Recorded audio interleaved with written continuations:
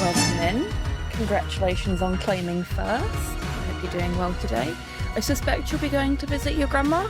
And if that's the case, I hope you have a lovely time at grandma's. Hey, Cypher, welcome in. Hope you're doing well today.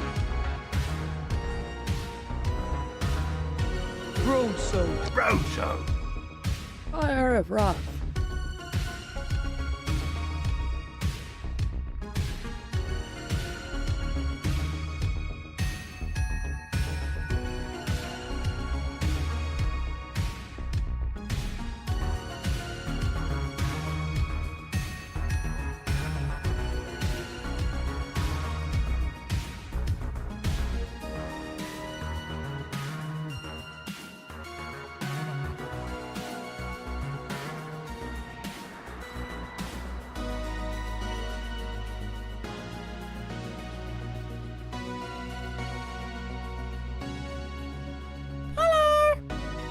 Thank you for the posture check, Torpor.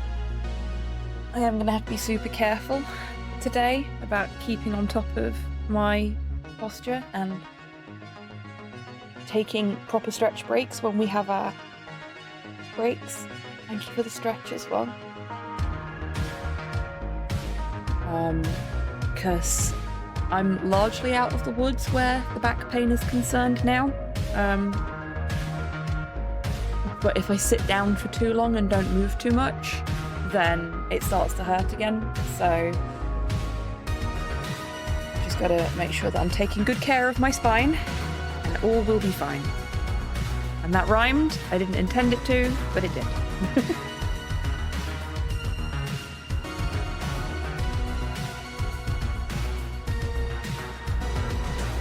Don't know how it's doing in England today, but it's really muggy in Scotland. It was beautifully sunny, and now there's this thick layer of rain cloud overhead. It's not started raining yet, but there's still the warmth from the sunshine, but mixed with the brewing rain. It's rather unpleasant. Thankfully, as it's Scotland, there is still a breeze, because would it be Scotland if there wasn't wind? It's a very heady mixture of weather.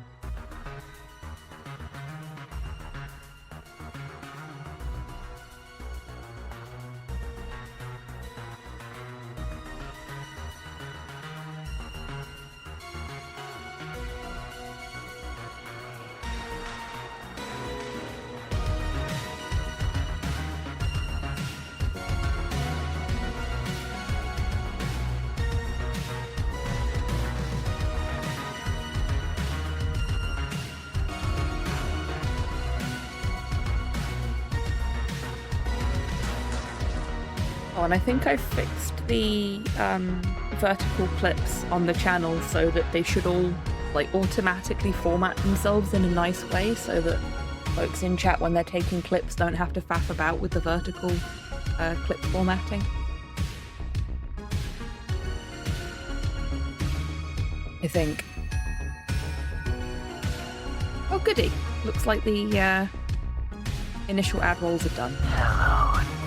Hello, Pudlord. Welcome in. Hope you're doing well today.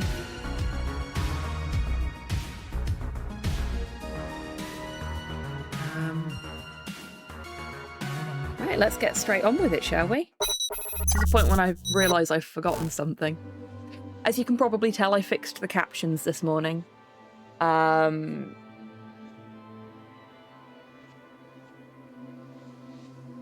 Just Windows things.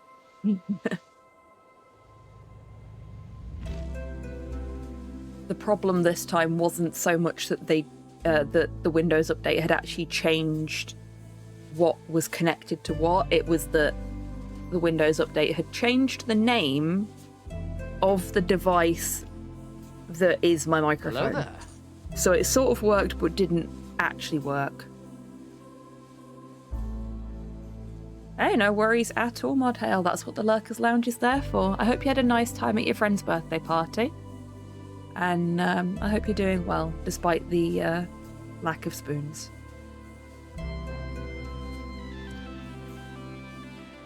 Oh, album release. Let's have a quick nosy at that.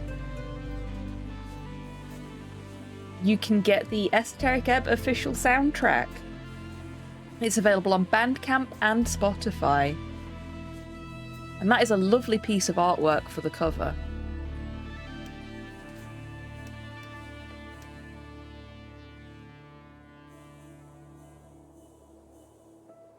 I'm in two minds. One, working captions are good for accessibility. Two, jank captions are sometimes hilarious. The thing is, the jank captions are still going to be there because it's the same captions, so it's not always going to... It's not always going to get things right when I say things. But yesterday, it wasn't picking me up at all. It was only picking DMAC up.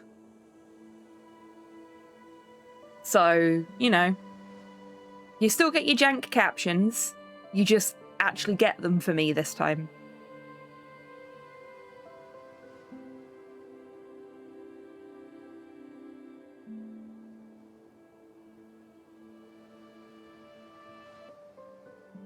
Oh gosh. You know, I think when I hit 50, I'm going to be the exact opposite of that in terms of what I want to do. But then again, in my 20s, I wasn't really into... clubbing anyway, so like I think the most intense music at a 50th birthday party for me would probably be a little bit of house music, but not that loud. Why not both GIF appearing somewhere? Yeah, exactly. Or we can do one better. Both. Both is good. Both is good.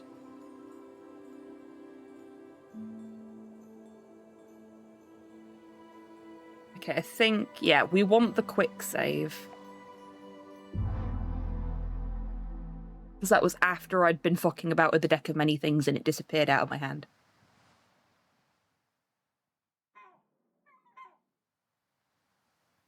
Oh, you bugger, mod hell. Yeah, I can imagine. Yeah, I think, to be honest with you, if I was going to have a big birthday bash of some description, I'd just want to, like, play board games. I'd do, like, a little mini board game convention, have all my friends round, and some people could be playing, like, a D&D one-shot, other people could be playing, I don't know, Kingdom Death, or A Place for All My Books, or something like that, and we wouldn't necessarily all be playing the same game, but D&D Mega Dungeon Party, no, I would not wish that on a DM at all. That would be cruel. But, like, you know, just board games and TTRPGs. That'd be fun. I was looking at,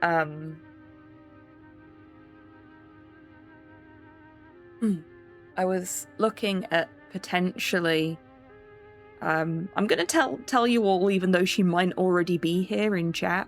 I was looking at potentially taking my mum to Alton Towers for, like, a weekend stay for her birthday. I hear it's really gone downhill recently. For anyone not based in the UK, Alton Towers was, at one point, England's premier theme park. It has gone downhill and gone up in price significantly since those days, unfortunately. Not helped by COVID, and a bunch of decisions made by the new owner of the theme park.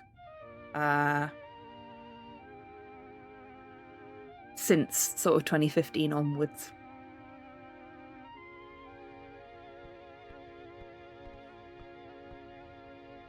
But yeah, and I was just sort of curiously, idly thumbing through to see how much it would cost for the two of us to stay in one of the resort hotels for 2 days, go to the theme park, stay at the water park, because they've got a water park.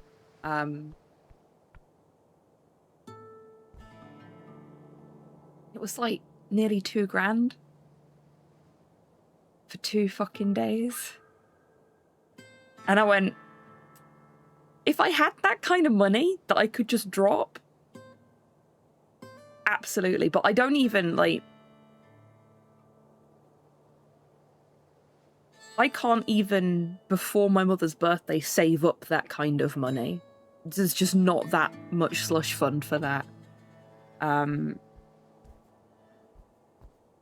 It's shocking how expensive it's gotten, especially considering it has, by the sounds of things, really, really gone downhill. And the food prices have gone up considerably as well. I was watching a video about it. Apparently, as an example, the hot dogs that you used to be able to get that used to be really, really nice, they're now like pretty substandard, and they've gone from being sort of £3 to £9, which is just nuts. If I had $2,000 to spend on stupid shit, I'd go into swords, I think. Yeah. They economized away the and now they're just shit. Yeah, absolutely. It's a real pity. Because it's a site of historical interest as well, and you used to be able to like walk through the tower's grounds and through the gardens, and the gardens were really well maintained. And there was a lot of elderly people that didn't give a fuck about the theme park that were there to just walk around the towers and walk around the gardens, and they don't go anymore because the gardens are shit. 2K would get me a couple of tattoos. Yeah, it'd get me a couple of tattoos as well. I mean, to be honest with you, there are more pressing matters that I would spend $2,000 on if I had just had $2,000 to hand.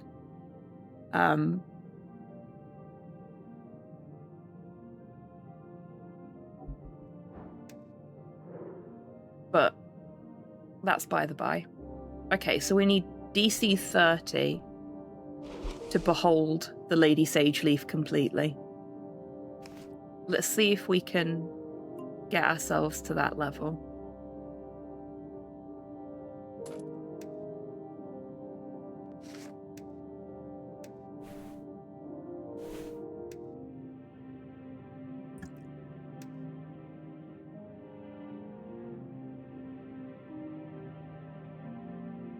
Are all of our weapons +1 wisdom? Looks like it. That's a pity. So what's our wisdom up at? 23 +6. We are 1 away from being able to fully behold her if we crit. Gosh darn it.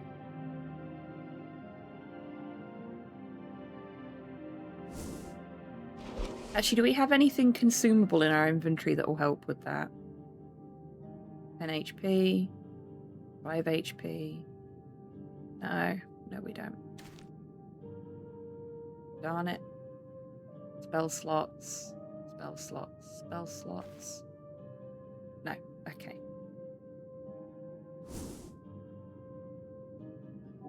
Well, we'll try for the 25, and maybe we'll get the chance to behold her properly.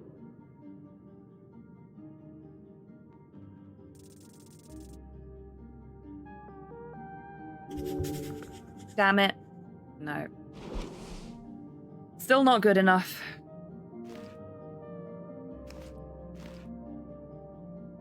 Right, we had this shield on. We had these on. We had this on.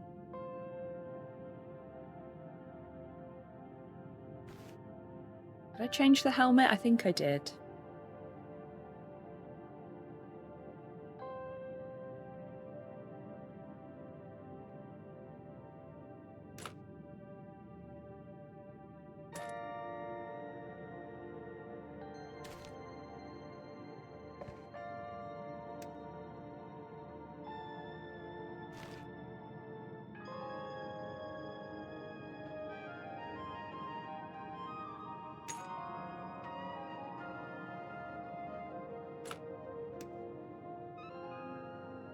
There we go.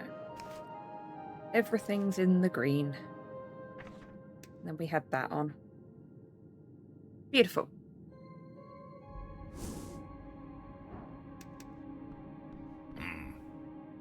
Morning, cleric. The goblin rubs his eyes.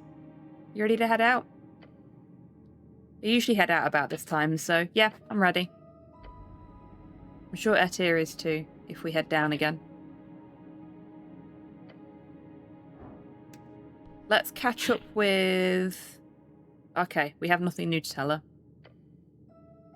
Never mind.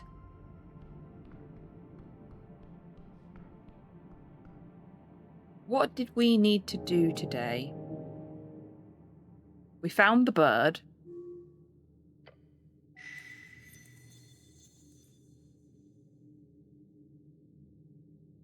We'll let this take root, seeing as we're just starting out as well. Any luck catching those ebbs, then? It's just the one ebb, actually. Welcome, Indy. Hope you're doing well today. I was assuming 2 grand in stupid shit money. That comes after the 10 to 20 grand of necessary shit we've been putting off money. Yeah, fair play. Fair play. Oh, shit, it's raining. Hang on. Inspector Barnaby is on the TV right now. Cool. Oh.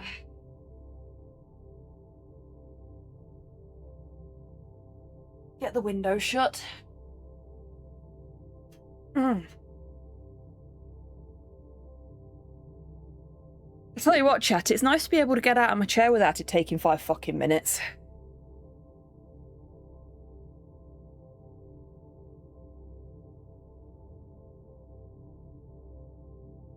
Wow.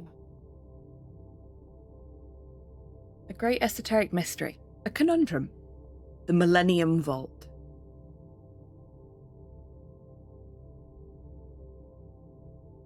Wasn't that hard to get open? Of course. Because you're a genius. The secrets within were hidden in the darkness, but you saw the light ahead. That was a pillar. Of your? Yes. What other pillars are there? I'm sure there's many, but it was a pillar. One of the 4. Reaching through the earth, through the coast. But it was entirely made out of light. That's its true form. Not material in nature, it goes beyond. Remember what the gods did, the true gods did, when they arrived in this realm.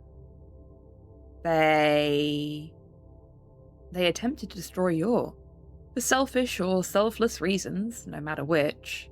That is what they did.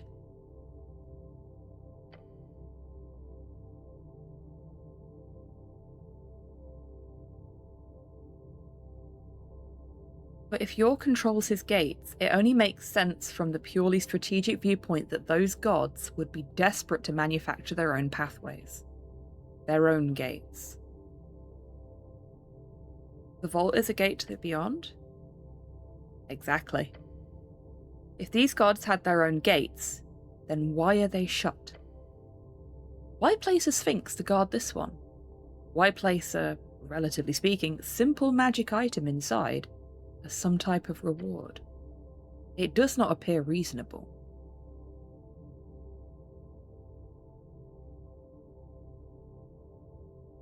What if Ulzus is just fucking around? Oh, I hope it's not a key of some kind, because it's already disappeared.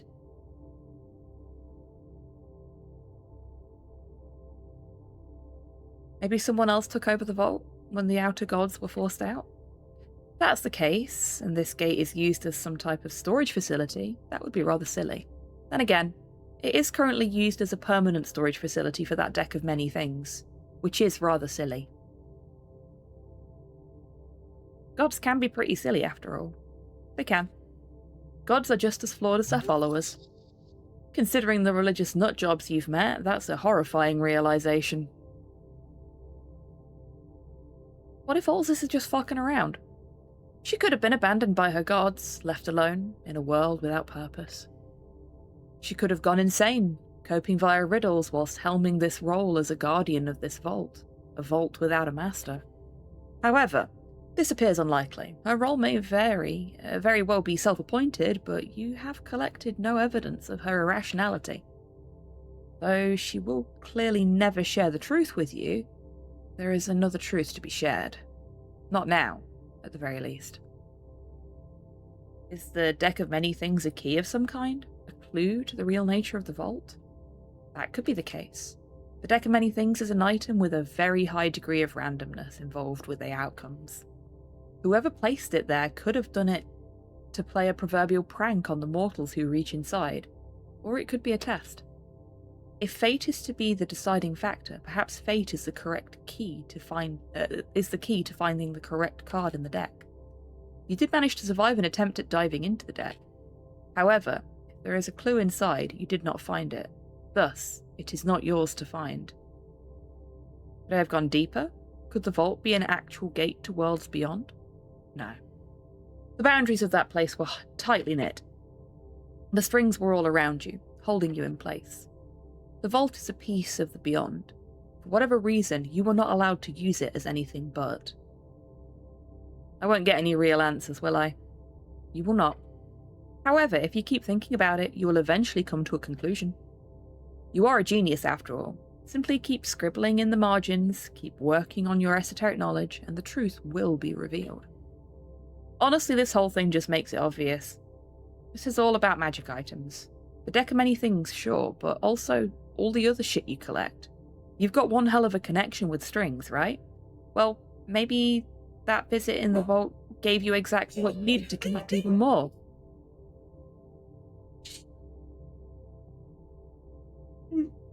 Shh. Nothing out there, buddy. Shh. Please excuse the dogs barking. They're being a little moody. Not quite sure why. Could be the weather.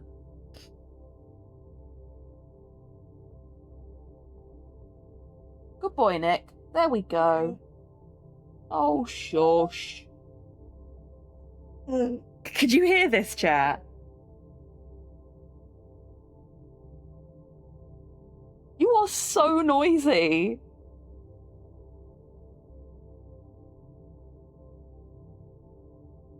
There he is. There's the boy. Off he goes. As soon as the camera trained on him. Camera shy.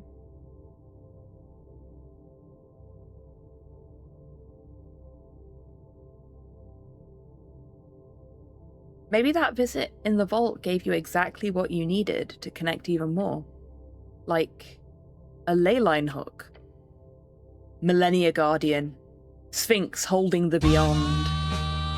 Your body is deeply entwined. Pierced. Coplad. Enhance your body further. Hi, Mum. Welcome in. I hope you're doing well today.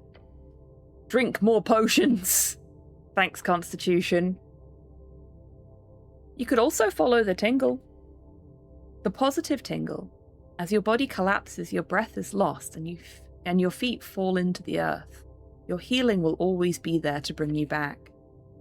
Your magic hands, your empathetic magical hands. Creepy. Idiotic. Focus on research. Power through knowledge. Not by filling yourself with hag liquids or giving your soul to only positive forces. Understand it. Wield it. Master it. That is the path to learning the truth. Okay, let's learn more about our options here. It's often nice and cut and dry with these, but this one really isn't. Tell me more about Leyline Hook. Wear more magical shit, and get even more in tune with the esoteric. It's not that complicated. Alters ability score modifiers on trinkets. Positive modifiers get +1 and negative modifiers get -1. Okay, so that could be useful for us beholding the dragon. Tell me more about Millennia Guardian. Your body is a temple. Fill it with esoteric flow. The effects from potions are doubled. For ability score increases, this only affects the first potion of a kind you've ingested. So that would also be useful for getting our behold points. Tell me more about positive tingle. Heal everyone. Let that become your mastery. Healing spells are rolled with twice the normal amount of dice. Okay, I like that one, but I don't think we're going to get enough use out of it for it to be the one we pick. Especially this late into the game. Tell me more about Scribble the Margins. Never stop working. Always focus on learning more. Your cleric level is doubled when calculating the amount of spells you can prepare.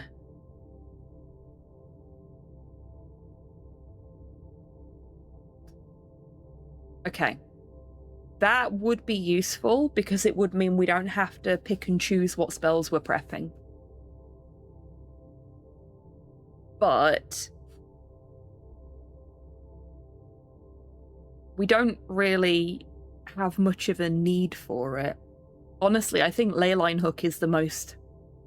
Maybe Millennia Guardian, but one of those two is the best option. Right, let's pick one of these.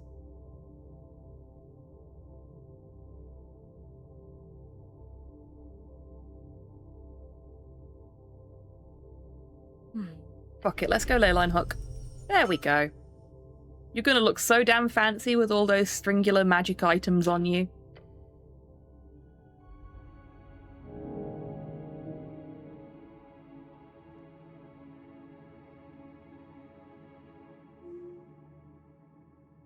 Too many feats chosen. I need to unchoose a feat.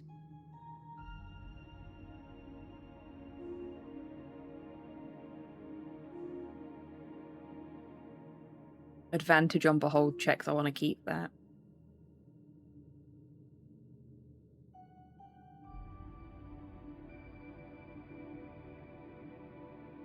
Actually, no. What's this one?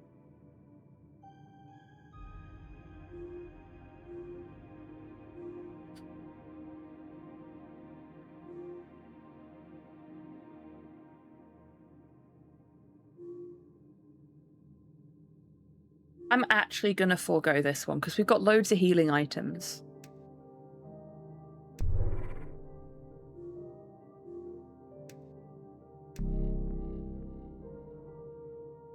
There we go. Okay, let's see how many pips we have left. 2 here. Which I'm guessing come off of that somehow. Oh, that'll be if we go and talk to the toilet dweller. We've got 1 here. I'm not quite sure how we get from here to there, though. And we've got 1 here, which I suspect we can only get by completing our behold of the dragon. We've got 1 up here, which probably comes off of the burb. Meeting planned in the tea shop on the day of the explosion. A meeting with a hag. Locate her, find out what she knows. Okay, so that's our job for today.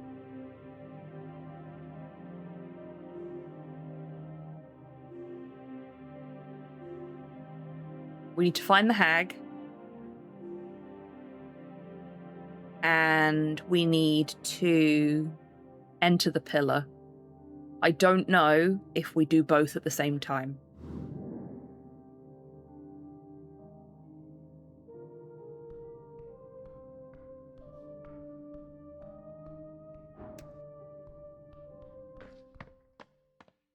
And that's where things are going to get tricky. Let's have a chat with Snell and see what he says. Mm-hmm.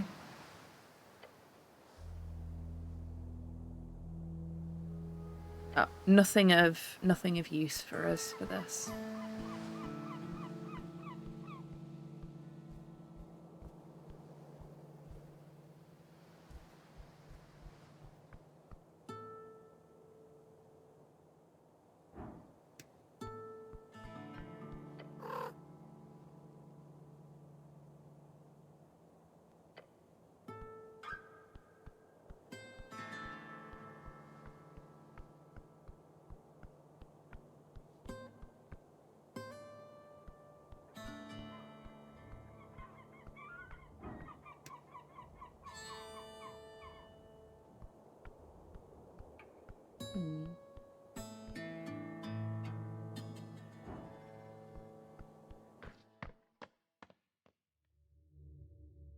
meeting with a hag.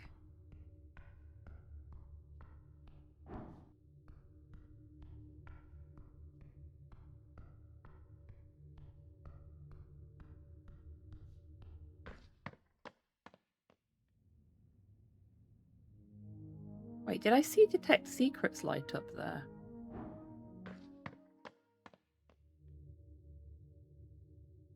No. Okay, just seeing things.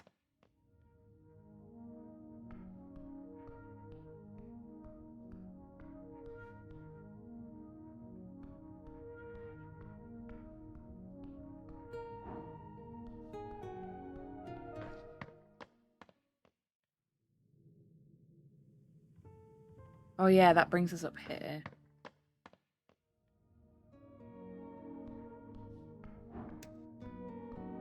Where does this lead? Oh, this leads down here. Okay.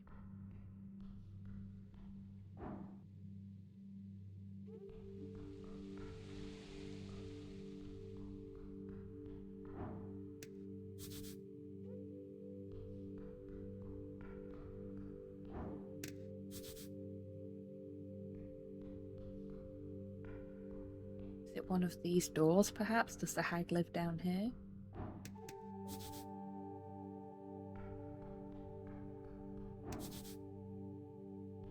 That's Snell's room.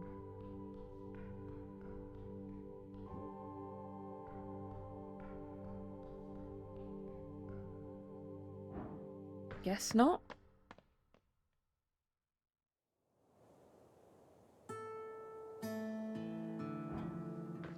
Hmm.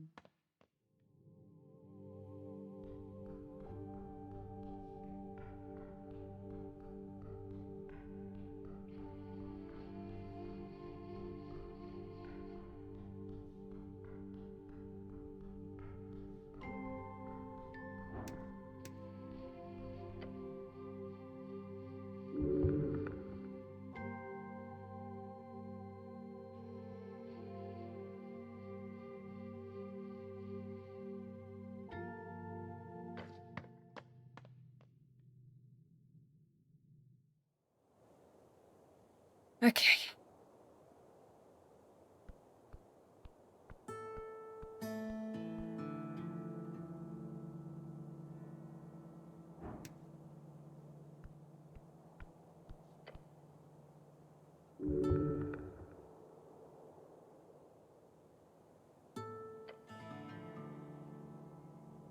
If you do this, there is no going back. The gate might never allow you to return. Oh, okay. Make sure you've finished all your other quests. Don't worry too much about loose ends, unless you're going to act all quest obsessed. Check up on your consumables and so on. Don't want to run out in the beyond.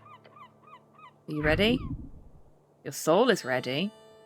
This is the point of no return. You will be given a free long rest once you choose a method of entering the pillar. You will need it for the journey to come. With those thoughts out of the way, how exactly do you wish to enter the pillar? If you call on Biskin, he won't cast the spell right away. You will need time to prepare. As you deliberate over your situation, Etir descends from above. She is ready to go with you.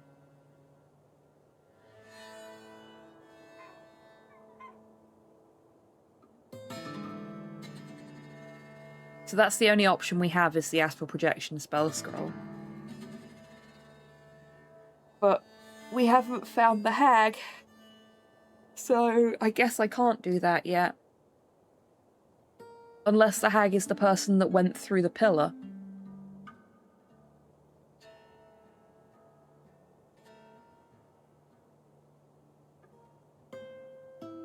I'm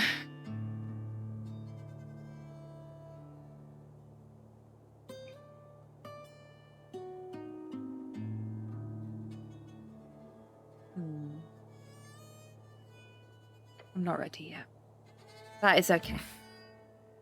I believe you. You watch Etir ascend. She is more than ready, like whenever. Very talkative, that angel. Anyhow, go prepare whatever you need and then let's do this.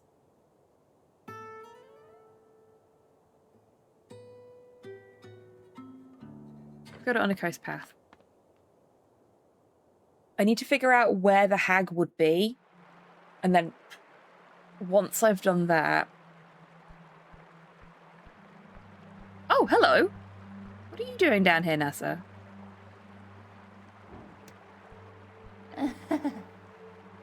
Why, hello there, cleric. You approach the elf as she tips her cap in your general direction. Received word of your precarious delving.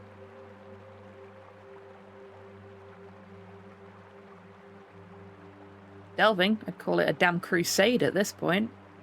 She lets out a cackle and says, yes, that is one way to describe it. You watch her face contort into that too wide, slightly unnerving smile. She's happy to see you.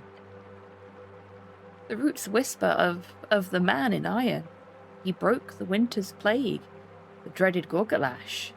Of course, most of this was spread by Cocoloronomon Monoroso after you saved him from that esoteric freeze. Oh my god, that's his actual name? Mushroom Man's name quite literally rolls off of her tongue. Highly impressive use of the fungal's primitive pronunciation.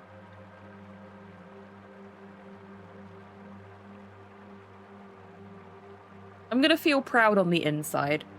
It was nothing. She leans on her staff and tilts her cap to the side. So what will you do now, cleric?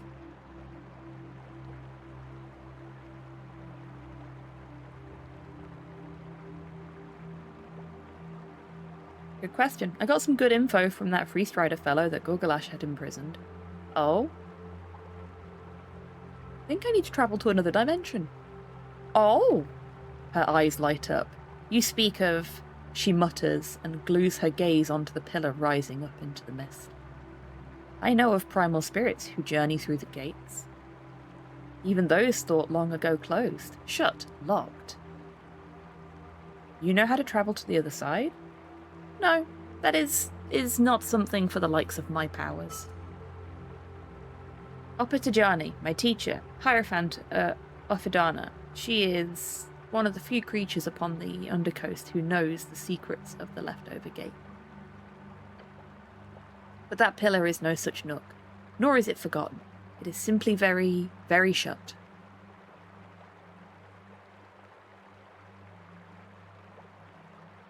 There are other gates, then? So many. But they will not help you if you are looking for something inside there, the elf murmurs. I only know 2 who may help you, 2 whose influence I've heard whispers of. Kalpia, Mies, Pimasa, Tonisan, Siten, Tuhatvutinan, Vinsky. Svinsky? Yes. Oz the Sphinx, of the titular drunk Sphinx. I am not a usual customer, however, if you have not gained her ire yet, then she could be one to help you inside the pillar, potentially. Oh yeah, once we solved the riddle, she said she'd help us. Kalpia? Yes, Biskin. Hello! I do not hold contempt for him, despite his nature.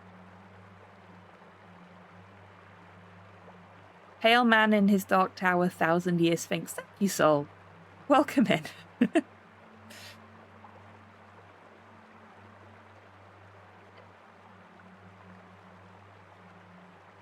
Varjomieli can be found in Everstasis in many forms, left as tutors, guardians, or watchers by the elves of stars. Viscan is similar, it seems, for now. Hey, Poirot, welcome in. I hope you're doing well today. Is there anyone else? Yes. Her smile fades into a frown as she looks through the mist to the west.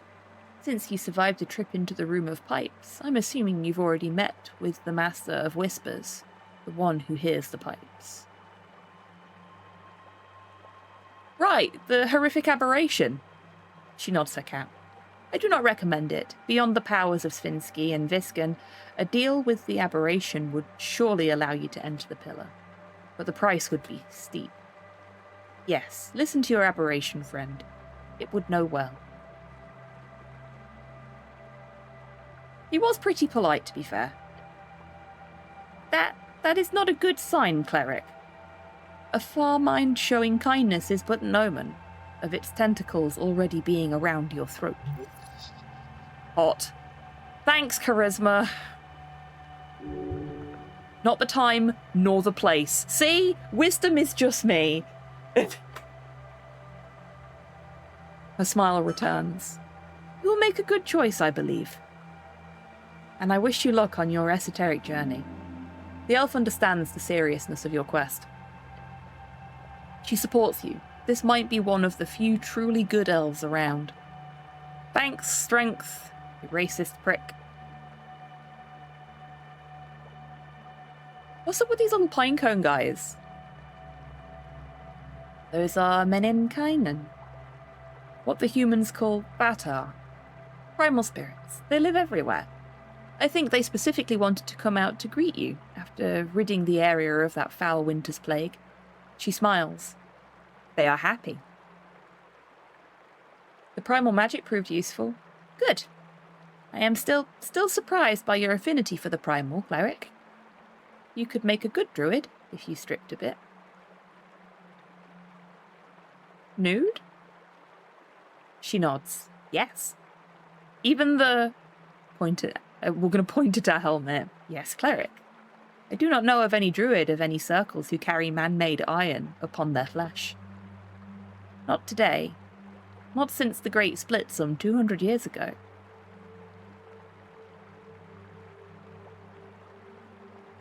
Right, that's the whole thing with the druids who became wizards. More or less, yes. In short, some druids left their route to become arcanists during the war. This was generally considered to be a bad move and terrible choice for all of the natural world. Room helmet for Ragan? I'd like that. Also, in case I haven't already said it, hello Modhail. Welcome in. I think I have. I'm pretty sure I have.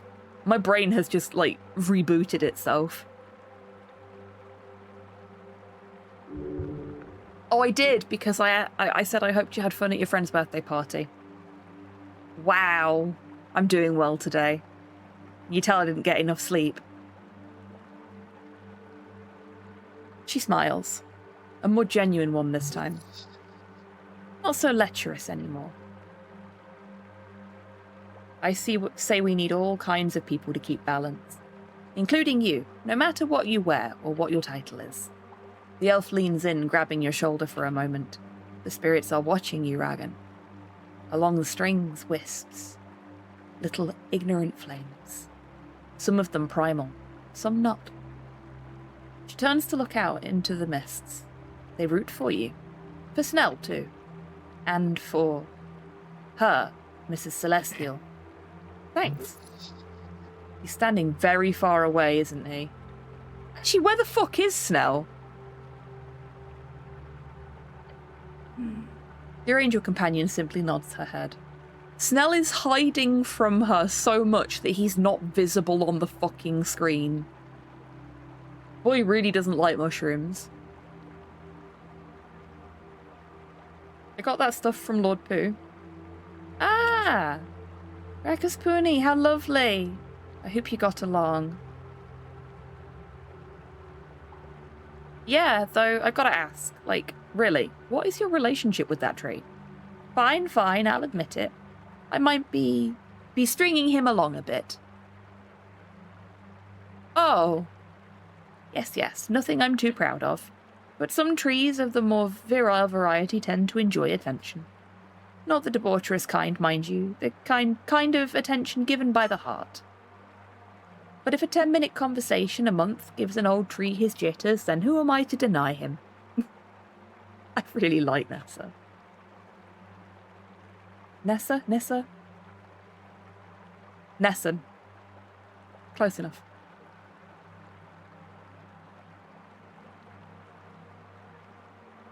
That's cute, I think.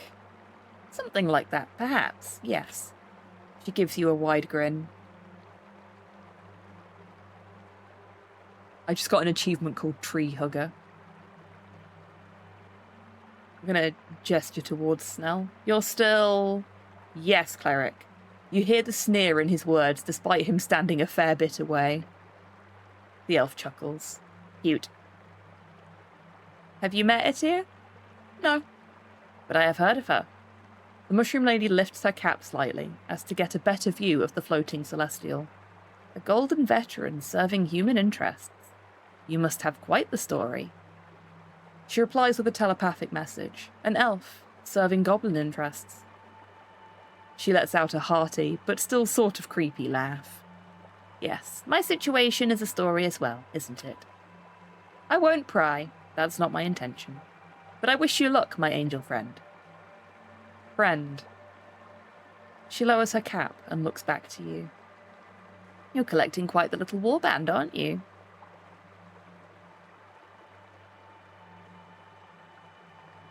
Called a party of adventurers. Sounds fun. She nods and smiles. Well, I should be going now. Same here, Cleric. I have to stop on by our friend. Oh god, I've got to say it again. Cocoloronomon Oh my god, that's such a long name, it's so hard. I'm gonna call it Coco. Her lips move so fast it looks like she's having a seizure. Completely the opposite of me there. You could probably match that speed though. A wonderful dialect. Say hi to Coco from me. Nell turns to you with wide eyes. He gives you a little golf clap. Golf, a popular Vorgenian sport. You've never played. I will, Cleric, I promise. You watch her waddle off in a very unique walking style. Perhaps might be my least favourite thing about this gig. All the mushrooms? That's probably second in line. He's all the way back there! Snell, you fucking coward!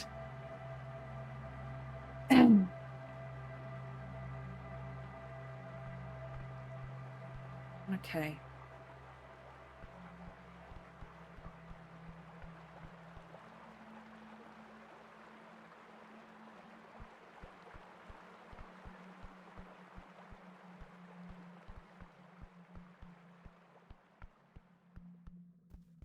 If I was a hag, where would I hide?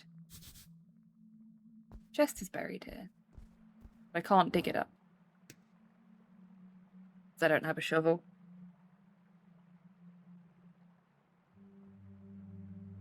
If I had my pickaxe equipped, could I then dig it up?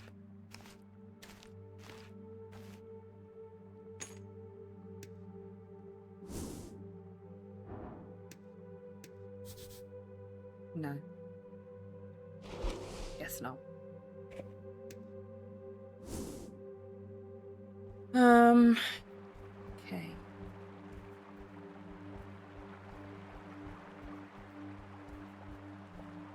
I do like the little pine cone guys.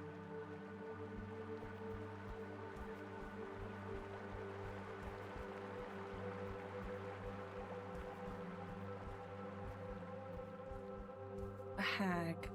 A hag. Where would I find a hag?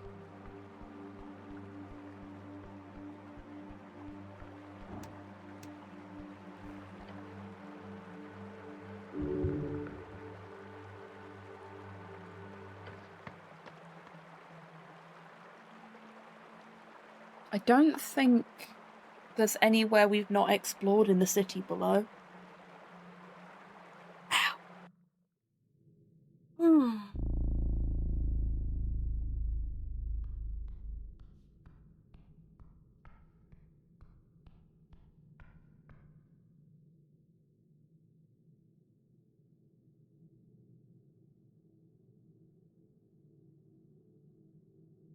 Hi, Miley. Hello. Hello. Please excuse a brief dog interlude. Oh. Camera's gone. Miley, come back. Come on. Hey. There we go. Brief dog interlude. Oh, big yawn. Big yawn. Hi, Miley Cakes. Oh, and Nikki's here too. You come up. Oh, big stretchy. Up. There we go. Hi. Hi, sweetheart. Ooh. Is that enough fuss for you now? No, never enough fuss.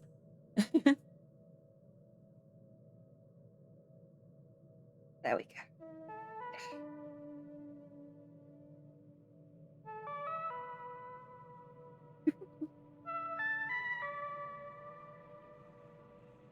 She's now under my chair, demanding more pets, so I'm going to pet her and try and play the game at the same time. We'll see how that goes.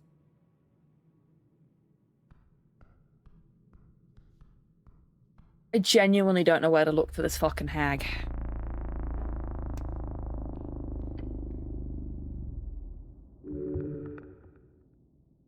If we go up to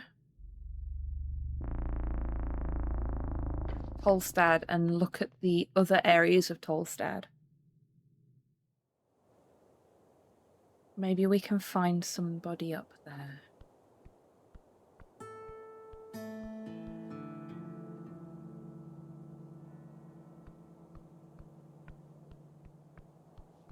Oh, off she goes. He has had enough fuss for a bit. We've got a break in about 10 minutes, which is good because my back's hurting a little bit.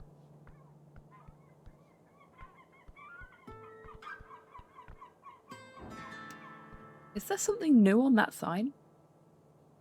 Oh, and it's just a goblin garden, okay.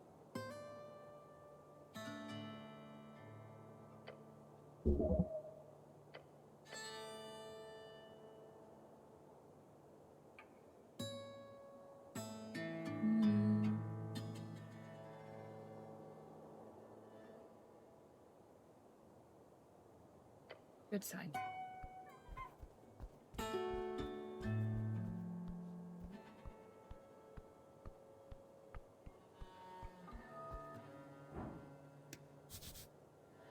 West Tolls Route, North Dara House. We can't go this way, can we? No. We can only go this way. There are no funds nor focus needed to restore these structures.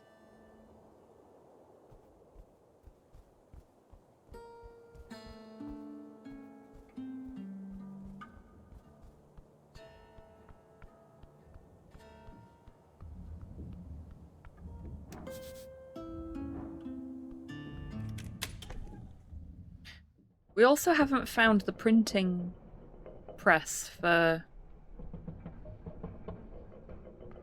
the Asgarlist newspaper. Maybe if we find that, we find the hag.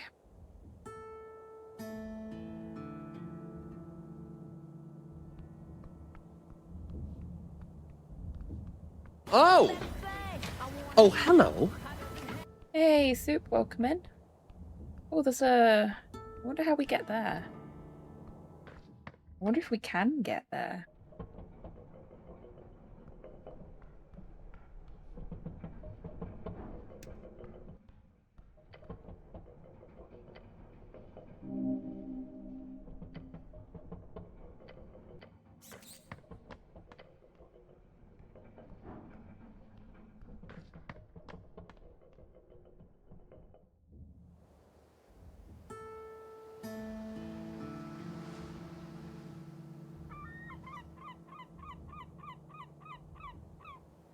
Little door there.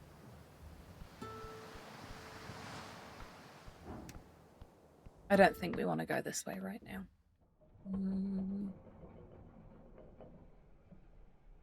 We've already uncovered the secret that was here, and that didn't help us much, unfortunately.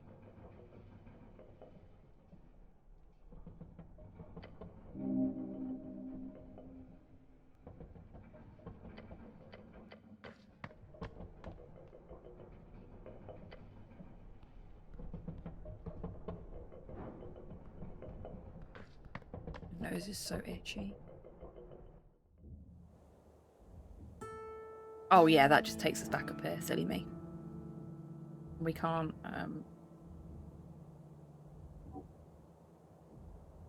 Yeah, that's the only thing we can interact with.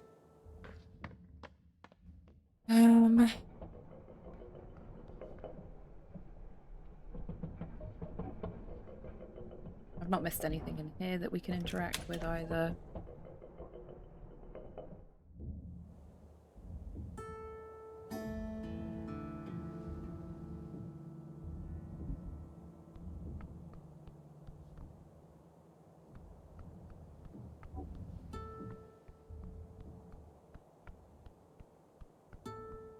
Oh, there's someone up there we can talk to now.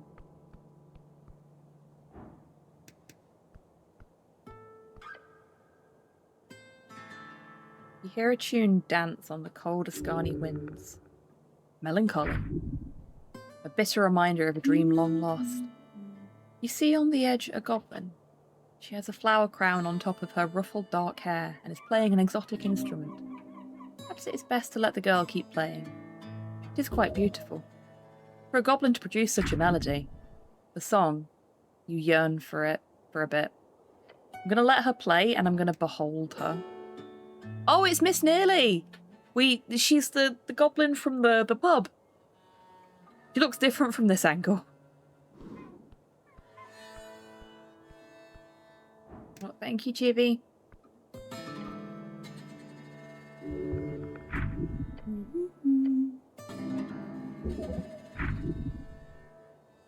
Let's listen for a bit. Oh, those poor few dreams, wrought in zeal and doubt, shepherds brought far to western shores, a hearty, cradled by gracious river, then should the blessed earth, so cool and stout, raise a city from ruin, a home from night. The moment you open your mouth to speak, the goblin stops plucking her strings. Gah! She stares at you with wide eyes.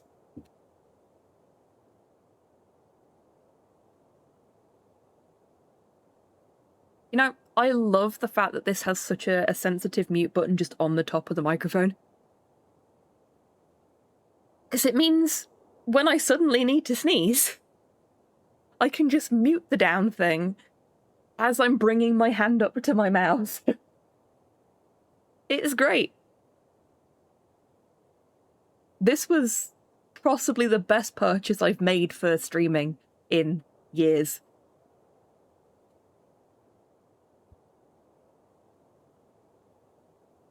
Yes, Nick, I'm fine. I know my face just exploded 3 times in a row, but I'm alright. Hello. He's toddled in and put his head on my lap and is looking up at me as if to say, "You okay?"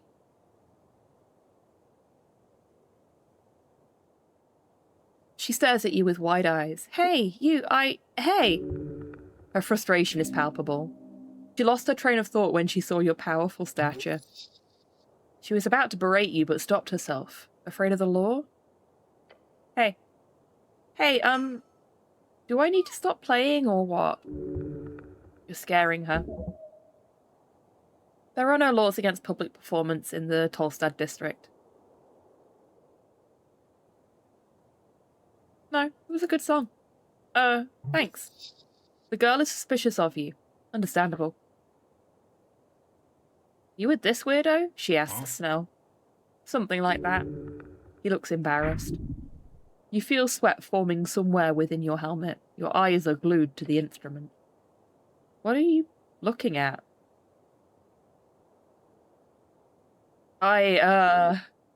You what? The rhythm, the tone, the general noise of it. You truly yearn for the music. But do you have what it takes? Careful, don't be awkward about it. To blow my nose now.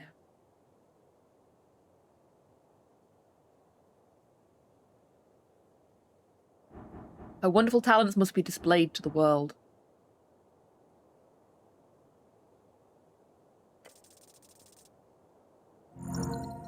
Yay!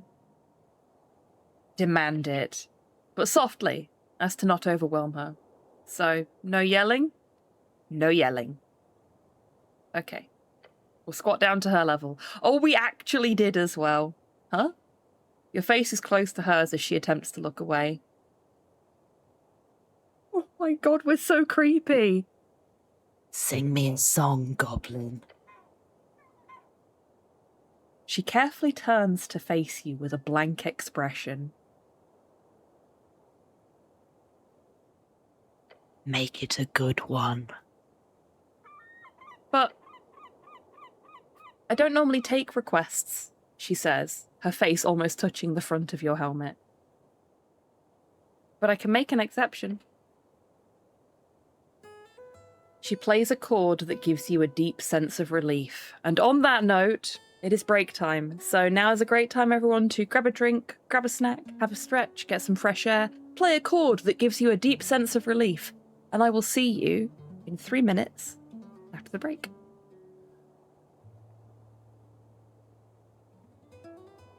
This one, on the other hand. A bit too handsy. Oh jeez.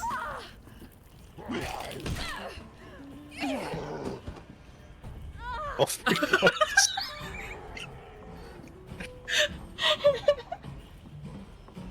I do love when I stand up and he's just there, floating.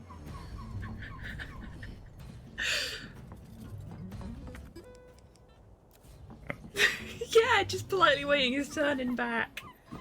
Mr. X likes to watch.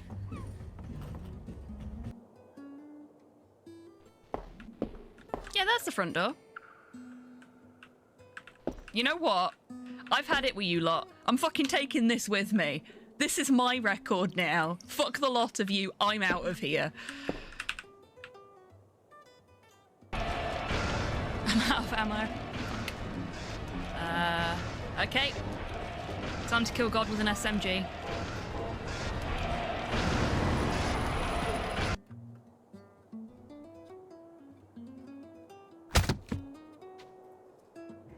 That answers that question. Walter Gilman is dead. Game over.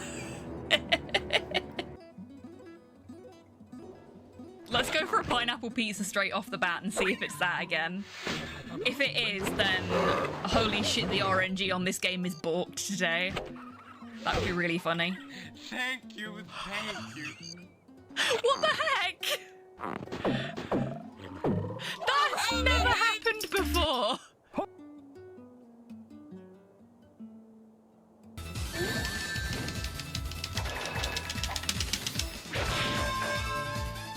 We just kissed him goodnight.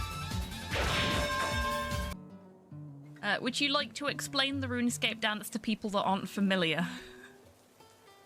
Yeah, basically if two people were following each other, instead of what happens right now, oh no, it's working. Yay, it's working! This is the dance. You just have to be moving when it happens. There you go, folks. The RuneScape dance. No! Why would you do that? He was just doing a happy little jig in the window and you murdered him! And now he's laughing about it. Did you all hear that? I think my only regret is that I didn't have a knife.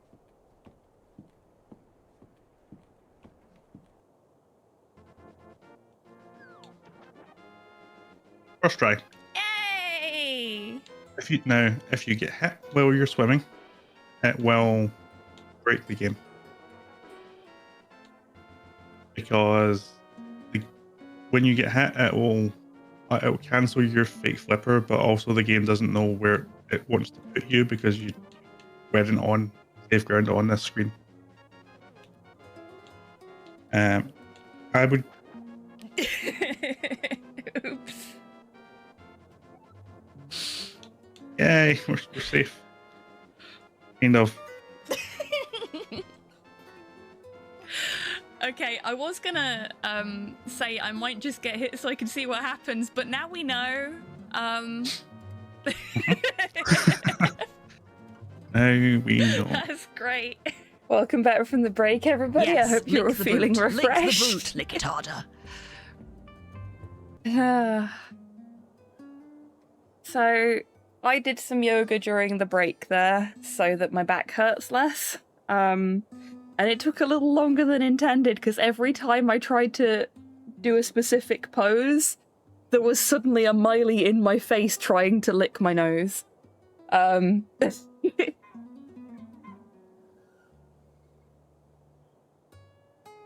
She was like, ah, you're on the floor. We must be playing a game. Is this a game of keep your face away from Miley? Okay, cool. I like this game. Let's give it a go. I did manage to get my stretches done. Thankfully.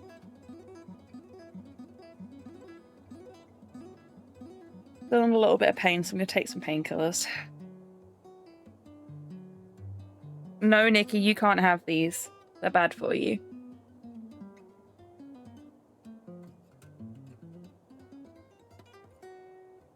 Hi, sweetheart. Oh, pause. Pause. We just came back from a break, baby. Look at this. That's my thumb, sweetheart. It's not food. He's such a big baby. Such a big baby. Stop licking my leg. My leg is also not food. You say hi to chat. Say hi to chat. Yeah, good boy. Good boy. Up. Nicky up. Nicky up. He's so polite in comparison to Miley as well. Like, he's taller than her. He could absolutely jump up higher than she does, but he just does not want to. He just likes to sit like this. Hi, Miley. Yes, you can have some love too. Even if you did make it almost impossible for me to do my stretches.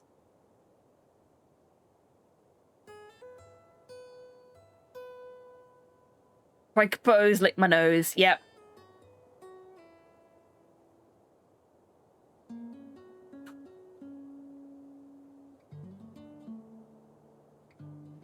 Okay, so she plays a chord that gives you a deep sense of relief. Not sure where it's from, but you know you've heard it before. As she intensifies, the music takes over. Your body starts to move. Yay, we did the Disco Elysium thing! By the time she finishes, you feel energized, fresh, even free. Your legs stop moving and the goblin glares at you. Thank you. You're welcome. She gives you a look, the type of look that says, now will you leave me alone? Or will you please leave me alone, you strange, strange human? This poor girl does not want you to bother her. Maybe you shouldn't.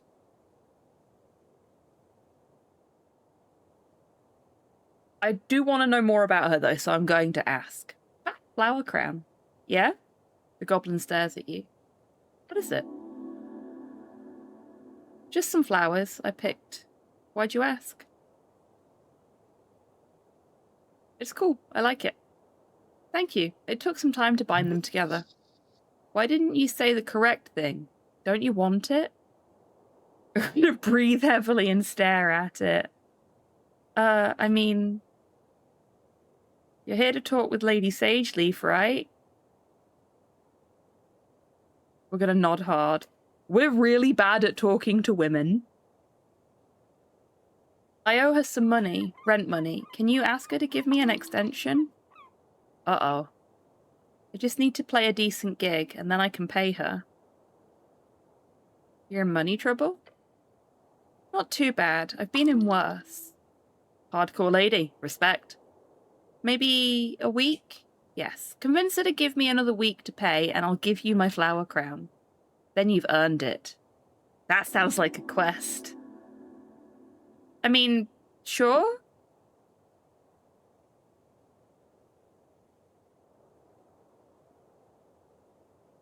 I'd like to perform this quest for you. Okay? Good luck? A quest? How divine of you to take on such a burden. You know this goblin, Snell? Of course he knows me. We used to live together. Oh! I'm gonna look at Snell with an imperceivable grin. Not like that. Same cluster, you know, like daycare. Goblins have very different family structures than humans. They sort of share responsibility over the kids instead of taking them on by themselves. So you're like brother and sister? She laughs. Not that close.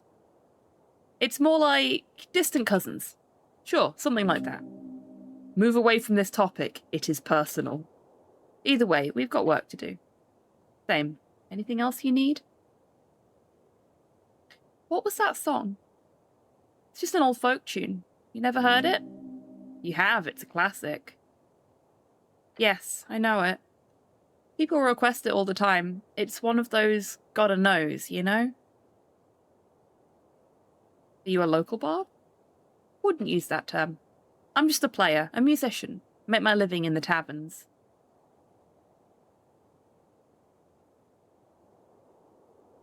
Why not call yourself a bard? Because it'd be weird? You don't go around calling yourself wizard, do you? No, of course not. That would be weird. I'm a cleric. The cleric, even. Right? She lets out a sigh. I did that specifically for the XP, but it was a good response. There used to be a ton of real bards in the Arcane era, with real magic music, esoteric music. Nowadays, it's much more rare, though I've met a handful of it in various taverns. But not me, so no need to register me as a spellcaster or anything. I'm just a normal musician, thank you very much. There are indeed magical performers across the coast. They are not so rare, if you know where to look. A very interesting conversation. Are bards always music-oriented? I've only ever met musician bards, but I've heard there are all kinds of spellcasting bards. This is very true. So, I've talked about this before, I think, but one of my favourite characters that I've ever played in D&D was an Aarakocra bard wizard.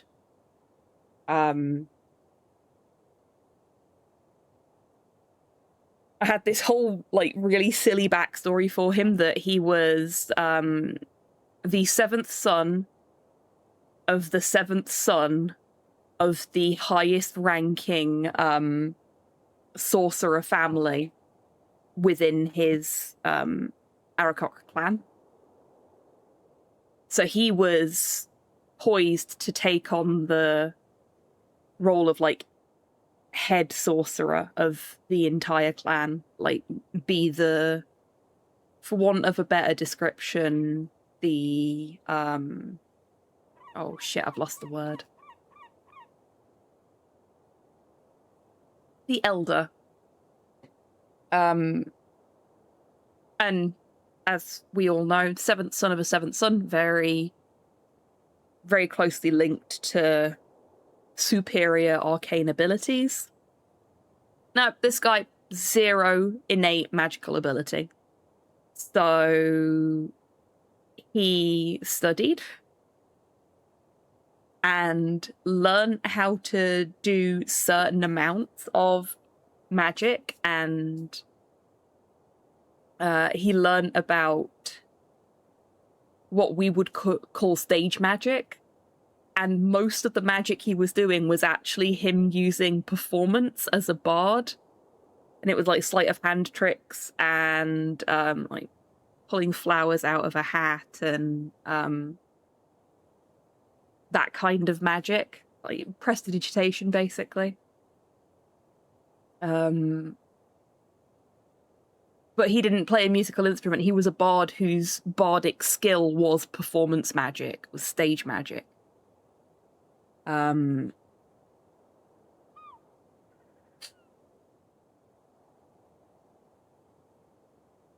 been toying for a very long time with having a bard whose bardic skill is art, like painting. But I don't know how I would wrangle that in an actual D&D campaign, so I've got to sit and think about it a little bit. I also had a bard who was a dog, using the Animal Adventures plugin for 5e. And obviously he couldn't play a musical instrument either, but he would howl. That was his performance, and his vicious mockery was generally pissing on the leg of somebody he didn't like.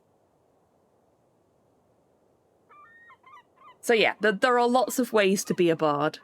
It doesn't have to be music. The limitations are only as strict as the limitations of your imagination. Craymate just raided with 2 viewers. Nick, thank you so much for trusting me with your community today. I hope you're doing well, and I hope you had a fun stream. What were you up to? Awoo. Awoo to you too. Oh, San Andreas. For the wheel. Excellent. How did it go?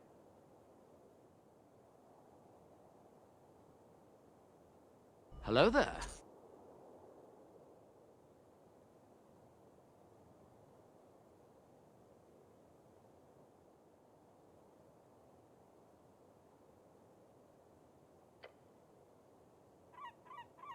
It's a famous story about a playwright bard. See? Playwright. I mean, I poured my little heart out into it. Well, fingers crossed that's going to show as positive results on the board for you as well.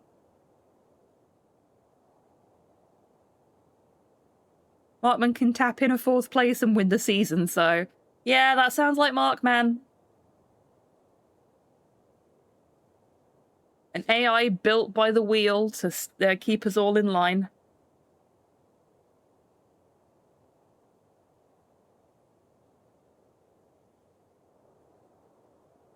How does one become a magical musician? Good question. I have no idea. Maybe you should do some research into that, if you care so much. Maybe you should. Okay, I've decided I want to become a bard. Okay, sure. Class conflict updated. What kind of bard? A dancing bard. She sighs. Great. Good luck with that. Thank you. I'll do my best. She shrugs. I wish you the best. Is it a good living, being a not bard? She gets a look of disgust on her face.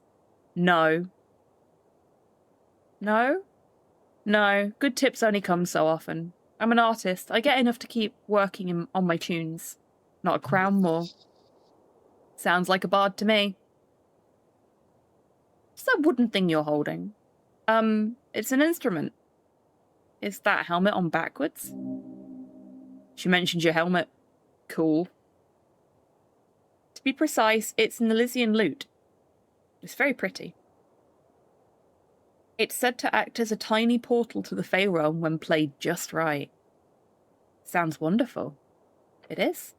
She glances at you, almost as if she's worried you're going to steal it. It could be worth something. Don't steal from hungry artists on the street. Pro tip from wisdom there. Don't steal from hungry artists on the street. Also, tip your artists. Even if it's only like a quid above what you paid for whatever it is. Tip your artists. I have some other questions.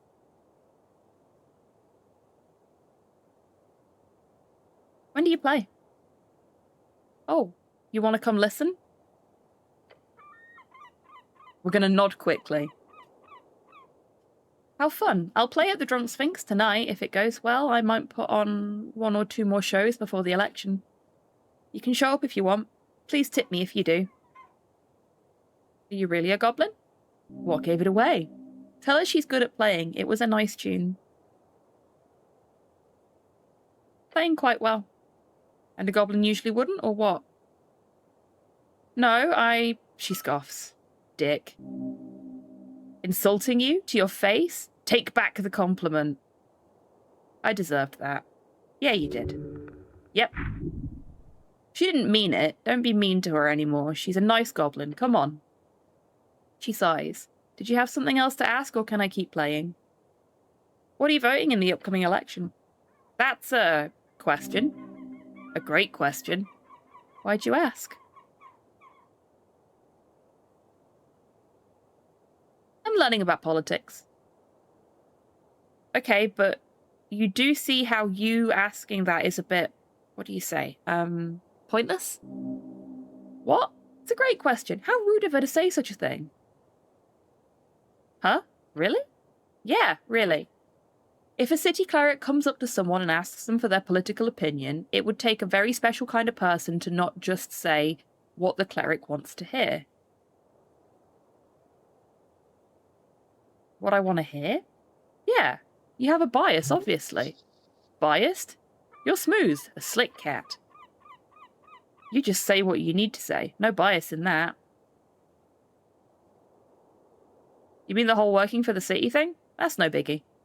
She holds out a claw with a confused expression on her face. Uh-huh. So getting money from one of the electoral powers won't make you biased?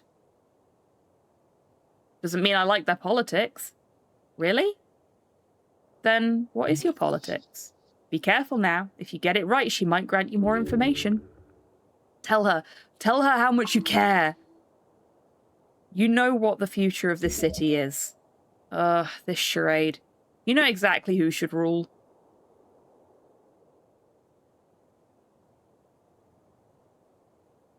The Asgarlists have a good point to make.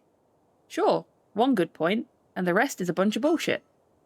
But hey, at least you're not a fascist.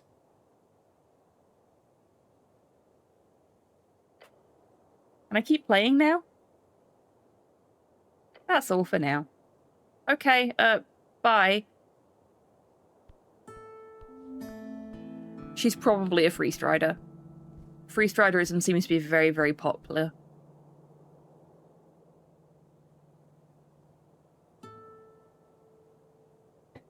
I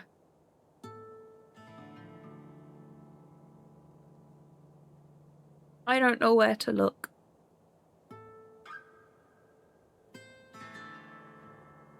I am utterly at a loss.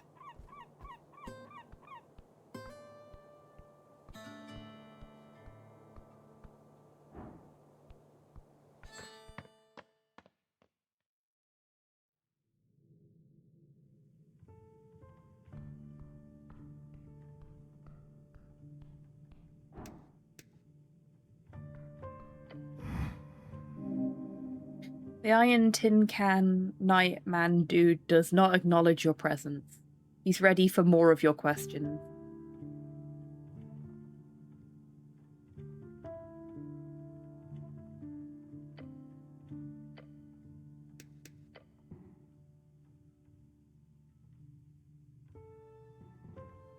Just gonna do that in case this gets us killed. Actually, is there anything else to steal from him? Oh, just the axe. And we tried that once already and it did not go well for us. Like, we succeeded, but, yeah. It did not want to leave its owner. It is not bound to us and therefore will not work for us. I took this key from you. Where does it lead? Crits. Doesn't seem too mad about you taking the key. Strange. Oh, okay. That's nice.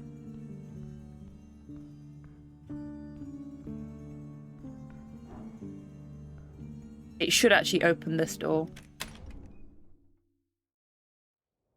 Or gate.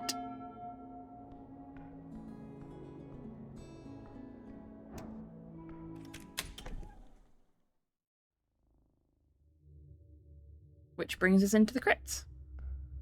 As he said.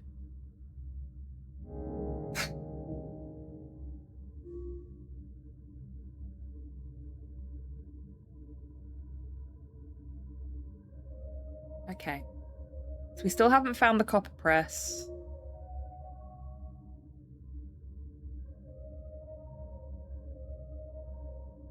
We need to find the copper press, we need to find the hag.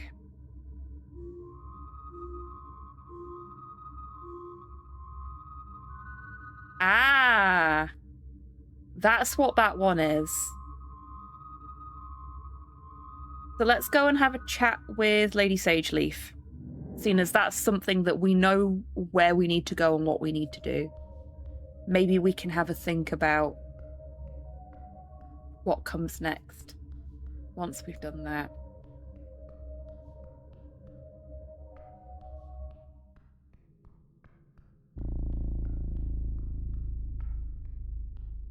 I think this way is the right way to go.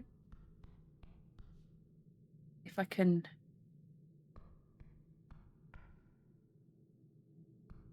There we go. Giving me flashbacks to trying to get through doors on Baldur's Gate 3 for a second there. Except you can't turn the camera around in this.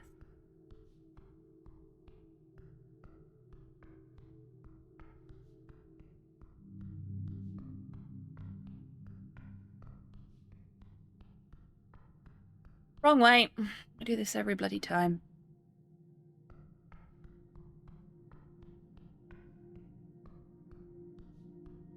No secrets to detect. Boom.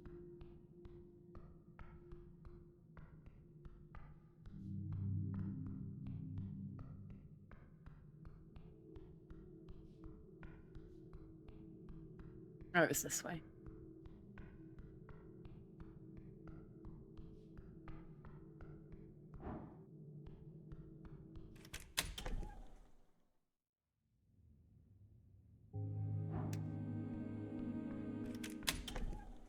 And this should get us there quicker. Yep, there we go. I'm here to talk about Nearly's rent. The lady laughs. She needs an extension by a week. Her laughter intensifies. And why would you care for my little songbird? Smitten, are we?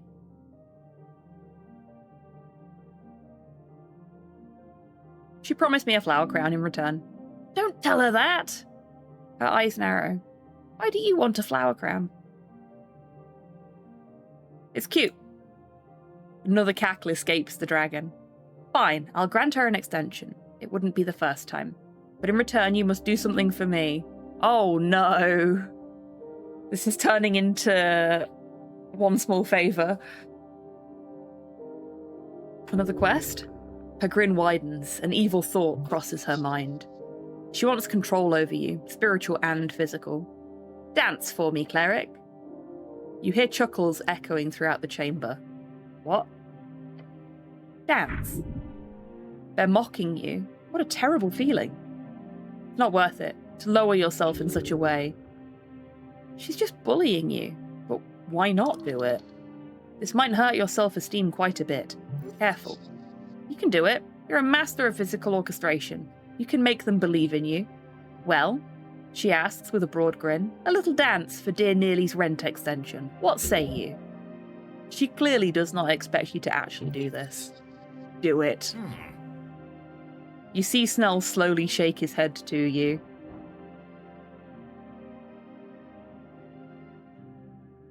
I like how everyone's like, no, don't do it. Don't fucking do it. Don't fucking do it.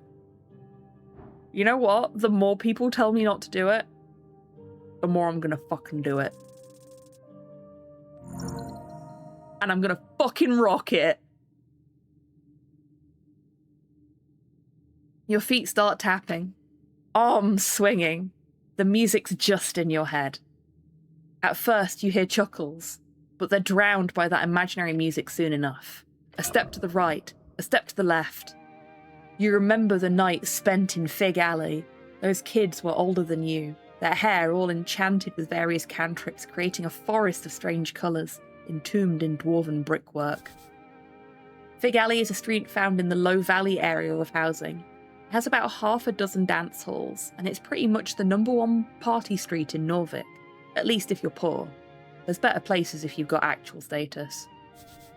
The Low Valley area, just like it sounds, this is the place in housing where, almost like a ravine, the ruins fade away and a scar in the earth opens up.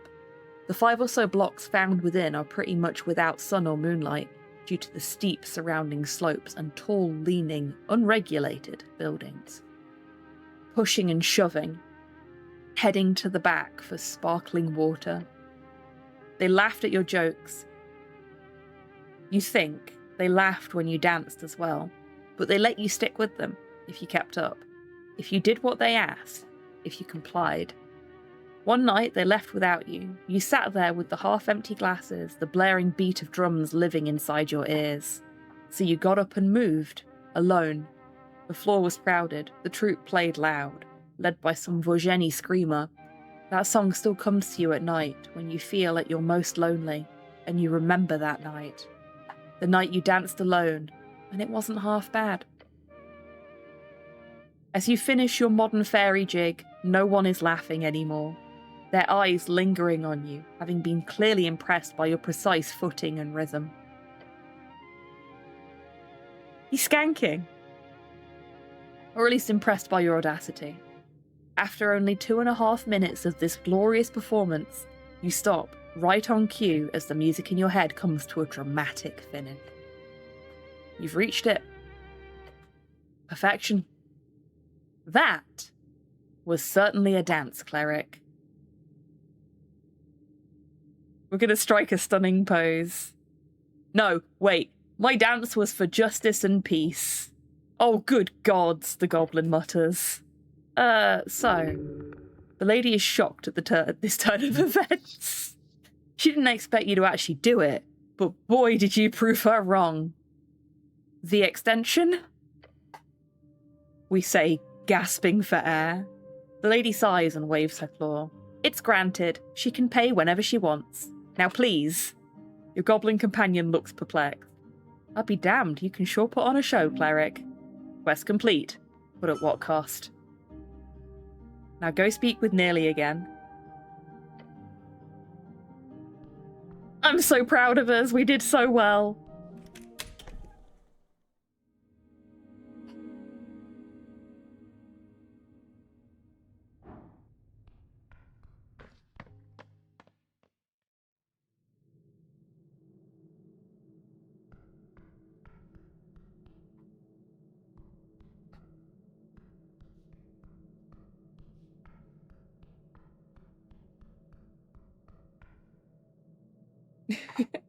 Nick, you are so weird. He's brought a chew into my office and then put it on top of this little, like, silicone dog brush that we've got that's got little... It's like little... I don't know how to describe them. They're not proper teeth. They're just like little raised bits in the shape of a brush. And he's put the chew on top of that and then has put his paws on either side of it so that he's got the texture of the brush under his paws whilst he's chewing on his chew. He's a strange little man.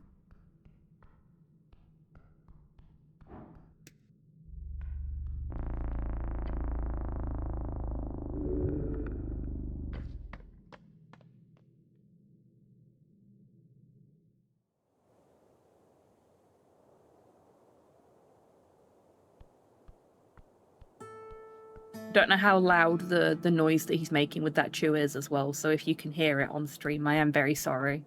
But I'm not going to disrupt him when he's chewing. Because chewing is good for him. For anyone that didn't already know, chewing actually releases endorphins for dogs. So he's getting lots of happy hormone by chewing on his chew. And he wants to do it in my presence. So who am I to stop him? Oh, I could have just stolen the flower crown. But why would I do that when I could earn it properly?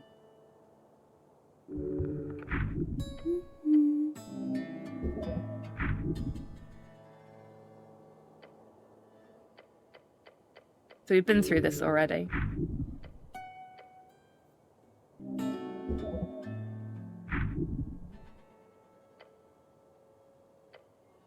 You again. About your flower crown, yeah? The goblin stares at you. I've spoken with Lady Sageleaf. Wait, actually? Oh gods, I wasn't really serious. What did she say? She has extended your rent payment. She gives you a suspicious glance. She did? Yes. But wait, she just did it? For what? Just out of the kindness of her cold heart? Just like that? She made me dance. She what? She told me to dance for it. And you did? Yep. Her expression gets stuck somewhere between shock and laughter, unable to get a single word out. A cackle escapes her. She laughs for a long while, sometimes stopping to look at you with tears in her eyes. Eventually, she takes a breath and mutters, "Good gods, what has the world come to? Thank you very much for dancing, cleric. It is very appreciated." The goblin hands over the finely interwoven flowers. They will suit your style perfectly. At least you got a quest out of it, but this humiliation. That's all for now. We absolutely have to take a look at this flower crown. Do we get to see our face?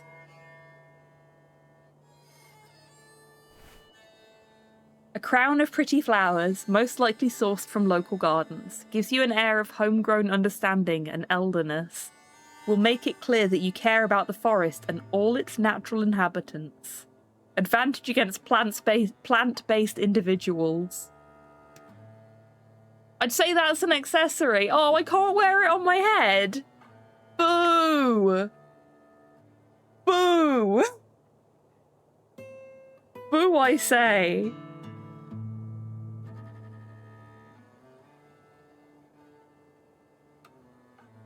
I am heartbroken by this turn of events.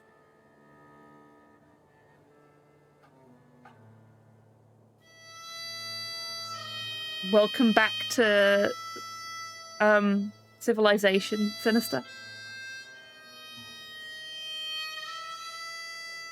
Do I get to actually wear it on my person? Yes, I do. I get to wear it around my neck. That's cute.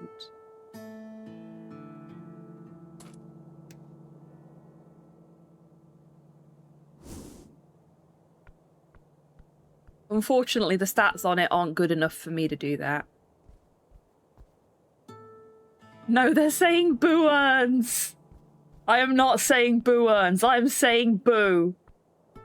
I wanted to see what we looked like under the helmet.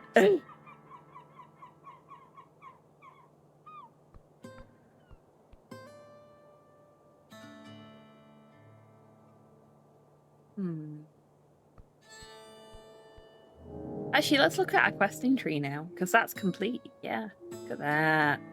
So we've got these 2 pips up here to discover, which I'm guessing are linked to the hag, so we can't do anything with them. 2 pips down here that are the pipe doodad, I think. Actually, yeah, let's go talk to him. Everglad. Everglad is his name.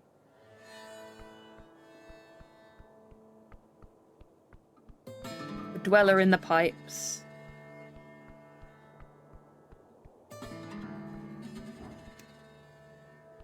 How do we get to Everglad again?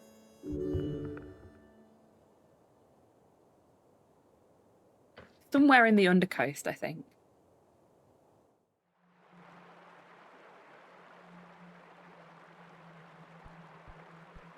I might be wrong, though. Was Etia with us when we met Everglad? Snell definitely was.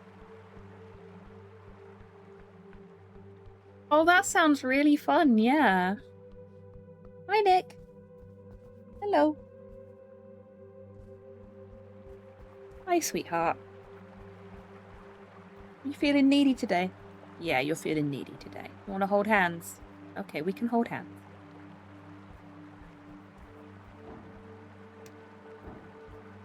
So, currently, his paw is in my hand, and I'm just gently holding it, and he's nibbling on my fingers. Woo? Why woo? Hmm? You don't want to hold hands anymore? Okay. So I don't think Everglad was all the way down here. May have actually been, like, 1 layer up. What? Yeah, I think Everglad was 1 layer up. Oopsie.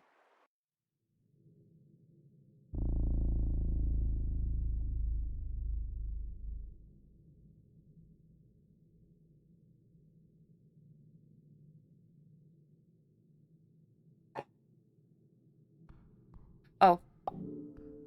That'll help. Whoa! Oh, do you guys need out? Okay. That's my bad. I didn't let them out close enough to the start of the stream for them to not need out now. What I'm going to do, gang, is I'm going to put us into a break. It's going to be longer than the 3 minutes of ads that are going to play. It's probably going to be more like 10. Because they're going to need time to do what they need to do. So just enjoy the clip reel while I'm gone, and I'll be back as soon as I can, okay? Right. Drink, snack, stretches, fresh air. Get yourself some lunch. And I will be back with you as soon as I can.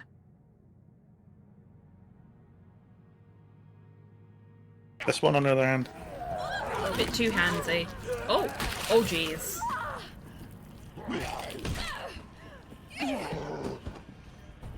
Oh my God.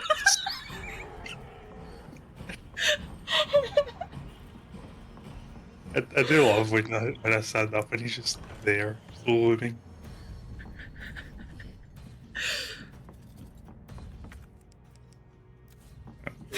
Yeah, just politely waiting his turn in back. Mr. X likes to watch. Yeah, that's the front door. You know what? I've had it with you lot. I'm fucking taking this with me. This is my record now. Fuck the lot of you. I'm out of here. I'm out of ammo. Okay. Time to kill God with an SMG.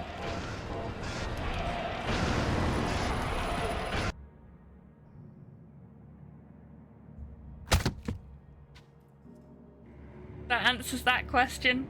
Walter Gilman is dead. Game over. Let's go for a pineapple pizza straight off the bat and see if it's that again. If it is, then holy shit, the RNG on this game is balked today. That would be really funny. Thank you, thank you. What the heck? That's never happened before.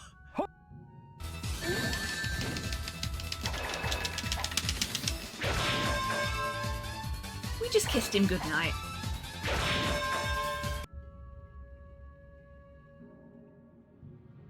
Would you like to explain the RuneScape dance to people that aren't familiar? Yeah, basically if two people were following each other, instead of what happens right now, we're... Oh no, it's working. Yay, it's working! This is the dance. You just have to be moving when it happens.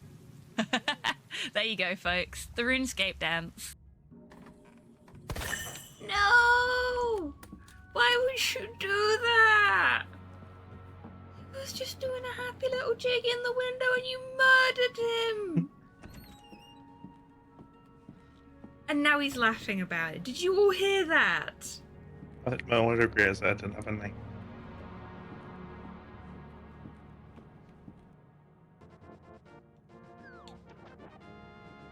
First try. Yay! If you get hit while you're swimming, it will break the game. Because when you get hit, it'll cancel your fake flipper, but also the game doesn't know where it wants to put you because you weren't on safe ground on this screen. I would. Oops. Yay, we're safe. Kind of. Okay, I was gonna say I might just get hit so I can see what happens, but now we know. Now we know. That's great. Yes, lick the boot. Lick the boot. Lick it harder. We can get some water.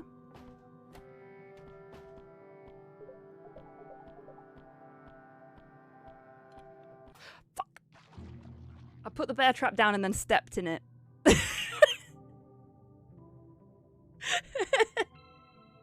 I am a failure. Oh, that was embarrassing.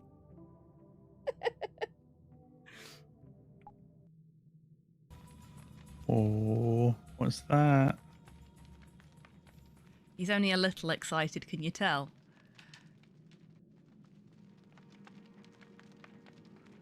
What's that you said, right? You mean the big door? No, Tan. Look at the body. I was going to. Just Look at fucking it. with you. Perceive it. What body? I don't see a body. Perceive me.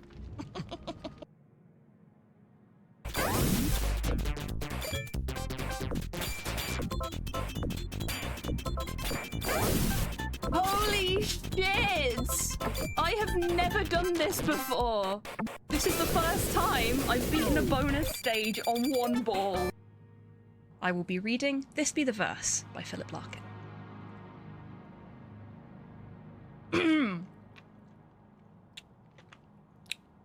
They fuck you up, your mum and dad. They do not mean to, but they do. They fill you with the faults they had and add some extra just for you. But they were fucked up in their turn by fools in old style hats and coats who half the time were soppy stern and half at one another's throats. Man hands on misery to man. It deepens like a coastal shelf. Freedom. Get out as early as you can. And don't have any kids yourself. Chat, don't fail me now.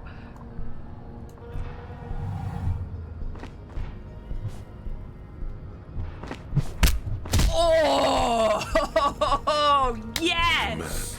That was really good form from Harry as well. Bravo, Harry. Muscles and sinew.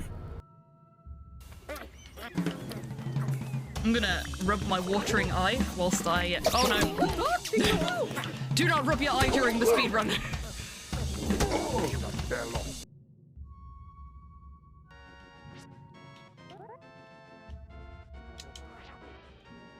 Did it! I did it! Look at us go! Oh, we're so speedy now! Nyom. This is the latest masterpiece of fantasy storytelling from Lucasfilm's Brian Moriarty. Why, it's an extraordinary adventure with an interface of magic, stunning high resolution, 3D landscapes, sophisticated score, and musical effects. Not to mention the detailed animation and special effects, elegant point-and-click control of characters, objects, and magic spells. Beat the rush. Sit down and watch me stream Loom today.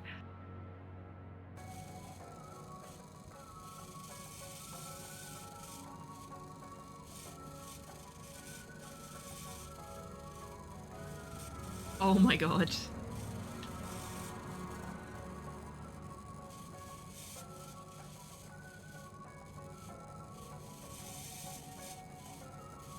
I'm doing this.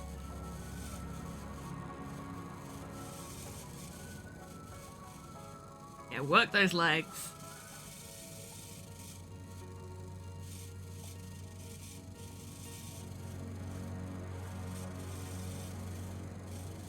He can definitely pelvic thrust, yeah he can.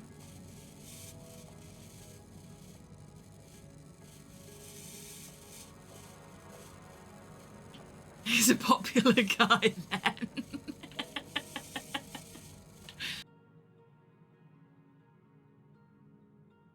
Do your thing. Tim's? Tim's. The door! I have opened it for you. No, don't clamour at me. Go and get the egg. Tim's, egg, seek. Tim's, please, work with me here. We'll just have a quick jog over here.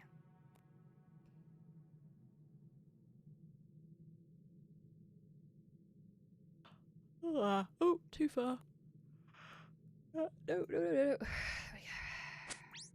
Oh, shit! I'm so sorry! Oh, I accidentally punched a gnome to death. I'm gonna give you a proper burial. In the appropriate place. I'm so sorry. Oh.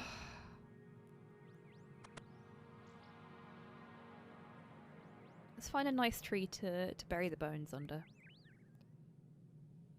So I can hide my shame. We'll put them here.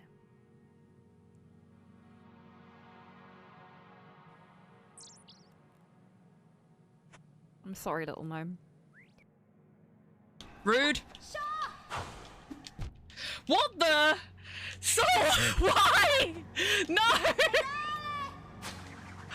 No. Oh my god, this is weird. All my timings are off.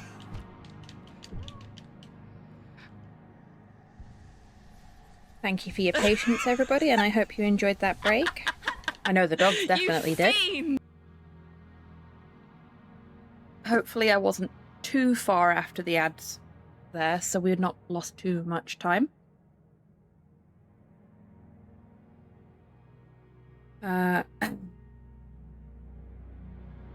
I can't remember how to get to the pipe guy.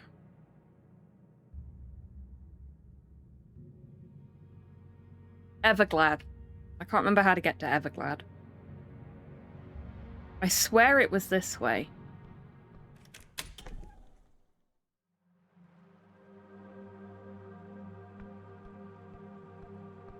He's sinister. But this way only seems to give us...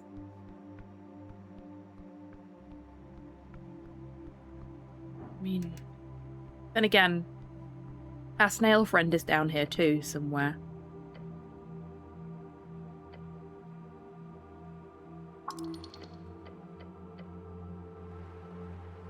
But I don't remember where. So was Everglad near the snail friend somewhere? Or am I misremembering and neither of them are down here?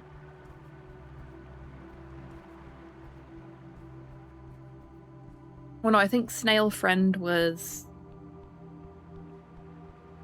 this way.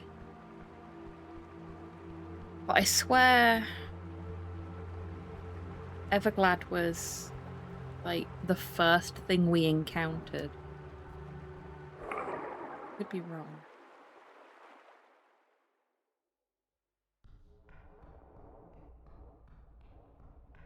The snail friend is here.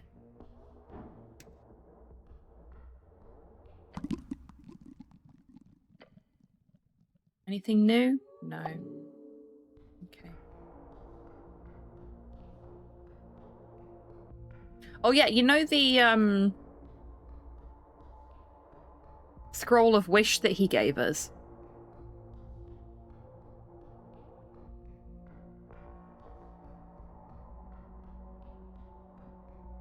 D-Mac and I got to see Wish in action while we were playing Baldur's Gate 3 the other day. Ah, this is where Everglad is.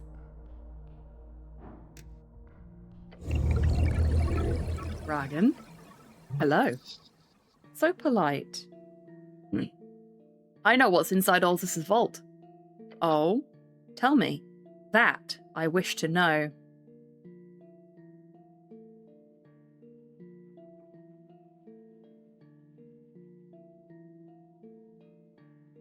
The dark hallway. Ah. Few have entered since I escaped my cell. Such information is very, very valuable. Cell? So the monster was in a snail prison. But a deck of many things? Such power, such horrific fate. Did you pull from it? That information costs extra. He lets out a growl. You know how to play the game, Naru. Very good. Then I will refrain. The fact that you survived and are still of sound mind and body reveals you did not get anything too warping. The deck of many things arrived in the old days, smuggled through a gate. Tales of its horrors reached the ears of the blind and the eyes of the deaf. It was a bit of a meme. Oh, when did it get stuck in the vault? I do not know the exact date. It has surely been stuck inside that vault for 1,000 years at the least. And once you used it, it disappeared, did it not? He growls. That is how it works. Use the deck, then it fades back into the vault for the next person to pick it up. That is how they chose to limit its power once one of them acquired it. To only let those deemed worthy by the Sphinx have a taste of its power. You sure know a lot about it. I do. You see, I was a young soul during the Gate War. A wonderful time for the finest of creatures, warriors, heroes, the dead and alive alike. Their tales engraved into my abandonment. I was named the False Whale, a trader of whispers among the battlefields. This is my secret, however, Naru. My reign came to an end at the behest of these snails, trapped within an iron door for eras. The snails? Yes, the Tulinkatl. They built these halls and ruled yours favourite band, the good land Ascani. I despised them. Now my hatred has faded, I assure you. I've not even killed the one stuck inside the seal in the foyer. I heard you released him, even. I heard your little chat. Very insightful. Iska's a good snail. It was indeed interesting conversation. I thank you for the knowledge it gained me. It grins with those thousand upon thousands of fangs. How did they imprison you? A group of wizards infiltrated my lair. It was on the coast, near the Dominarian border. They brought the door with them. Such magic was not expected, and I was trapped. Oopsie. Tell me more about your lair. Not much to tell. It was a multi-complex. I shared it with several others. I have sent agents to locate its ruins unsuccessfully. You see, it sits midst the burned coast, which is not too easily navigable. One day, I wish to uncover it among the soot. When did you escape? I have your people to thank. A group of humans broke open my iron door not long after your colonization of the ruins began. They were greatly rewarded. Since then, this place has been my lair. What about before the Gate War? That time was darkness. My existence among the stars began upon the eternal float. His eyes notice your confusion. A veil between worlds, Naru. An endless dark puddle. It is the one thing you've got wrong in this realm. He missed the endless stars. What are stars? In the night sky, you see the moons and the little lights from the asteroids. The rocks. That is what you call them, no? Some call them the lantern, the sky isles. In most realms, you see the shining lights of other worlds in the dark, not just the local orbiting clusters. Those were called stars. The blinking, colourful, endless dots upon the heavens. A reminder of everything out there. Interesting. This world is not normal, Naru. It is good to keep that at the back of your mind. How did you get to this world? A tri-warlord brought me, along with my foster home. You do not know what a tri-warlord is, and you never will. Nor will it ever be relevant, for they are all destroyed during the Gate. Either case, I had no choice in the matter. My fate was sealed, Phalam. Yours realm was my grounds. Is this the secret you're giving me? Yes. You know the tale of my past, Naru. You are privileged, trust me. You don't. Is speaking truth. Someone's truth. Alright, cool backstory. Thank you.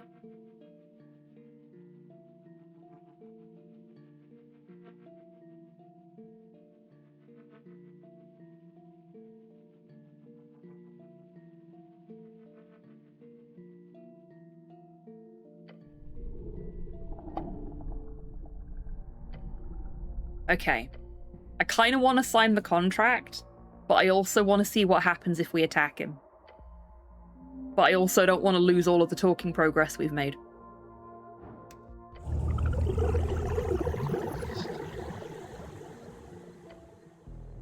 You lift your fist and look upon the massive maw of the beast. Cleric? Cleric. You must do this. It must be destroyed. I need to destroy you, abomination. It lets out a series of chortling growls. Interesting. You are not the first human to attempt an assault. I have no choice, I must do this. The angel has her sword half drawn. The goblin is ready to throw himself back and get into sling position. Naru, if you wish to vanquish me, I suggest regrouping with a bigger party. Do you not believe I would calculate the risks? The Valkyrie will surely be able to deal with a few blows. The goblin would strike a few eyes. You could land a few lucky blows with your magic. But what then? You have not seen the esoteric darkness I summon, nor will you, not on this day. It would consume you all, so I am not asking you to spare me, nor is this a parley of conditions. It is simply me telling you, Naru, this is not an option for you. Yes, you are not suicidal. Stand down. I understand. It stops chortling. Oh, that got us XP though, so I'm happy with that. I wish to sign a contract with you. That is good to hear. However, I must make sure first. Are you certain you wish to bind yourself to my service? Shadowy words appear floating before you. They read, I, Ragan, swear to uphold the contract of my patron Everglad. If you do, simply say, yes, I wish to sign the contract. Do not do this. It's a coward's way out to serve such a monster. What difference is it from serving a god, really? This one at least speaks to you. How would I break the contract? Breaking the contract is not something to do easily. As you saw with my previous warlock, Freya, the breaking can be quite traumatic. Make sure to think about it if you need to think about it. I need more time to think about it. The shadowy text vaporizes into nothing. Of course, do not rush such a big commitment. That's literally the only options I have, though, so... And I don't really like strength all that much, so... Yes, I wish to sign the contract. Yes! The shadowy text turns red in front of you, then it disappears. You have now signed the contract, Ragan, my warlock. Oh, hello. Hey, Nat, welcome in. I hope you're doing well today. I'm alright, thank you. I've injured my back and keep having to take proper, actual stretch breaks. Because sitting for prolonged periods is hurting. But other than that, I'm doing alright. I hope you are too. Why did my phone go buzz? A text message? Excuse me a second, folks. My phone's set up so it shouldn't... it's a reminder for my doctor's appointment tomorrow. Okay. Gotta figure out how the fuck I'm gonna get to that. Walking should be okay. I do not approve, Cleric, yet I hope you at the very least understand what you are doing. Never thought you'd be this crazy. Right, so what happens now? In a few weeks, I will send for you. We shall then see how your attunement works. We will walk a long road together. It shall be a darkness. Oh no, what's... The blood boils. You see strings. Chattering skull, more like. It's a puddle. Endless. Not exactly what you need right now. But you learn something from the darkness. We have gained the divine hex. Naru? Oh, your eyes. They are dark. Ah, geez, I knew this would happen. What did you do to him? You saw something. Interesting. I saw water. Dark water. A spell. You pulled on the strings. I see it.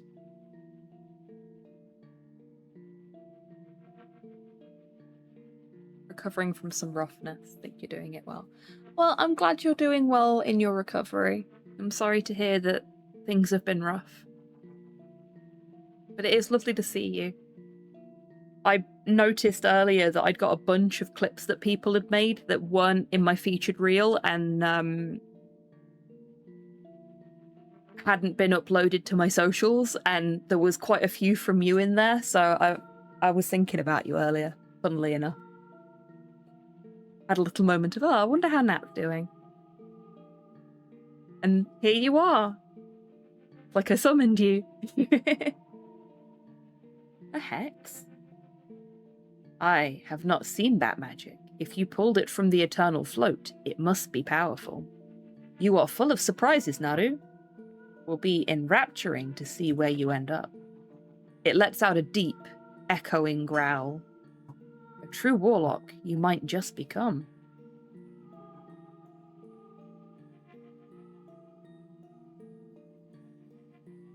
Etid, that doesn't make things weird, right? With you being all angelic and so on. No, Cleric. While I fear for your soul and whatever esoteric marks this has made upon it, this is not a problem for me. In fact, your new faintly intraplanar aura makes you more similar to myself, if anything. We have common ground now, maybe she'll date me. Albeit in a more aberrational way. See, Snell? It wasn't that bad. Well, we'll see about that in the future, but I'm hoping for your sake. Sweet, I'll have to go brag about it to everyone. No, Naru. This is a secret. You do not tell anyone about how you are a warlock. No? No. Unlike how you talk about all the other things you wish you were. This is quiet. Ooh, shots fired. So, now we're done? We have only gotten started, but yes, I have nothing to ask of you for now. In the future, we will see. The monster gives you the most shockingly evil smile you've ever seen in your entire life. Dark power. That is what you purchased. Just keep an eye out. You've been through worse deals. At least this might be a backup gig after the tower's shut down. See you later, Master. Our work continues, Ragan. He didn't tell me how to get into the fucking pillar. You lied to me. Okay, so we've talked to Everglad. Let's have a look at our new spell. Oh, I didn't mean to do that.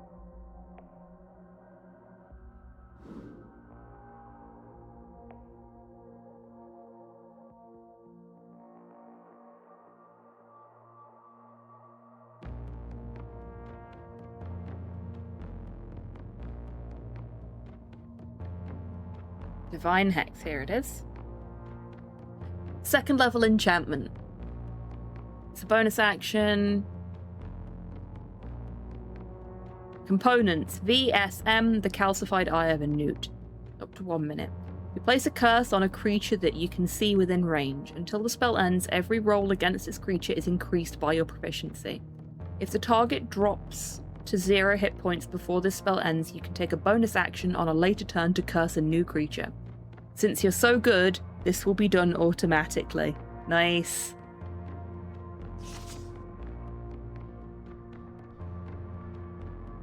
So let's go talk to the Sphinx and get her way of getting into the pillar. Seeing as I forgot to do that.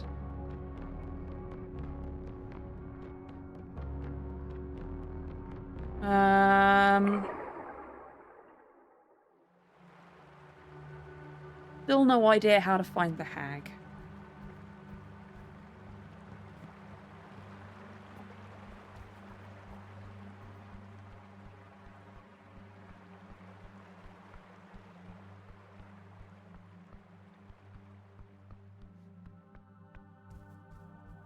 I don't think we can even cast Speak with Dead on the elf to ask about the hag, which is a pity.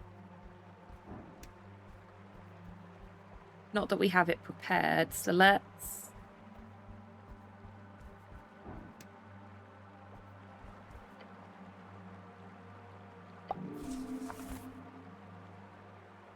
Oops.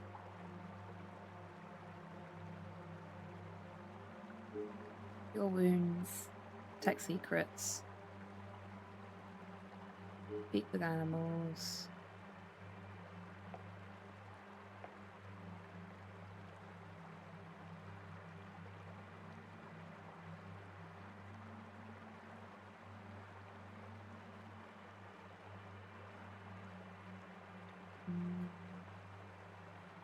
Speak with Dad's down here. Here we go. Speak with Dad. Speak with plants. Prayer of healing. Bark skin. Finish. There we go. So we've got all of our speak withs covered.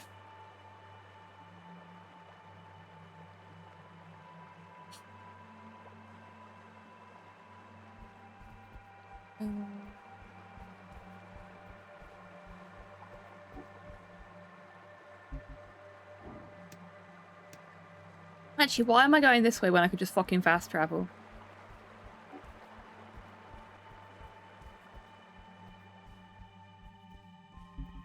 I still don't know how to get that either. What was that?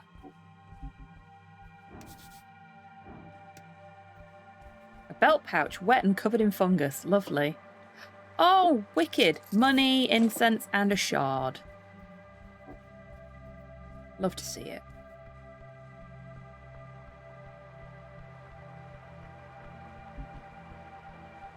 We can interact with that.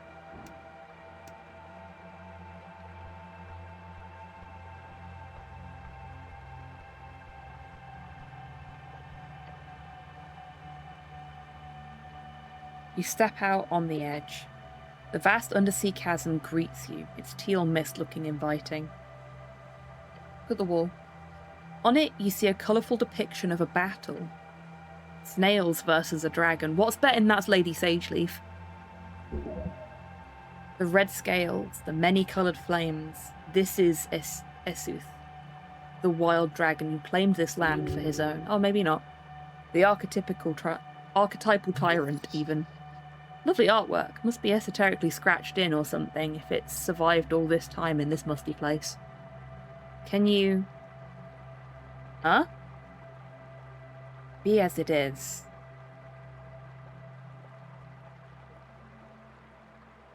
Let's listen to her. I see you. I am Astra? Yeah, go on then.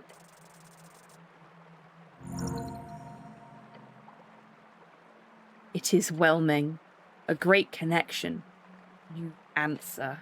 Get closer. We'll kneel down and touch the stone. You feel it twist beneath you, turning wide, swallowing, consuming every flake of skin off of your surface. All of it to have you melt away into the stone. Is it? Yes. The lowest point of architectural, infrastructural, ontological, megatonical base. The lowest point of the city. This is where she watches. Greetings. More focus. Greetings, young one. We are only 398 XP from a level. So close. Greetings, young one. Oh, that's a new voice. Beware, it is powerful.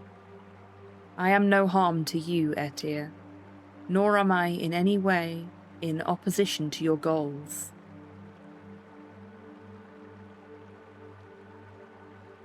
That's an ominous way to start a conversation. I should be more clear then. I ask nothing of you, nothing but a word.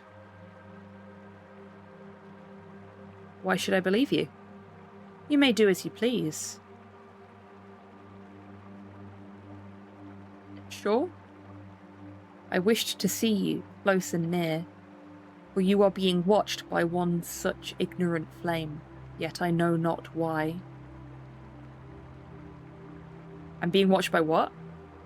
The voice turns into a vast wind soaring across the misty chasm, and it forms once more into words, that feminine sigh seeping into your ears.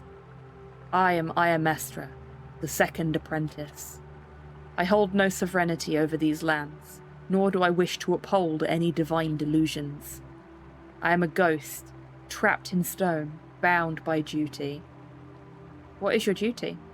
My duty is to this place, purely as a location. I am its shepherd, a custodian. I keep it from breaking apart in the splitting off its seams. That is all. Who trapped you here? I cannot say. You don't know? I do, yet I cannot tell you more. What's it like being in the wall? It's nothing, mostly. My perception is not the same as yours, young one. I need to strain to push myself in order to even have this regular conversation. I cannot do this often or readily. You were a friend of Isgurum, were you not? Isgurum, yes, I recall that name. One with great mastery, a horrible patience, a gifted wife. He will have a trial before him, one he is not ready for. I wish him well. But leave him a message if you want. No, you cannot. As in I'm not allowed, or? You cannot, trust me. What did you want to tell me then? In truth, I cannot tell you anything. And why is that? For the same reason this realm exists. For that I am sorry. It is selfish of me to steal this fray from you. I hope you find it in your heart to forgive me. Your goblin companion is nervously looking around. Cleric? Oh, this woman. This accursed ghost. She has already placed something on you. All the strings around your body are disconnecting, one by one. You cursed me. It is already done. Do not fret. Instead, listen. I see clearly the magnificent non-impact of your death. That is why you are being watched.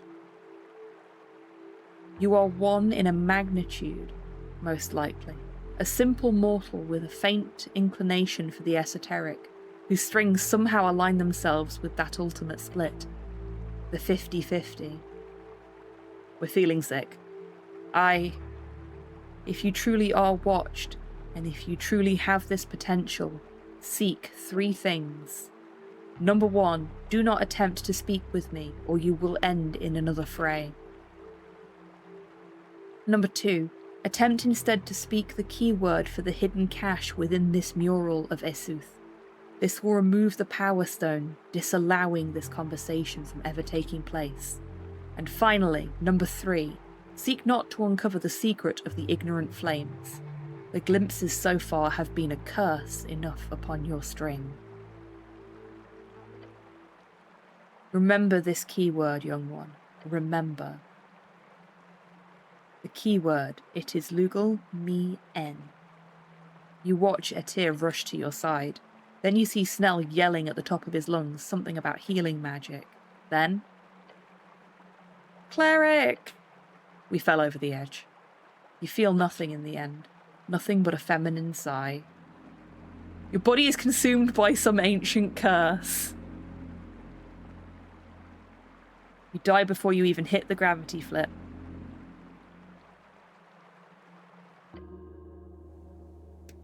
Well, fuck.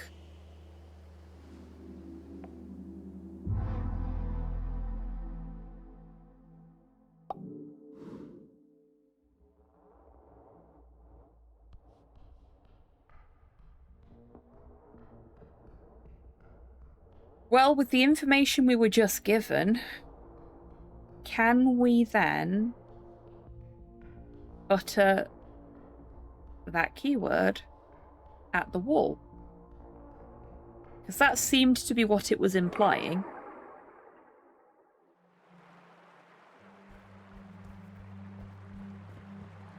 I'd be interested to see if that works.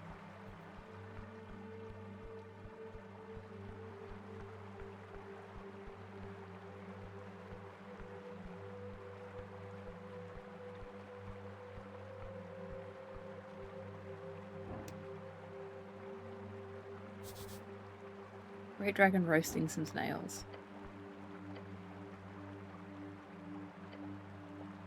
You can see far, but not far enough. Okay, let's get through this as quickly as possible, because we've done it once already. Yes, we can. Excellent. Lugal Mi En. As the sound leaves your lips, the wall beneath you appears to react. Leaning out to see better, you see a glimpse of light growing from the center of the mural, right at the heart of the drake. What's that light? Cache hidden within the mural. Secrets unlocked via the ancient snail tongue. I unlocked something secret. Oh, cool. From the depth, slowly rising, a stone, faintly glowing, floating towards you. As it approaches, you sense the air around it. It tingles. The stone arrives right in front of you. We got the Iron Stone Fortitude. You touch the intense magic item with your gloved hand. It is obvious this is an Iron Stone, an intensely legendary magic item. Neat. Interesting find. It must be an item left by the Tulin. They were mass-produced during the Coast War, though many of them are used to power industries these days, meaning it's worth a fortune if you could manage to sell it. Ain't exactly easy to find that kind of buyer, not when you're a city official. Shit. Towers will not allow you to keep it either, but for now, it is yours. Whatever whispers you heard in the wall are now gone. Did I know the passphrase? It does appear peculiar. It could simply be an esoteric effect, your essence reacting with that of the mural. How strange.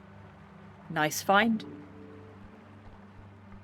I have just realised that my spells aren't the same as they were when I died, because my last save was before I agreed to sign the contract. So I'm going to go back and do that because we ain't altering history here. Nothing new from the snail. Was it this way? Yeah, I think it was.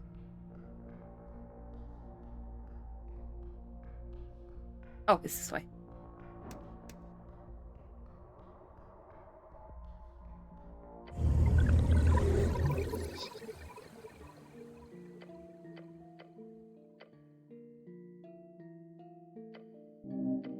Oh, I've not done the attack the aberration either. Give me a minute. I want the XP for that.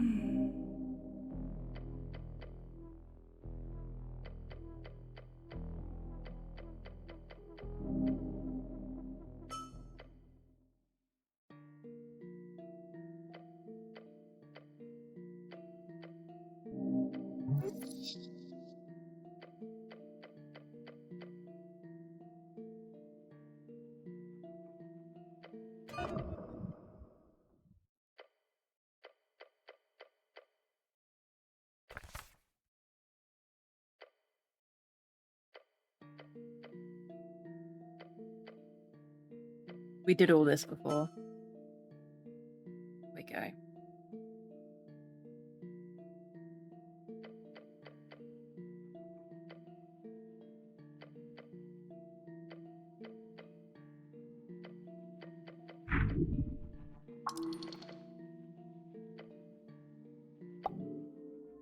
Right. And now we'll do a save so we don't have to redo anything.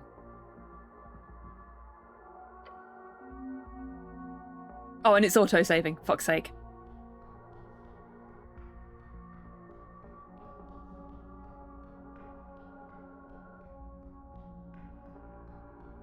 Okay.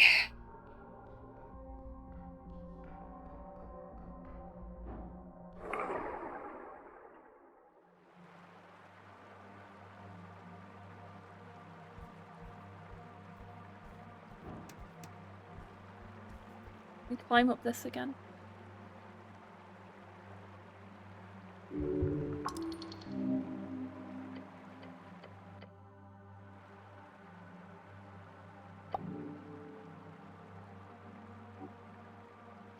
Nothing we can interact with up here.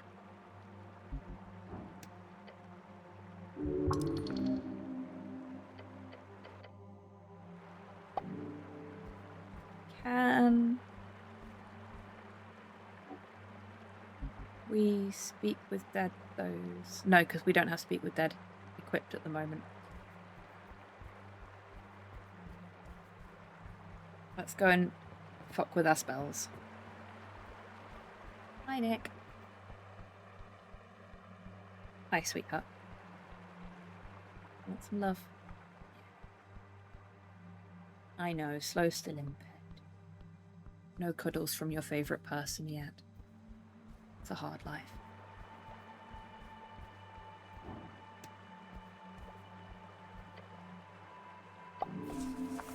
Okay.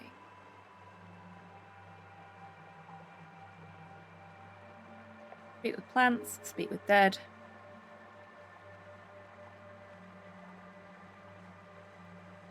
Yeah.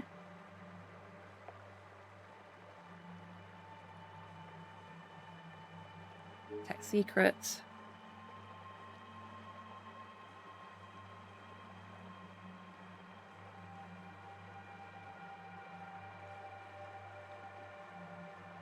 Speak with animals. Bark skin.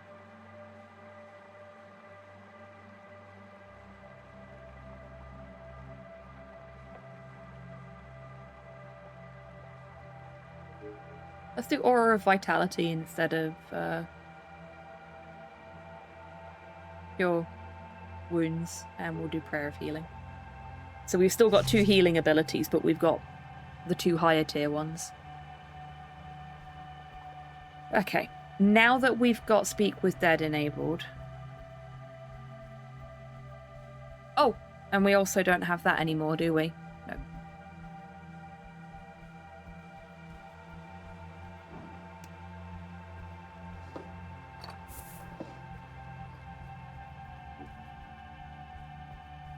So much stuff happened before I died.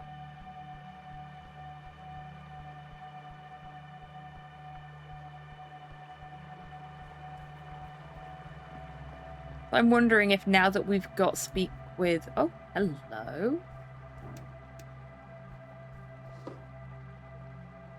Lingonberries.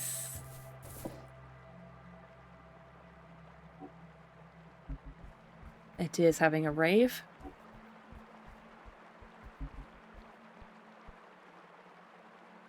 No reason to cast that spell. Okay, so we can't cast Speak with Dead on the Skellies. Pity.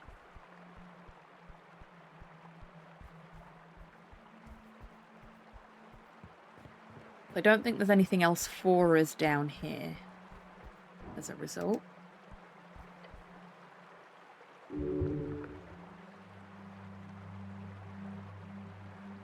Let's go to the city below. Maybe there's something.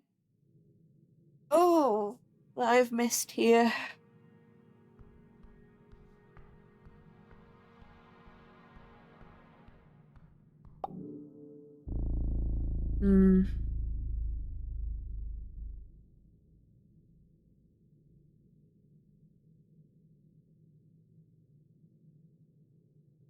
Oh, shit. Yeah, we were going to go talk to the Sphinx as well. Silly me. Let's do that.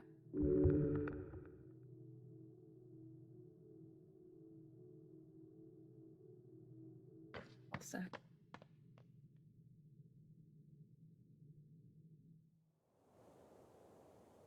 You're most welcome, Nat. Have a good rest, and thank you for popping in.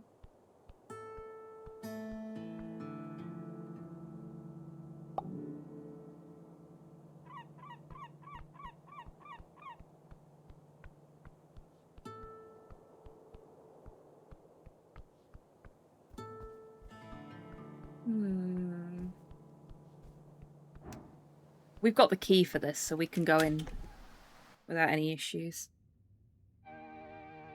Is there anything else that I've said that we need to do that I've forgotten about?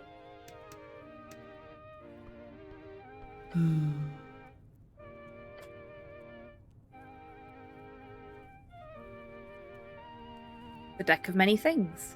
That is your reward, yes. But firstly, I must congratulate you. Very well done, cleric, for solving my riddle. It was a fun riddle. Fun? She sighs. Sure, I'll take it.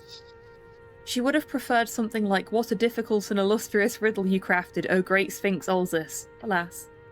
She sips on her wine. The esoteric challenge of it is the biggest hurdle, of course. And while I want to avoid inflating that ego of yours, little one, you do have quite the mastery over strings. Or, at the very least, some type of natural inclination. You're not the first to say that. Nor will I be the last. She purrs out her next sentence as she leans in. Now, as for the deck. Yeah? Yes. I'm destined to warn you, Cleric. There are a few who have drawn those cards. Some will spell fortune, some death. It is the biggest gamble of your life, and you will never know the true odds. If you are willing to throw everything away to grasp for that small sliver of potential, then draw. Otherwise, I suggest leaving it be. Once you do draw, or rather once you stop drawing, it will return to the confines of the vault.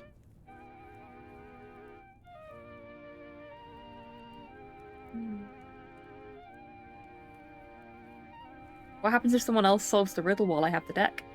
They get the second prize, of course. A dumb Sphinx joke incoming. What's that? A date with me. You're messing with me. Yes, little one. She lets out a quick chortle. Which is a shame, because if she was being serious, I'd solve the riddle again just so that I could get the date. If anyone were to solve it before you've used it up, the deck will simply be teleported back, leaving your draws forfeit. So there's a time limit? Not in stone, but yes. I always imagined that was to keep anyone from just placing it in their own vault, you know? But it's not like people are solving my riddles every day here. You have time, do not worry. What if I go around telling people how to solve the riddle? You think I give everyone the same riddle? That one was custom made for you, Cleric. A Gynosphinx original. Be happy, I put in so much effort for you. A bit of sarcasm. She probably spits out unique riddles like a copper press.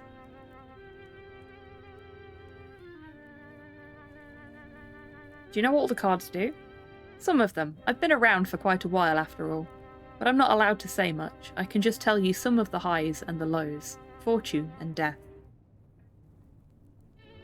Thank you for the info, but actually I've already drawn from it. Excuse me? I drew from the deck. And you're still alive? Impressive. Her eyes glow for a moment, and she looks upwards to the ceiling.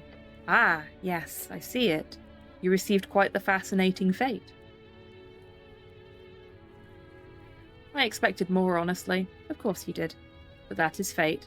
He smiles. I'm mostly impressed you handled the skull so well. You should be commended. The Sphinx shows you a row of sharp teeth. You've made this heartbeat of a moment a bit more interesting for me. Thank you for that, little one. You have entertained this ancient being. Making friends with Antispalians is obviously your speciality at this point. You got something out of it, then? The good humours of a local Sphinx. Anyway, we should head out. Got lots to do. I used the deck. Okay, so that's the same conversation. Can I draw again? No. The deck has been returned. You are finished. Thank you for your time. He smiles. I'm mostly impressed. Okay, and that's the same again. I need help entering the Pillar of Yore. Now, that was not a request I expected today. Might I ask why? It's got to do with the tea shop. I see. How mysterious. The Sphinx ponders your request while sipping on her wine. It is no small request, Cleric, but since you have proven yourself worthy, perhaps a gate shall be braved by this mortal, despite the era. She smiles. So you know how to enter the gate? Yes. She puts down her wine barrel. Each gate has an attunement, a fine attunement, a very specific series of strings. One way to sneak in through the cracks is to carry a key, one attuned to those strings. Bring me a gemstone, Cleric, an emerald to be precise. I shall attune it to the pillar's gate, allowing you to pass through. Where can I find one of those? Good question. They are quite expensive after all. But unless you've got the funds, I suppose I would suggest looking at what you people call City Below. There are many treasures hidden there. I will go find one of these gemstones. I wish you luck then, Cleric. You saw one down in the crypt in Bondevold's Doom. Considering its madness, the Demi-Lich will either fight you for it or simply hand it over. Okay, so we need to go back to where the Demi-Lich was. I genuinely don't fully remember how to get to where he is, so that could be a little difficult, but I'm pretty sure it's somewhere in the crypts, so...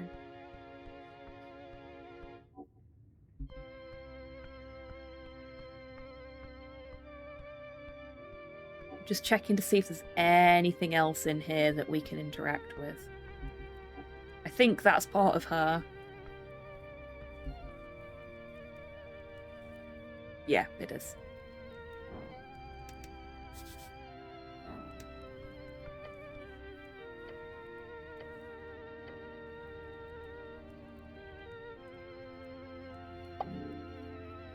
So we have tried to jump down there before.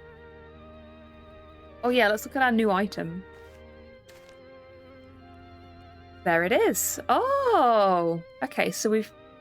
Ah, yes, of course, because this is also an Ion Stone. So we've got Wisdom and Constitution ones now. Very cool.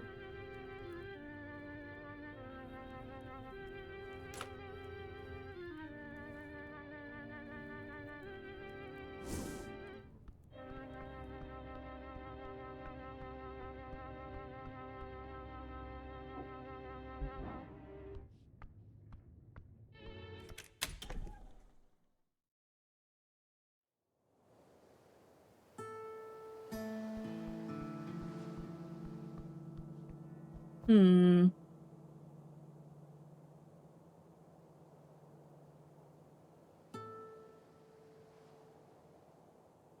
Crypts. Crypts. Oh, this guy's back.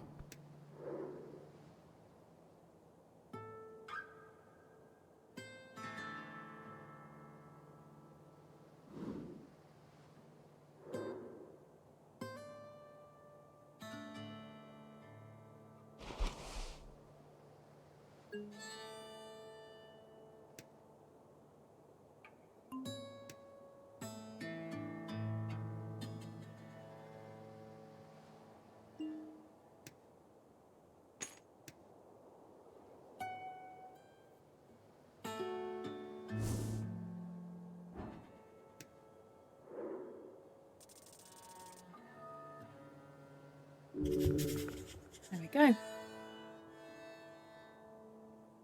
He is but a person in the system. Should we limit a private citizen's ability to leverage his investments for profits? Should the free market dictate how and where folk get to live? Is this merman a bad person for playing his hand in a world built upon the whims of capital? You do not know, but everyone has an opinion. Okay, so that's another character sheet successfully filled out.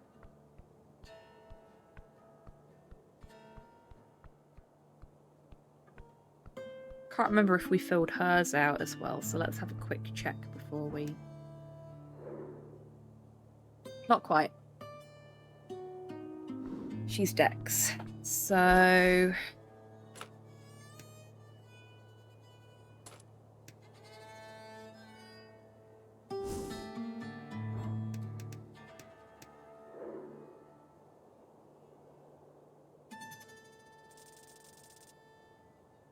Beautiful. She's not too happy about the current climate. Travel through Divinitorum and Yim? Not feasible at the moment. Trade? Stiff and regulated. Airships? Few and far between. This decade has been a slow descent into a world of monopolies and corruption, if you ask her. She might end up staying in this city of yours for longer than she ever imagined. Cool. That's another character sheet filled out. We can't behold Snell. We get his automatically.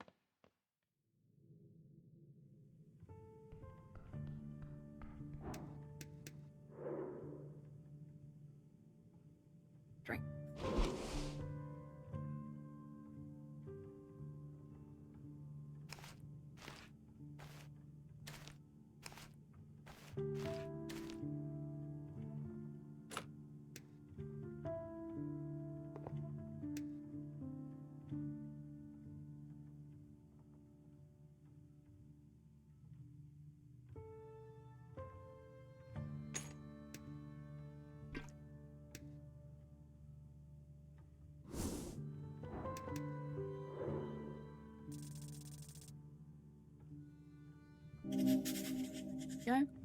Not a man, not even corporeal. This is a silent yet shrieking wraith forced into enslavement by the darkness of this realm. There is something indescribably manly about self-control in such circumstances. And now we know everything about the duck as well.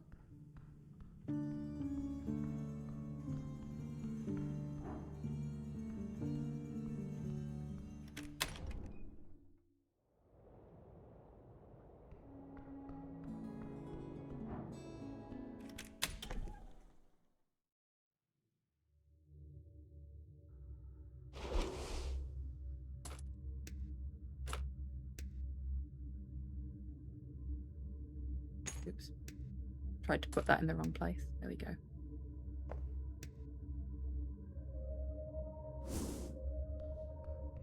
Right. Was he down here? Yes.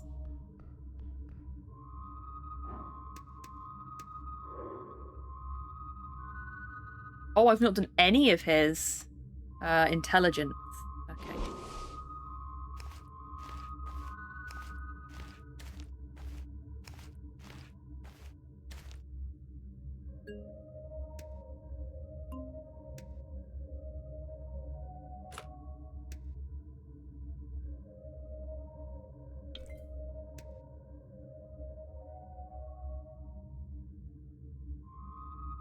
That's already +2 intelligence.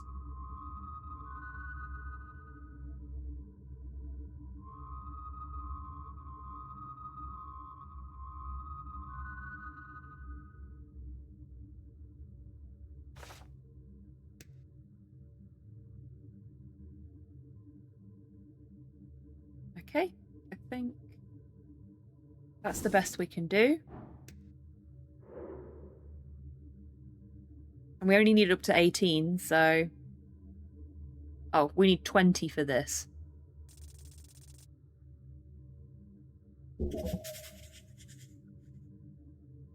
Perfect. We got everything. Level 15 Demi-Lich. He's lawful evil. A Demi-Lich. An insane Demi-Lich. His mind having shattered many decades ago. However, his behaviour, along with the simple fact that he exists down here in a relatively stable condition, guessing that's a typo, suggests his madness has either not entirely set in, or that he is being shepherded. Perhaps by the pale man upstairs? You understand how to please him. His ego is almost as big as his physical body.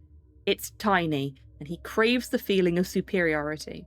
In effect, he's a fairly good teacher, if you can stand the belittlement. This skull has seen more esoteric events, historical battles, and shifts in global power than even the grandest of dragons of the Fade era. Keep on his good side, and you'll have a great repository of knowledge in the future here.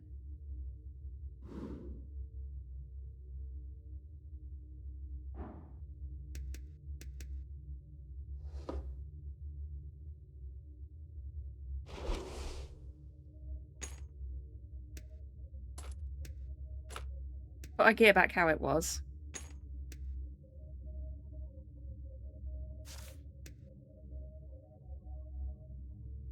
That puts our dex up at 21.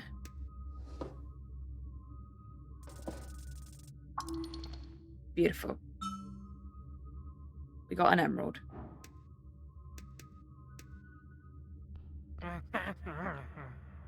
The skull floats in front of you with a permanent smirk and wide jeweled eyes. Cleric! So loud. Oh, it's an L. Yeah, that. Could you help me enter the Pillar of Yore? Nah. Interplanar travel is overrated. Go ask Viscan. That bastard keeps poking at Yore's relics. He's into that shit. I'm going now. Goodbye, Bondivore. Okay, so we got what we needed from him. We don't have to talk to him anymore.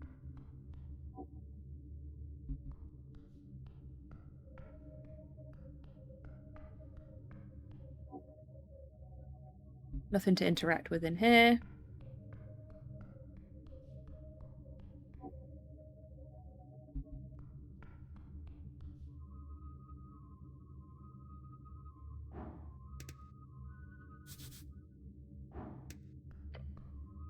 can I cast speak with the dead on this? No. Per default, all skulls here are jawless. This helps in keeping them from undeath. Spirits prefer corpses with functional mouths. Fair enough. So these won't try to kill me like that other skeleton? No, they will not. Earth's divine protection still holds over these graves. We all thank him for that. Okay. Nothing else for us to interact with here. Actually, let's go this way, because this is a quicker way back to the Sphinx.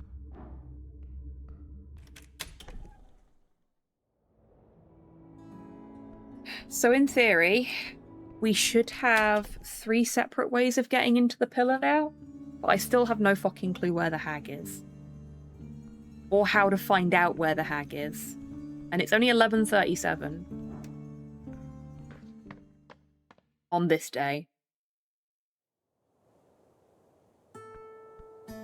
So I need to find a way to pass time so that I can interrogate some of the people that are only about in the afternoon and the evening as well, I think.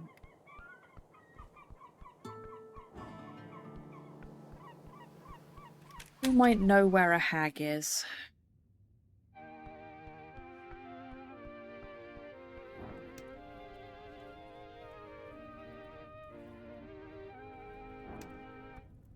I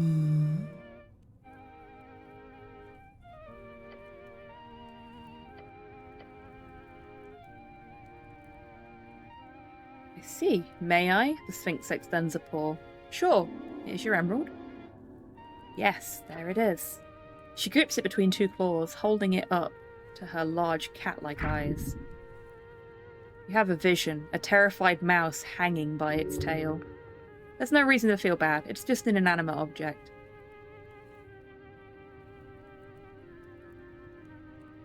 Do you use some esoteric power to attune it? No. She hands you the gemstone. She hands the gemstone back to you. Huh? It is done. I've attuned it. Already? The esoteric is not always so showy, you know. Says the massive sphinx drinking out of a barrel.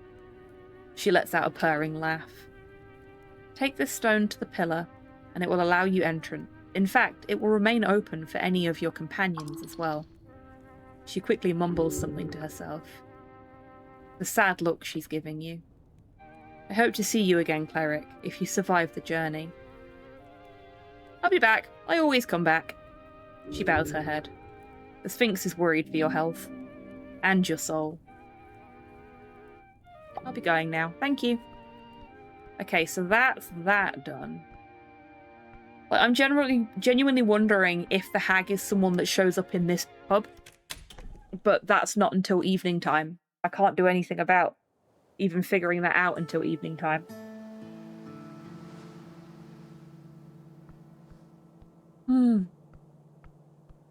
Very frustrating.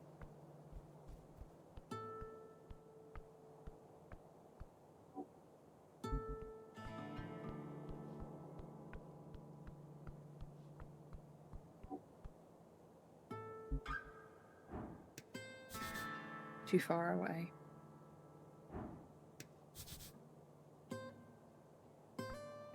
Still can't get to that bird's nest. There's got to be something I can do where that's concerned.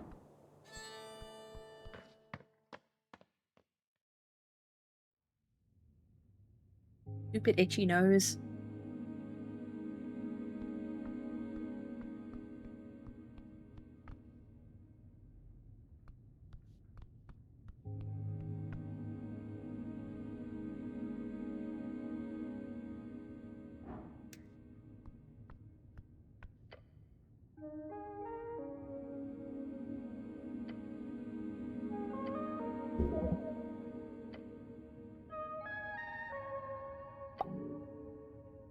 Oh shit, no, I could do it there. With little fanfare nor any magical sparks, you see a slight twitch on the scorched body. As long as the mouth remains somewhat intact, the spell will allow it to speak. There is something wrong about this. It is sacrilegious, but perhaps the animated spirit will give you something useful in retribution. As if they weren't turned to a coal-like substance, the lips begin to move, like sludge. A faint wheezing comes out of its throat. Horrific. What are the rules of this again? 5 questions.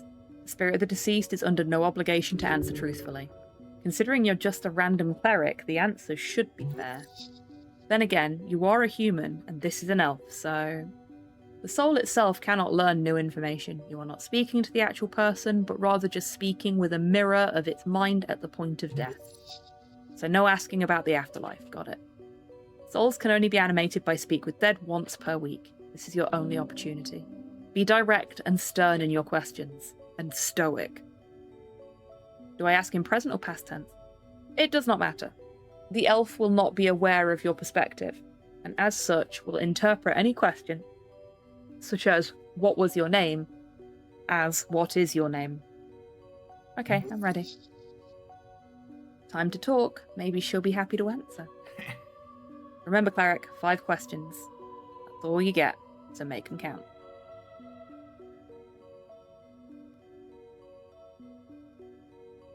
What was your name?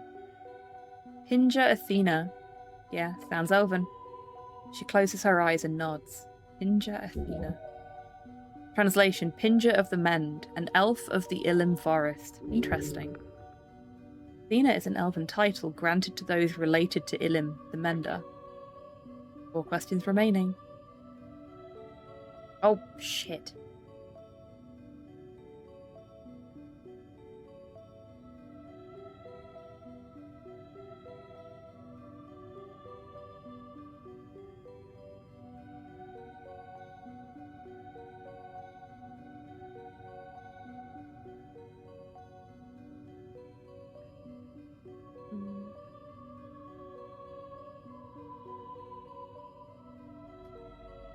Why were you at the tea shop? I was meeting. I had a meeting scheduled. Intense meeting. Maybe ask her about it.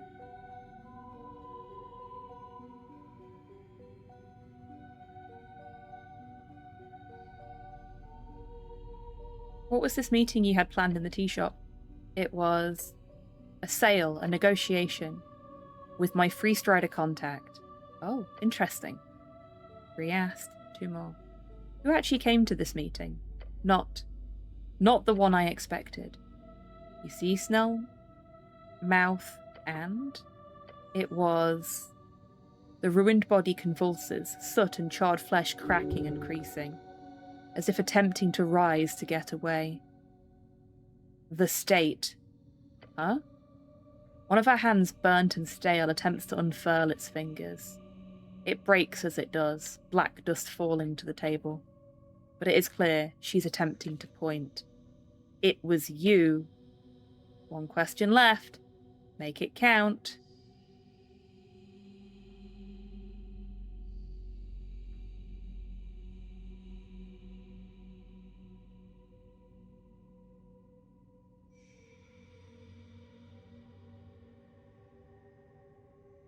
Who killed you?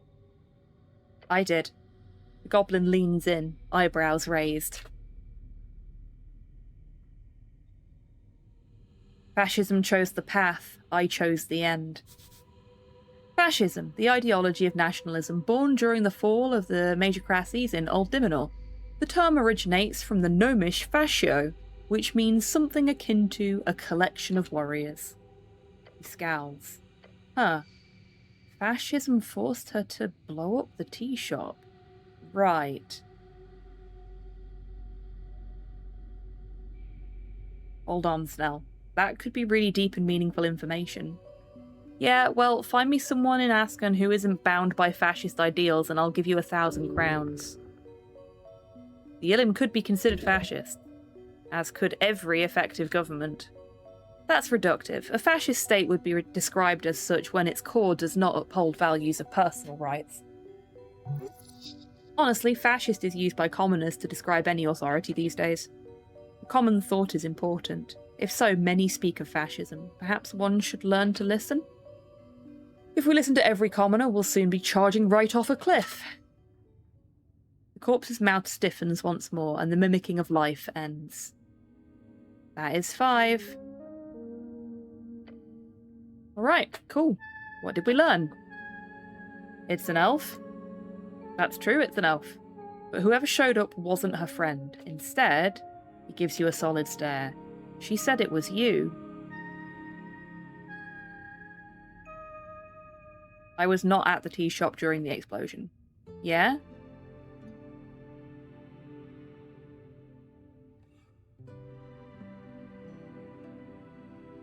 Was resurrected by your master. Yeah, true. We sent for you. You were clearly not on Tolstad at the time. And someone is obviously trying really hard to not let you investigate all this. True. It's really annoying. My guess is, it's another agent of the state responsible. What? The elf points at you, or tries to, and says, "You're the one she saw at the tea shop?" Yeah, no. She means a cleric, or an earth guard, or something like that. 100%.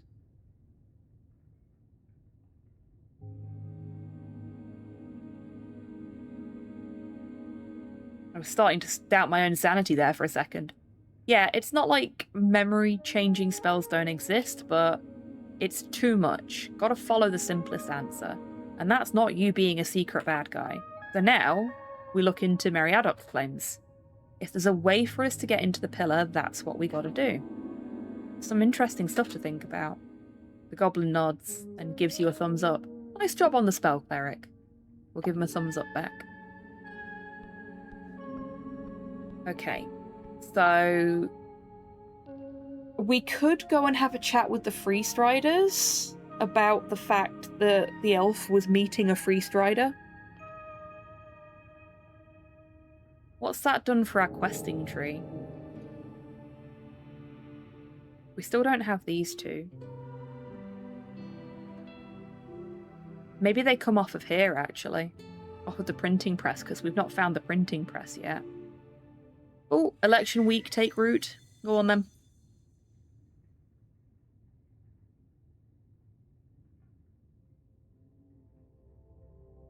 You have expressed some opinions lately. I have.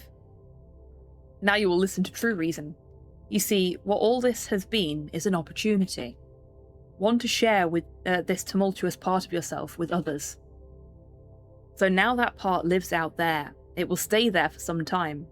Collectivizing into the zeitgeist, growing, decaying, until it festers into an unimaginable beast of bureaucracy. That, in its nature, is an election, a general election of leadership and governance. It is, of course, a complete farce.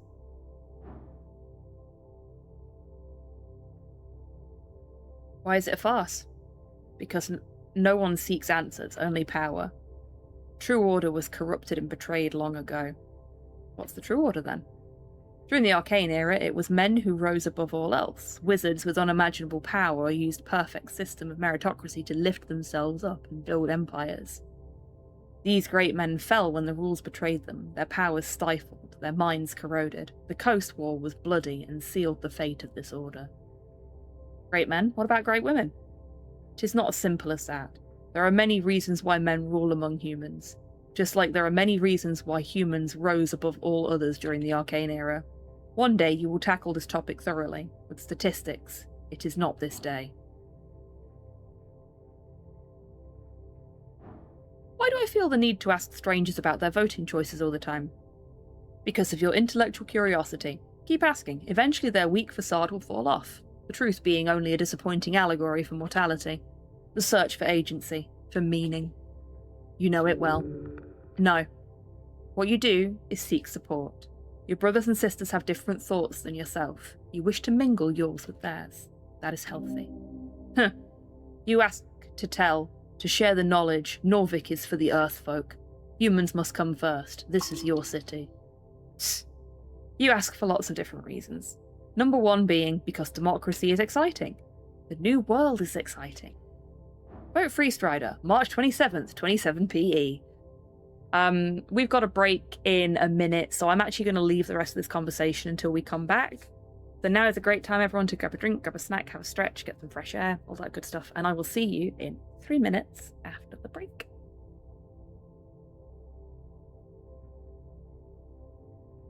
We can get some water.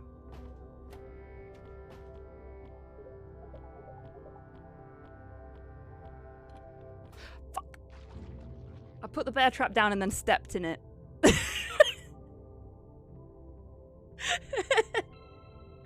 I am a failure.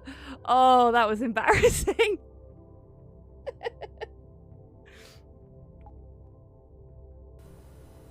Yeah, I'm gonna not.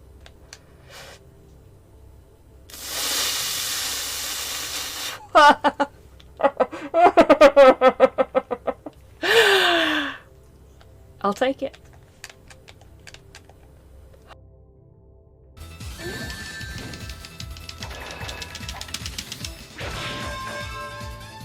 We just kissed him goodnight.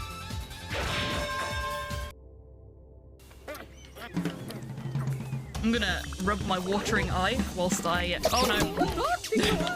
Do not rub your eye during the speedrun.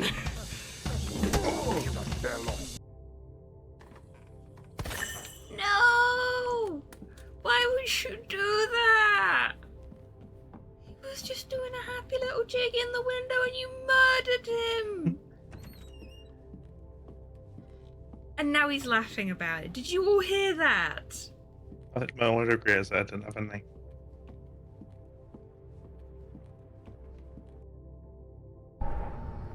Chat, don't fail me now.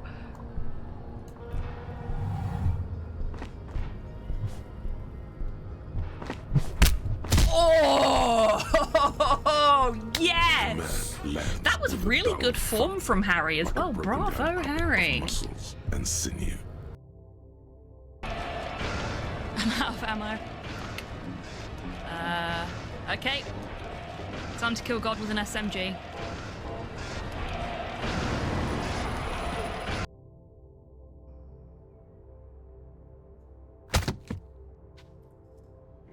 That answers that question. Walter Gilman is dead. Game over. Something beginning with P and ending in Y.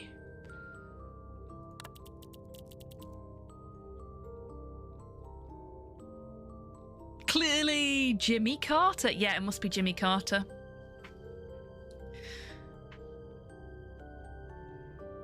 To be fair, the hair's way too well kept to be the other guy. Pussy. And maybe Pussy kill him. And enlighten me, Nat. How exactly does someone pussy kill a person? Would you like to explain the RuneScape dance to people that aren't familiar? Yeah, basically if two people were following each other, instead of what happened right now, oh no, it's working. Yay, it's working! This is the dance. You just have to be moving when it happens. There you go, folks. The RuneScape dance. Rude. Welcome back from the break, everybody. I hope you're all feeling refreshed.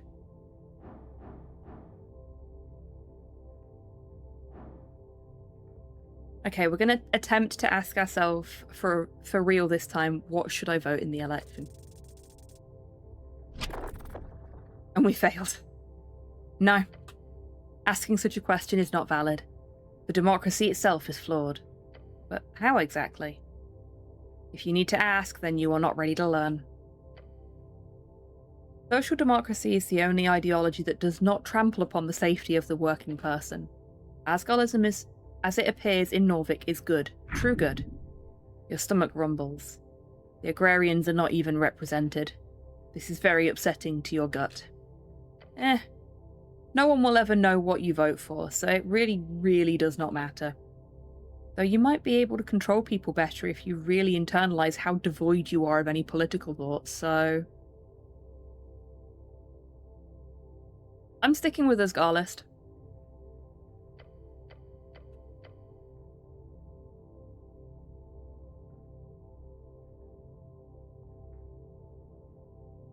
Whenever you take damage, move one step forward on a secret 3-step counter. On step 1, a thesis, d20 die is thrown. On step 2, if the damage you took is higher than the thesis die, an antithesis, or antithesis, if you prefer, d4 die is thrown. On step 3, The damage you took is lowered either by 1 or by the antithesis die if you roll 1 during step 2.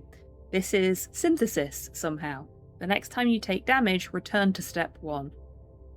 What the fuck? Quite simple. Essentially, you must perform a 3-step process of crafting, meeting, and unity. Okay, I want to know what the rest of them do now. Extra proficiency in rolls when speaking with humans. No, fuck that. Free trade. Gain 10% additional discount in all purchases. That is nice. When you use up your last spell slot of any level, you roll 1d100. If the result is lower than your natural intelligence, you regain that spell slot. That's rough.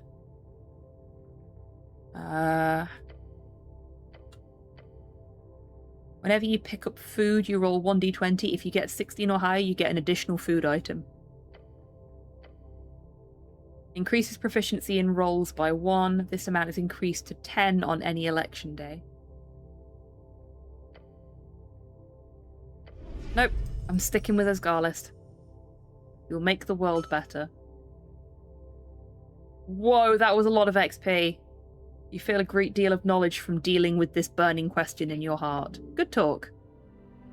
That's us leveled up.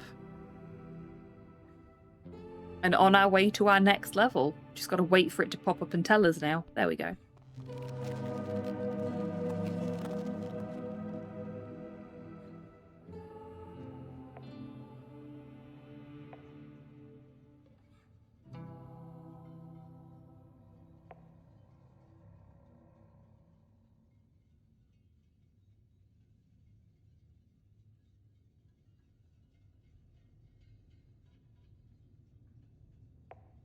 Yeah, we'll do that. We'll beef up our intelligence so everything's over 10. Like, naturally over 10.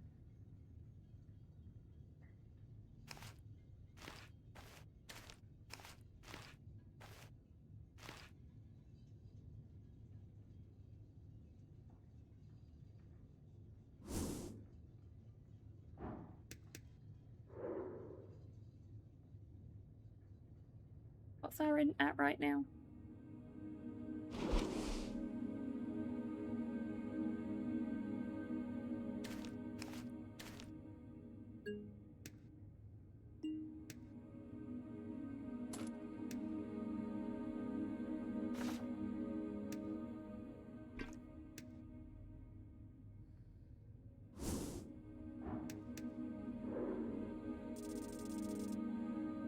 Damn it! We always roll so badly for Viscan.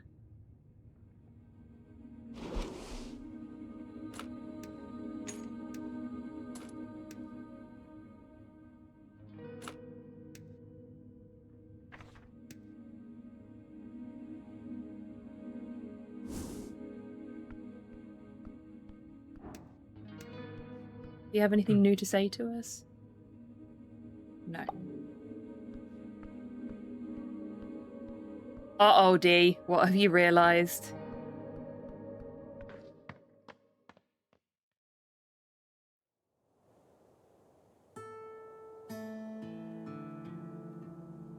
How long before somebody makes an Austin Powers mod for the new James Bond game? I'm surprised it's not already happened.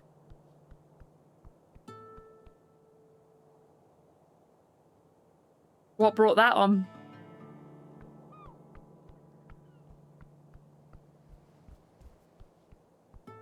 That I would play. Excellent.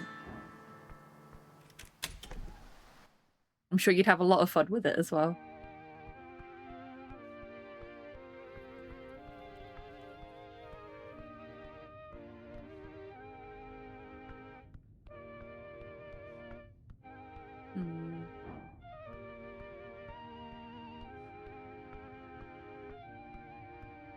You're just thinking about judo chop as you often do. Fair enough.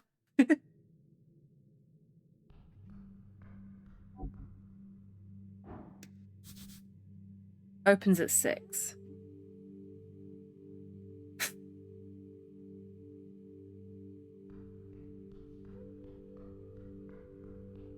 So we've essentially got 7 hours, 6 hours to burn. It's nearly 12. Charisma.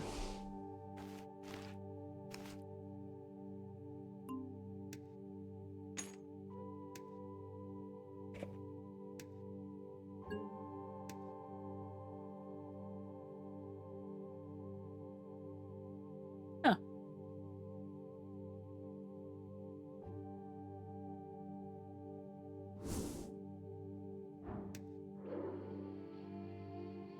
Gotta hope this is enough. Oh no! That was not enough. That was terrible.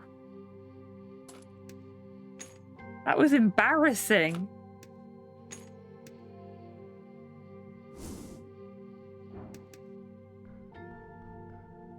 Fuck off, human. Not helpful. What's in there? Oh, it's this way.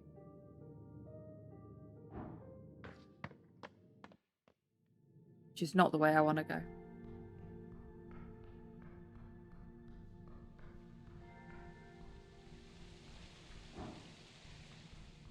So I'm going to go to the Freest Rider's office because we now know that the hag is somehow related to the Freest Riders.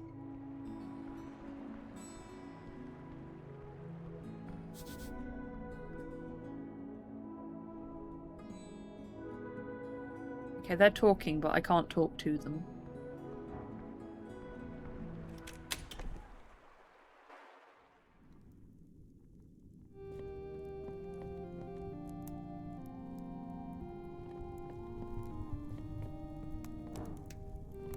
See if she's got any info for us. You approach the orc as she's working through some papers on the sofa. She barely looks up at you. You turned in some more AEFAs. Vera jolts as she notices you. Oh, hello, cleric. I didn't even notice you come in. She gets up and places the documents in a drawer.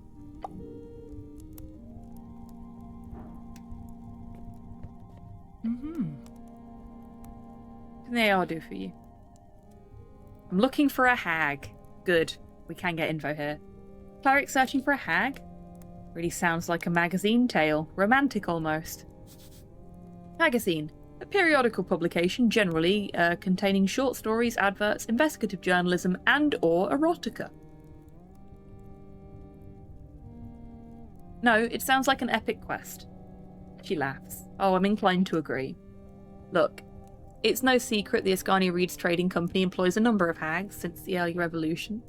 We've prided ourselves in working with those who turned from the Magicrats, including the many young women left scarred after the MHR. MHR?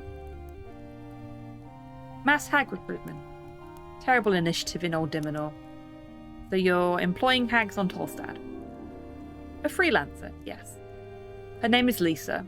She provides security, arcane knowledge, eldritch invocations, and divination. She's quite good. But unfortunately, she's off on a private matter, from what I understand. So she is unavailable at the moment. When did she leave? I'm not entirely sure. Last week? Something like that. Did she leave right around the time of the tea shop explosion? It's possible. Is she involved with the tea shop? Not from what I know, although I do understand if it's something you'd keep an eye on.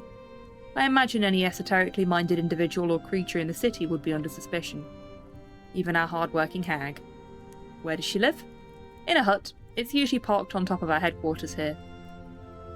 Parked? It moves. You know how hags are. Can she cast fireballs? Oh, I don't think so. I remember those funny magma hags on the burned coast, but beyond that I don't think I've ever heard of a hag casting spells like that. Burned Coast. A vast piece of coastline just east of Norvik. It's a charred area filled with volcanic activity and kobolds. It's one of many eternally cursed lands on the coast. It's nearly impossible to travel to Reeds via land because of this area. Lisa only deals with typical hag magic. So she's a witch? She thinks about your questions for a while. I think there's a distinct difference between hags and witches, but I'm not entirely sure what they are. This orc is the wrong person to ask about esoteric things, I'm afraid. Okay, where can I find her? No clue. Freelancers go where they please. She might have left the city as far as I know. She'll turn up eventually though, I'm sure. Okay, let me know if she shows up. So we know her name. That's a good start. That's all for now. I can't be bothered to flirt with her. I really want to get into that safe, but she's constantly here. She never fucking leaves. Hey, awesome guy. Ah, I like Tinital now. He's not rude to me anymore.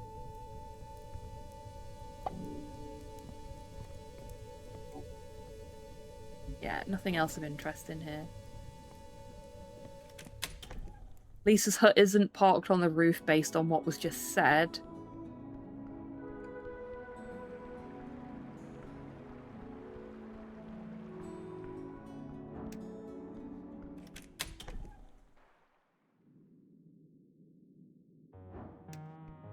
We've got time to while away.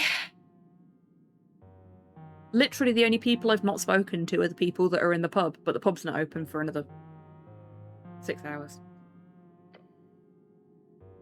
So let's have another chat with Snurry. Because we have lots of things to talk about here.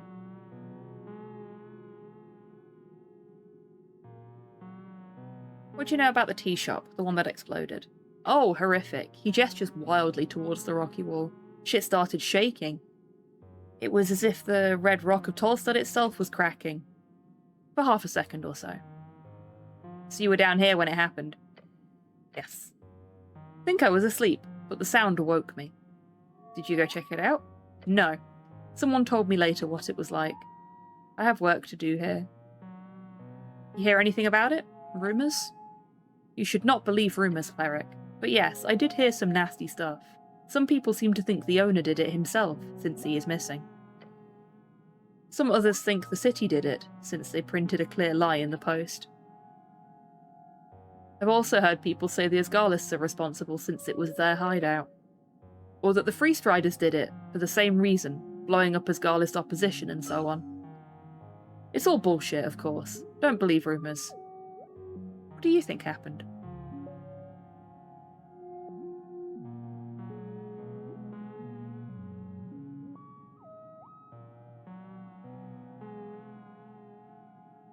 Guess who was just startled awake from an unscheduled danger nap right at the computer? Oh no. Dearie me. You must be absolutely knackered, Mod Hell. I know you've had a very busy weekend, so...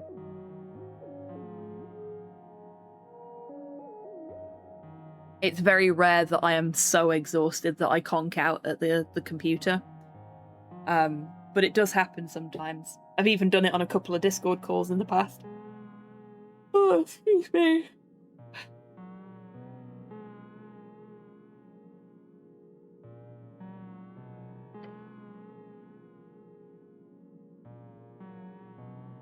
Okay, what else have we got?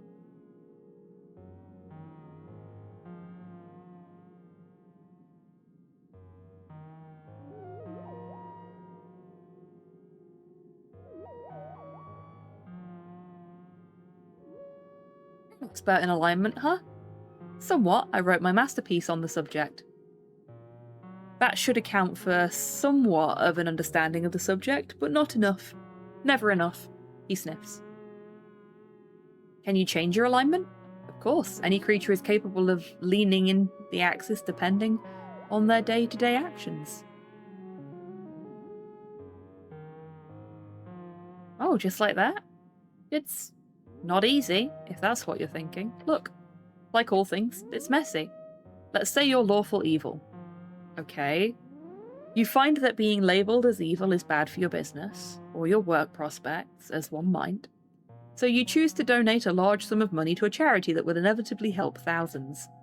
You might even save some lives with those spent coins. We'll let him continue. In this case, you've performed an objectively good, selfless action, for evil, selfish reasons. So what happens next? He points at you. Nothing. Ah. You remain lawful evil. But let's change the parameters. Instead, you are a lawful evil man who genuinely wishes to repent, to pay for the many evil things you've done in your life before. If this man performs a selfless action with the intention of selflessness, then all of a sudden, it will begin a shift in his alignment.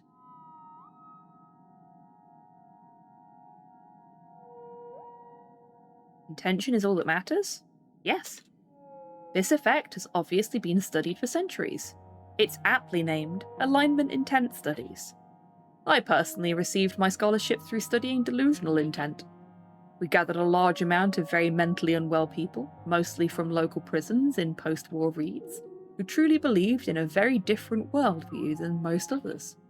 For example, this one man was certain that he had to kill his fellow man, or the world would end. One murder a week. An extreme delusion. However, any detection spell showed him to be neutral good, and he felt terrible about all the murders he had committed. He was not selfish, in fact, he was more selfless than most, willing to perform acts that horrified him in order to save us all. The objective outcome of his actions mattered not. No more than the outcomes of the actions of a person under a charm spell. So what if you're not smart enough to understand your actions? That is what we call the sentience line. It's not exact. Animals, for example, are true neutral by default. Any that is not a pure beast, but rather affected by esoteric forces on some level. That's the theory, at least. But imagine a man who loses enough of his mental faculties to be considered a beast, no longer living in a world of good or evil. Let's say he was chaotic good beforehand. What happens to his alignment? Does he suddenly turn true neutral? Is he stuck at chaotic good? Or does he somehow slide towards true neutral? Because that's another thing. There is no known way to perform a neutral action. All actions are either some level of selfish, selfless, lawful, or chaotic. On a wide spectrum. But you can never just move towards the centre. It's just not allowed. How do you end up at your alignment to begin with? Are you born with it? No. All creatures are born true neutral. All reported metrics show babies are unable to perform alignment shifts until the age of about 3 to 7, depending on the folk. But interestingly enough, it's shown that most people will only perform 1 or 2 alignment shifts in their entire lifetime. He scratches his cheek and sniffs a couple of times, during adolescence. After that, less than 1/10 of folk will ever shift again. That is fairly substantially verified data as well. So essentially, despite having free will, folk will always lean towards the natural behaviour over time.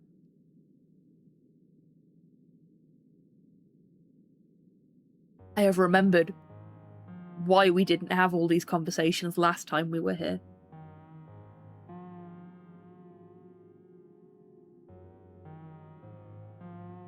Reading all of this sociology is thirsty work.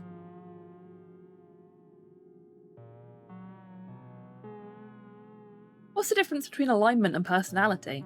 Not too much correlation on paper. Studies on personality show that there is overlap. Conscientious folk tend to be more lawful. Neurotic and open folk tend to be more good to a minor degree. But we're talking about still unverified and very minor correlations. Does that mean everything I do is branded as good, evil, chaotic, or lawful? Even this, that I'm saying right now? In some small sense, yes. The very act of speaking, no matter what you say, will always give you a very, very small points in any direction. Although, could you imagine trying to keep track of it all? It would be insane. So no person would ever go to such length. So no need to keep track of stuff like that. It will only drive you mad. So we're slaves to our natures? On broad scales, when looking at data, yes. But it was Cividix who wrote there is no honour in branding a naturally selfless man as good. There is all honour in a selfish monster receiving the same title. Remember that. So you can will yourself into changing your alignment? In theory, yes. I've made my decision.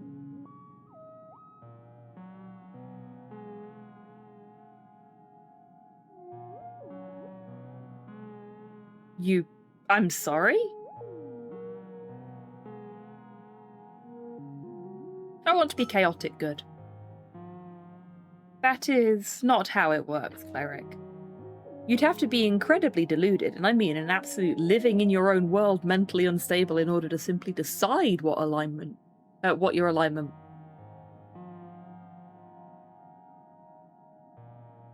was, and actually get an outcome from it. But I suppose it can't hurt. Good luck being... Sorry, what did you choose again? It was, yes? Lawful good, of course. Give until your bones hit the pavement. Makes more sense to focus on yourself without being constricted by the rules. Chaotic, then. Perhaps chaotic evil? Maybe don't say that out loud, though. Neutral. Neutral good. That is what keeps your innards from cramping at night. To know you are not a burden upon the world. Lawful evil. Of course intelligence is lawful evil. Of course it fucking is. Structure, with you on top. Obviously. Chaotic good. Yay!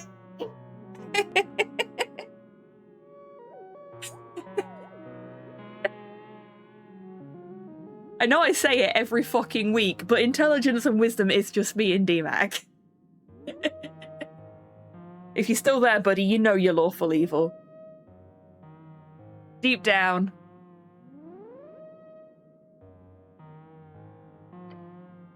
Your heart tells you clearly, every day, you don't live for you. You live for others, against all the structural horrors the world has brought up around you. You do get paid royalties for these appearances, yes.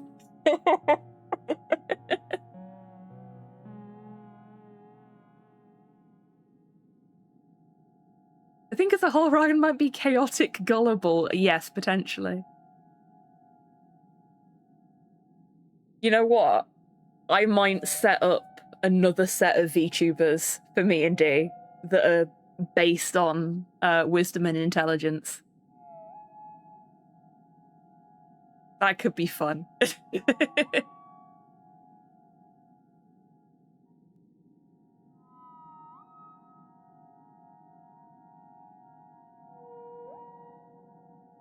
I feel like Ragon's very malleable. You're not gonna like it, but the goal is to end up on top, right? Win every conversation. And you're not really moving along the axis of law, so you're neutral evil. Though, seriously, whatever you do, do not tell that to the halfling. You should just opt out. Right, good. And a little unorderly. Like it. He nods. Good luck with that, cleric. Can we get... I think we're level 5 now. Is that right? Are we level 5? We can't check while we're in a conversation. I think we're level 5. I'm wondering if we can get to level 6 before the election. I'm not sure it's possible. Oh, excuse me.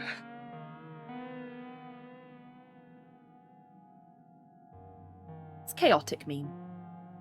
Now that can be difficult to pass sometimes. We've done many experiments to try to distill the exact meaning of it. It's difficult. Mainly because who decides what is law? Gods? Your local government? Village elder? No. What is chaos and order is universal. A law can be chaotic, as contradictory as it sounds, if dictation brings chaos to the world. But generally, what we've found is that there are a few common rules that chaos follows. Breaking down structures, whether that is a building or hierarchy of society. Lies, in fact, any action that purposefully goes against a known truth is considered chaotic, and of course, randomization. Rolling a dice is inherently chaotic act. It is any form of gambling. That's actually one of the easier ways of measuring chaotic behaviour. We used to go to the local gambling parlour. Good times. Who decides what any of this means? Theories.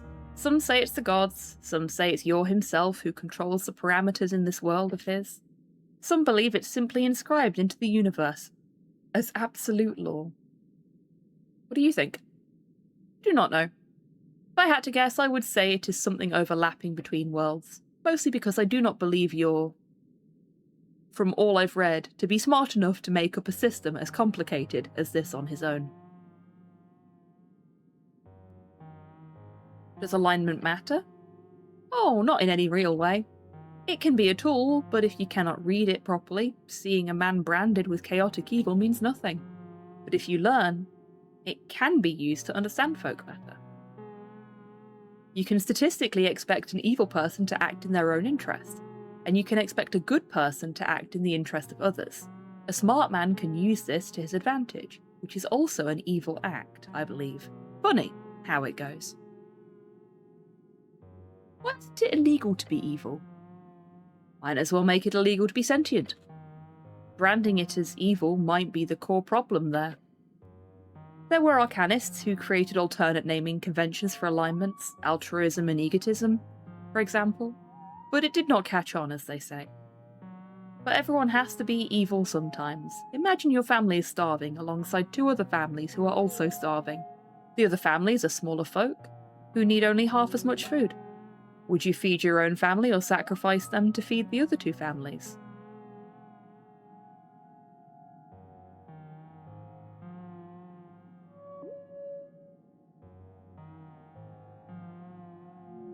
I don't have a family of my own.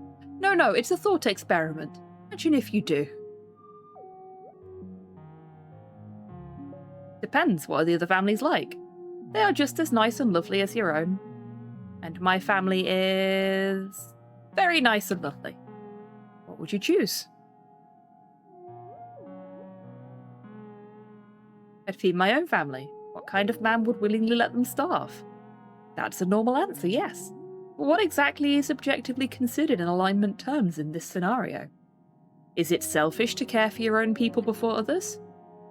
Has it more to do with the exact number of people who live or die, suffer or prosper? Is in a purely utilitarian perspective? Yay, we're talking about utilitarianism! I would let all 3 families starve for the love of the game. Hello, Ace-Ray, welcome in. I hope you're doing well today. These questions have all been asked before, and have arguably been answered. From what we can see, especially looking at the data collected from horrendously unethical experiments performed by the Arcanist scholars, it's just about intention. If a man chooses to focus on his own family, but feels really bad about the other starving families, then he will be more good than another man who does not think of the others suffering at all. The proximity rule states that the emotional distance between yourself and the target determines the level of selfishness. If you sacrifice your life to protect your family, that's more selfish than if you sacrifice your life for a stranger. The latter is more good. So in the end, a genuinely selfless person will always have a much easier time being branded with good than a naturally selfish one.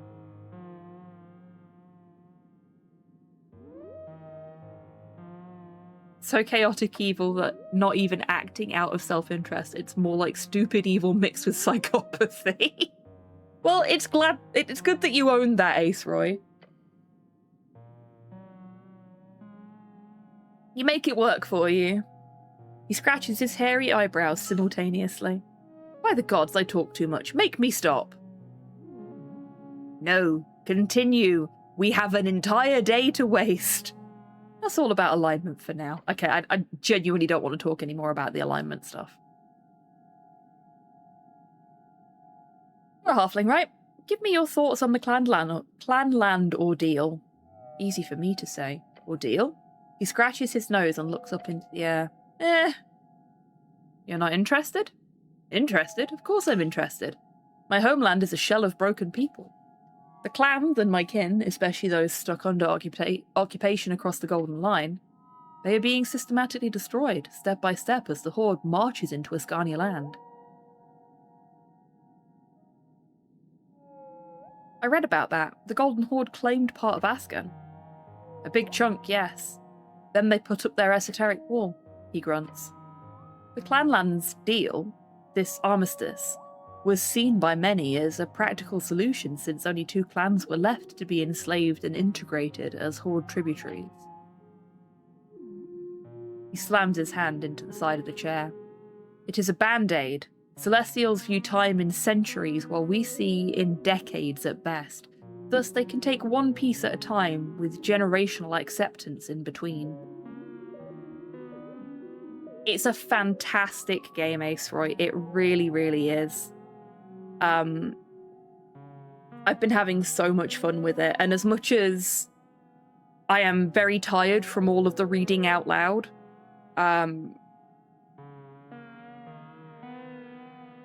everything is so well written, the characters are all great. There's so many different ways you can go about doing things. Like, we've got 3 different ways to actually progress the main plot, and I've unlocked all of them. I don't know if there's actually more than that, and I've only unlocked those 3, but the game gives you so many opportunities to just, like, yes, absolutely. And that's something that I've been saying since day one. This is D&D Disco Elysium. And I have Spies Disco Elysium for after this as well, potentially. Though I think I will probably play something that doesn't require quite so much reading. And then maybe we'll go on to Spies Disco Elysium. And when it comes out, because I backed it on Kickstarter, there's also Cyberpunk Disco Elysium. There's so many games that have been made off the back of Disco Elysium's popularity. Yeah, the spy one is also Zaatum. I'm genuinely a little bit unsure if I can say it's the same team as Disco Elysium because of everything that went off with Zaatum.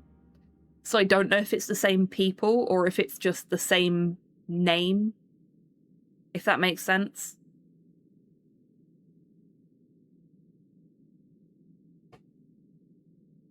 Because the Zaatum situation is just like a fucking mess. Same company, technically different team. Yeah, that's what I think is the situation with that one. But I don't know. But it looks really good, and I want to give it a go. I haven't bought it yet because it's like 30 fucking quid. But I will do eventually. Nearer the time.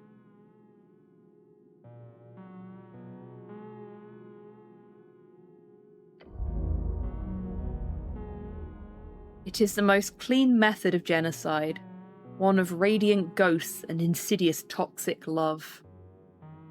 See, this is why I love talking to him. He's got such interesting perspectives on everything, and as much as I'm sure it wasn't completely intentional, there's so much of a mirror to things actually going on in the world right now. I think this was supposed to be sort of mirroring things that had happened in the past, and it's just ended up being very, very accurate to the present as well, which is a bit of a grim thought, I suppose. Did you live in the Clanlands? When the Golden Line was drawn? Yes. It's not that interesting, but I was on the western side when it happened. There wasn't enough food to go around, so I pulled some strings to smuggle myself east. It's a whole story. To be fair, the two go hand in hand since history repeats. Yep. We don't learn from it, we are bound to repeat it.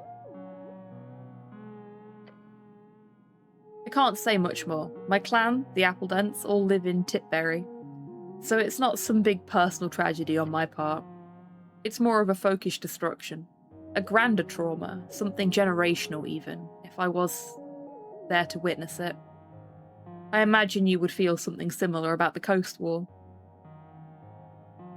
That's actually really interesting. You could write a book on that. I have. Can't get it published though. No one wants to deal with legal threats from the Horde. It's terrible.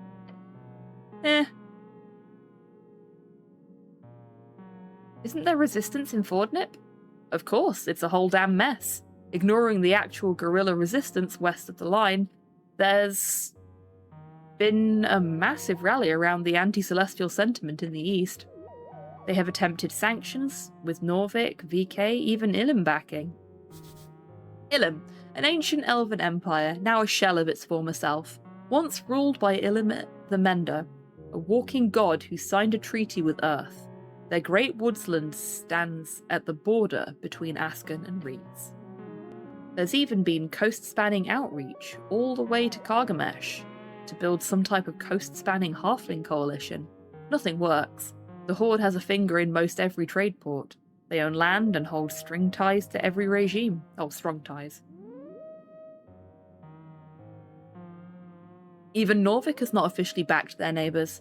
Without Earth and with Lady Fair not so existing, they are, as the kids say it, steamed. The kids do not say that. As you can imagine, the halfling population of the hills are not too happy about this, but what can they do? The hills. One of 3 unofficial districts in Norvik, basically the halfling district. Covered the hills. Get it? On the western side of the river. An Asgard victory might change things, but the Freest Riders are in the celestial pockets, as are the Patriarchs. So yes, there is resistance, but as of yet, there is no practical way out of this frog being boiled, I'm afraid. He's correct. The Golden Horde is performing impeccably in this geopolitical play. A great tragedy for this small folk to be crushed by a radiant fascist boot. You're right, Sol, they should be given as royalties.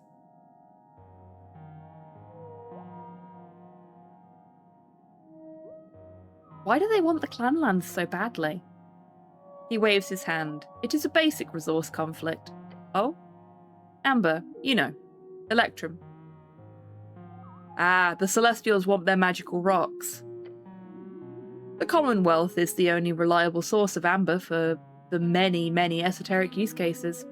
Spell storing, item crafting, consecration, esoteric attunement. It's an extremely useful material, a powerful one. So it is really no wonder the Horde wants to expand their golden line. If Norvik was more reliant on amber as a resource, I'm sure they too would convert those hills. But trading with the halflings does not seem so different from trading with the Horde, at least not today. Are the Celestials influential in Norvik? Yes. They have a lot of soft power, in trade mostly. The Horde ambassador is known to fling their contracts around like a devil in disguise, mostly to stop halfling-owned corporations from operating without major hassle. Any halfling would tell you the same. They luckily don't care for tiny clinics like my own, but he sniffs. They will not stop in the material realm. They must go into the psychic as well. What? The Golden Horde. Their annexation of land is just the final step. Before that comes many little crushings of thousands of thoughts and dreams and a tyranny of pure ideology. They shape perceptions to maintain control. Incredible evil, those poor halflings. What will happen to them? Tomorrow? Nothing. In a decade? Not much. Fordnip will still stand by the time I die. In 30 or 40 years. But by the end of this new era, my homeland will surely be eradicated. That is my estimation. That's so sad. That's all I wanted to ask. Okay, I'm going to pause for a minute and just have a drink, because this is a lot of reading.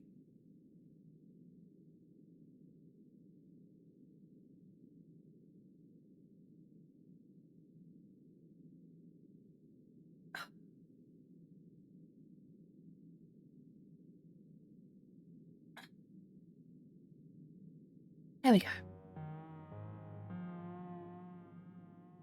Oh man, we've only used up 20 minutes with all this talking so far. I want to inquire about this folk spirit. And if you will, the origin of our stories. All stories? Yes, all of them. As sentient folk, we clearly have a base ability to come up with random ideas and turn them into emotionally resonant tales. Tales that explore the condition of life itself and make us feel many things. But an interesting thing happens if one were to study the core parts of these stories. That even we look at stories crafted in entirely different bands. Even if we look at, separate isolated tribes, or even in worlds outside Yore itself, there's overlap. Ah, I see where we're going with this. This is Thumbelina and Kageyahime. So I'll go back to the reading in a minute, but there is a surprising amount of overlap between folklore in different regions of the world. So the story of Kageyahime, or some people might know it as the bamboo cutter, the tale of the bamboo cutter, is a Chinese story, Japanese story, depending on which version of it you're looking at. Obviously, Kageyahime is the Japanese version and is the more recognized one because of Studio Ghibli doing The Tale of Princess Kaguya. Couple wish for a child because they've not been able to have one. Bamboo cutter goes out into the forest to cut bamboo one day and finds a tiny little girl inside of a bamboo stalk. They take her home, raise her as their own. He finds more things within the bamboo, treasure, that kind of thing. So she's given this very lavish lifestyle, and she ends up becoming a princess, as the title suggests. But then you've got Thumbelina, complete opposite side of the world. Couple who wish for a child because they've been unable to have one. Find one. I think Thumbelina's generally said to have been found inside of a flower. Remember rightly? It's been a long, long time since I read Thumbelina. She doesn't grow into a normal, like, full-sized human being. She stays tiny. But the start point for those stories is very, very similar, despite them being from opposite ends of the world. And the sort of progression of the stories has similarities as well. So Thumbelina ends up becoming ostensibly a princess in the Fey realm. Kageyahime becomes a princess, but then eventually goes back to join her birth family on the moon because she's from the moon. But there's a lot of things like that throughout folklore. We can also see it in things like tales about vampires that have sprung up across the globe. As much as there are some distinct differences in certain regions, depictions of vampires or other cryptids as well, there is a lot of similarities, and those have sprung up without there being any means of communicating between those regions at the time. So it's very, very interesting, all that stuff. It's one of the many reasons that I absolutely adore folklore and cryptozoology, because it's part of how we as a species tell stories to each other and how we communicate with each other and how we connect. And I find it really fascinating that we have such similarities in the stories we tell, even when we've not been able to share those stories with the people that are coming up with the similar ideas. So it's not imitation, it's spontaneous parallel storytelling. It's really cool. Anyway, back to the game.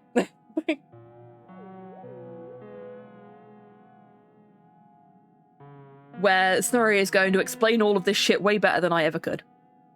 And in a fantasy setting. Humans who live in the remote mountains of Yim have the same repeated tropes in their foundational myths as humans in Reeds. Same for halflings. The Stormbloods of Gargamesh have the same variations as many people in Fordnip, despite being separated in esoteric evolution by at least 10 millennia. It's as if every folk is haunted by a spirit, like an unconscious collective dream of concepts and ideas that follow us. We are absolutely talking to halfling Carl Jung. This is the best day ever. I thought they were doing the whole Carl Jung thing before when we were talking to him, but I was thinking more about his super racist predecessor. And yeah. But no, he's talking about the collective conscious. This is exactly my bread and fucking butter. I love this shit. And this is part of why when I did my degree, I ended up writing my thesis on cybercriminology specifically and cyber psychology within that. Because it had to be criminology related. I couldn't just do like straight cyber psychology for it.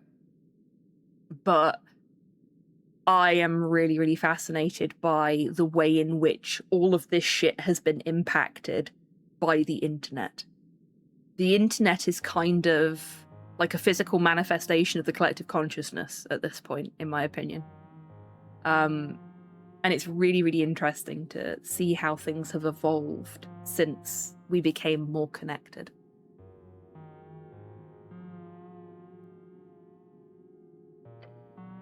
Even when those separate folk originate from entirely different worlds. Could you imagine? Two folk arrive through two separate gates of yore. They are alien to one another, culturally, spiritually, biologically, yet they share those core myths. That is what I'm studying. I love this guy so much. That's very interesting. Please don't let him rant anymore. Isn't it? I'm sorry, Charisma, but I love this shit, so you're gonna have to shut up and listen. Also, we have hours to kill. Snorri's got like 10 times cooler. I know, right?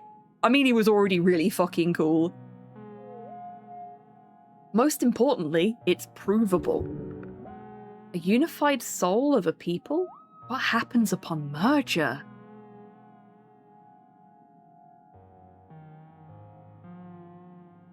How is it provable? Reproducibility, analysis. Cultures and folk who had no contact with one another, even originating from different worlds, both have the same core myths. Narrative traits, archetypes, repeated tropes.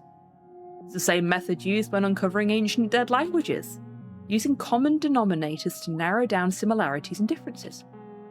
He adjusts his mustache. Now, there hasn't been that much reproducibility yet from my peers. I'm still working on getting other scholars in on this topic. Is there a folk spirit that's better than the others? Better means nothing.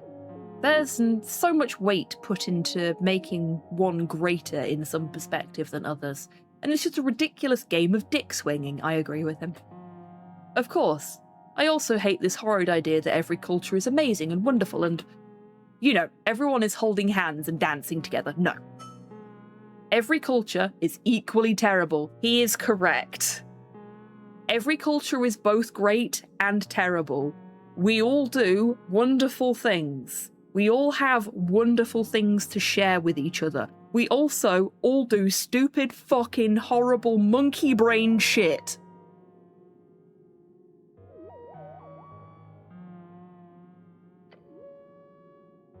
But they are all specialized. These symbols we produce are clothed in meaning based on lived experience. A human living in the frozen tundra will derive and require much different practical uses of those core myths than a man living in the harsh deserts, yet each folk type has its own fundamental traits that these symbols represent. That's very interesting. It's a lot of junk with some nuggets of gold, that much I will say. And what happens when two folk types merge? Yes. He lifts a finger. Clue.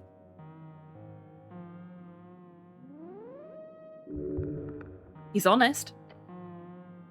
It is even harder to pinpoint due to the nature of merging cultures. In cases like humans and dwarves here in Norvik, there's more data, but not enough to say anything of note. But it seems to me like the folk spirit remains pure in a sense, in one direction or the other. For example, humans can obviously reproduce with dwarves, but the offspring is always aesthetically and biologically speaking very human, which does not make sense biologically. We are scientifically speaking different species. Dogs do not breed with cats, do they? The same effect can be seen in most functional folk mixed breeding. Logically, it should not be. Evolutionary adaptation dictates the creation of a mixture, not a one-sided creature. So it is theorized to be some type of powerful esoteric effect that allows this reproduction to take place. In the scholarly community, we call it the OSO effect, one-sided offspring.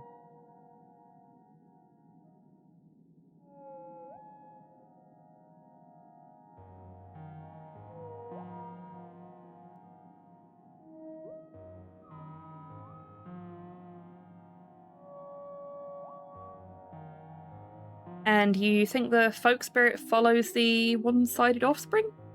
Maybe. I have not done enough work to say anything for sure. Nor have I been peer-reviewed. Nor am I a very sane or stable individual. At least he's honest. He grins. I think I understand now. The goblin crosses his arms ready to hear your comment. The halfling scholar leans back in his armchair.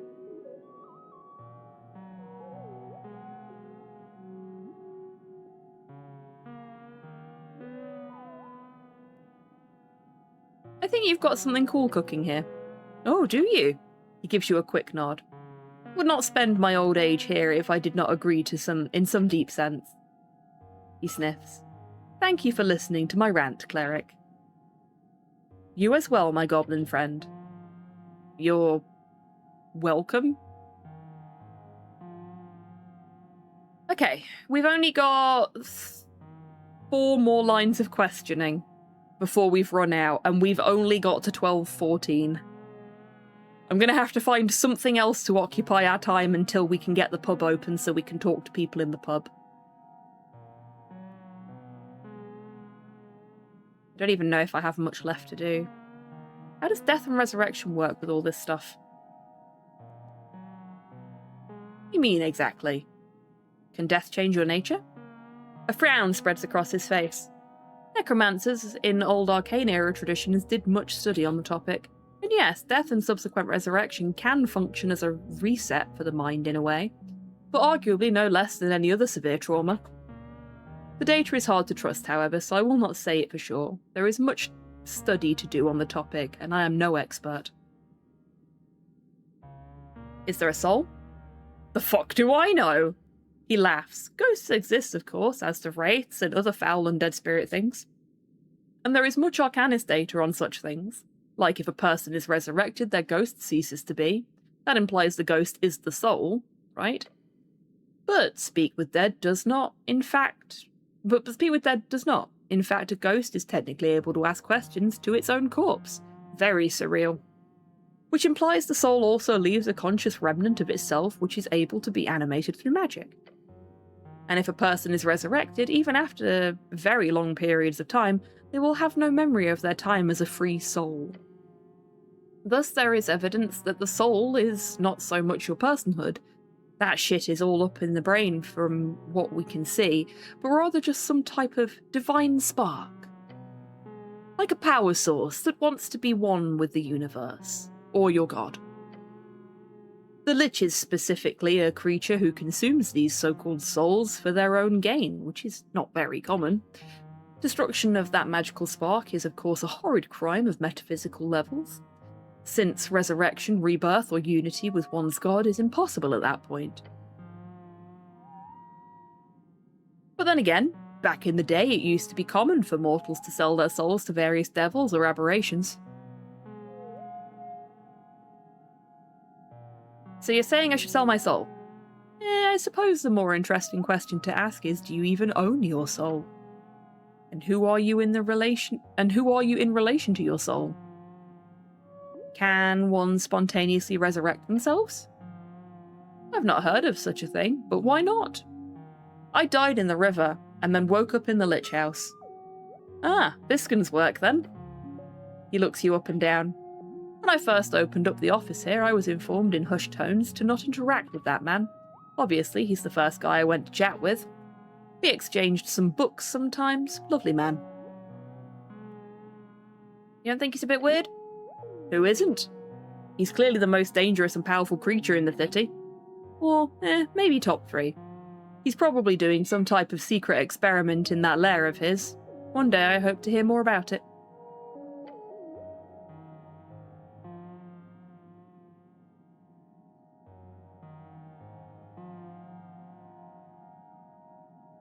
use magic in your mind healing.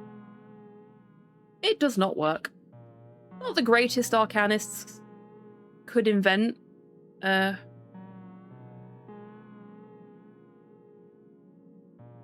think that's supposed to be not even. Not even the greatest arcanists could invent a spell capable of fixing mental unwellness. If you happen to find a cure mind spell, you would make a fucking fortune casting it on rich people around the coast. Although, just the thought of such magic gives me a sort of ontological nightmare. What does it mean to have a cured mind? Did Dior, or some outside god, at some point decide what constitutes a wound of the mind? In the same way suffering is used to heal wounds of the physical? Pain equals negativity. That is universal. The universal indicator of the negative? Yes. When you heal a person, magic itself targets the source of pain as a sort of bullseye for reverting any harm, no matter the source or specific biology of the person. But what if one suffers from night terrors caused by some horrors of the past? Should a mind heal spell remove your ability to have night terrors, or should it remove their traumatic source from your memory, or simply lessen your mental ability of neuroticism? Could the latter lead to a society without neurotic people? Would that also dampen other fears? What would you all consider to be a good level of negative thoughts? Sends my mind spinning.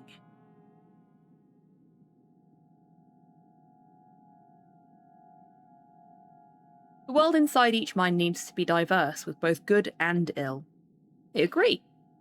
The most neurotic people might be somewhat tortured, yes, but they are also some of our greatest thinkers and philosophers, perhaps even partially due to that internal pain. The halfling leans back in the chair. No, the mind requires another method, one I and many others are attempting to untangle. We will see if any of us are even remotely successful in this brain bullshit.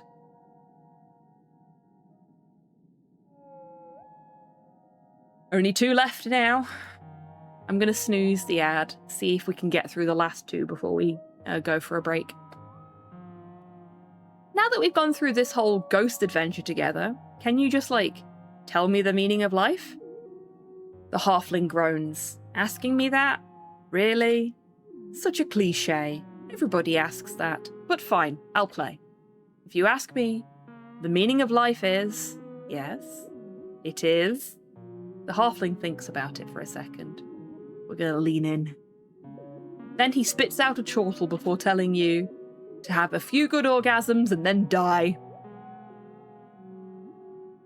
I like you, Snarry. I like you. You've got your priorities straight.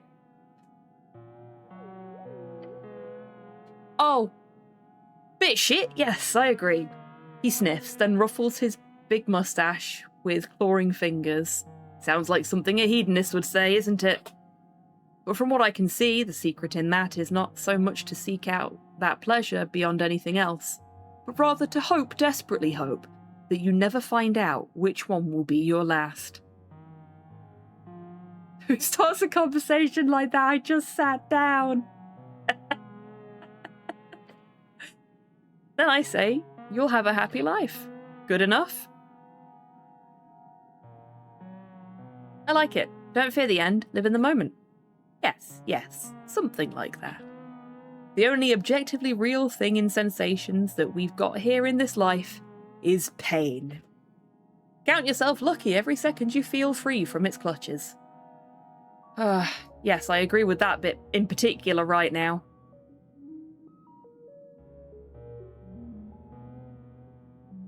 Because I know when I stand up for this next break, I am going to be stiff and very fucking sore.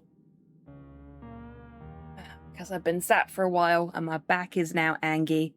I can't feel it at the moment because I'm sat, but as soon as I stand up, my entire spine is just going to be like, oh God!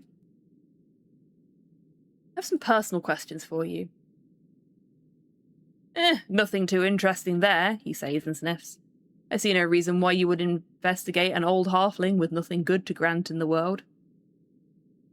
You seem interesting enough. Kind of you, but you are wrong. My work is the only thing that is interesting, I assure you. Fine, keep your secrets, old man. That's all for now. Thank you. So, that whittled away 30 in-game minutes.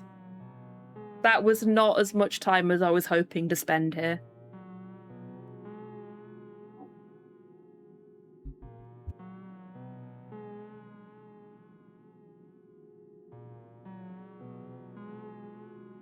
I'm so sneezy today.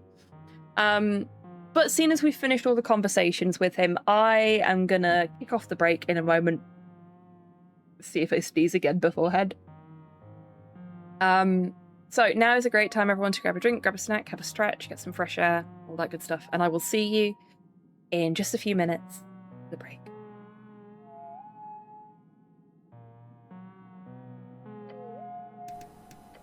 Yeah, I'm gonna not.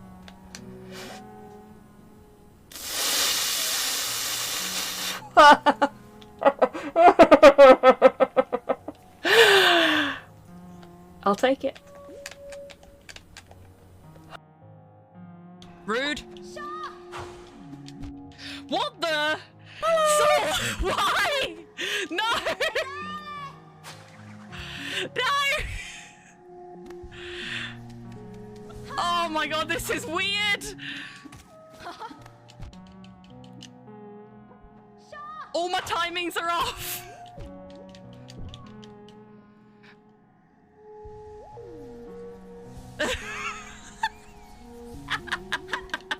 You fiend! You scoundrel! Oh, I think it's going back to normal. Is it? No. No, it's not.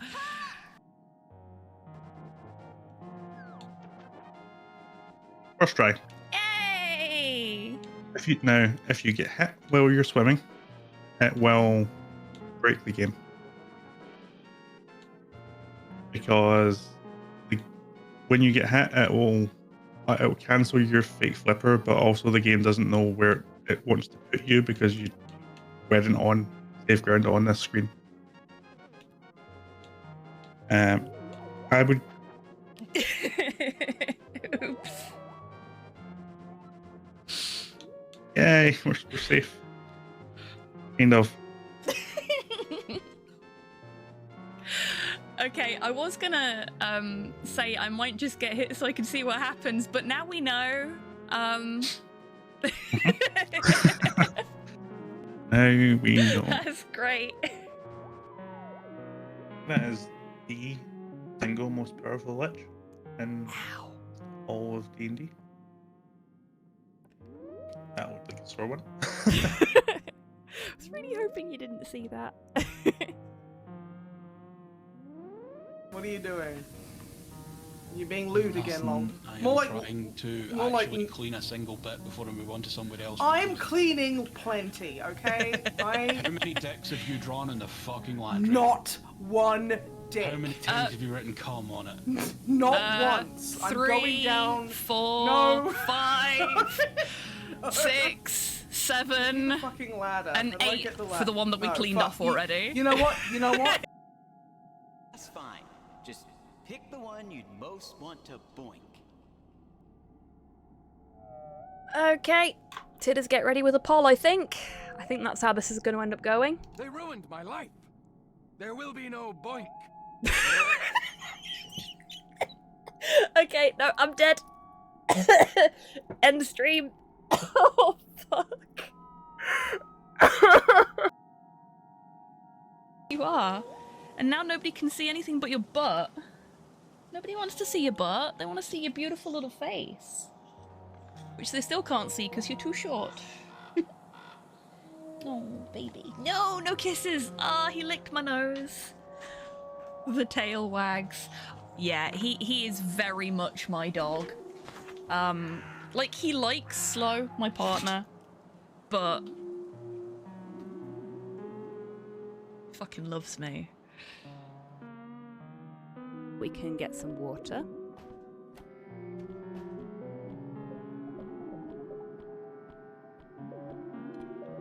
Fuck. I put the bear trap down and then stepped in it.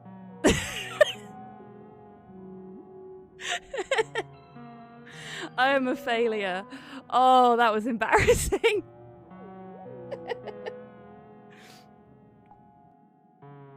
I will be reading This Be the Verse by Philip Larkin.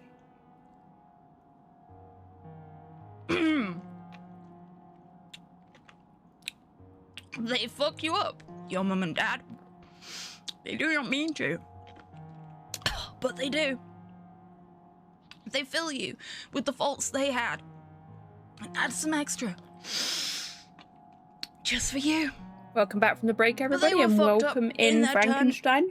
I hope you're It all falls in old feeling style refreshed hat and that coach, Frankenstein is doing well today. I am just who half the time finishing off a Werther's This original hockey's that I put done. in my mouth during the break.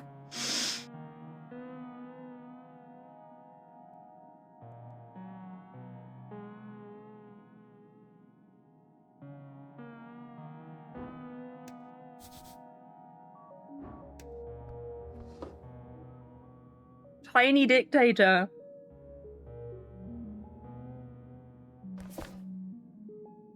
That's mine now.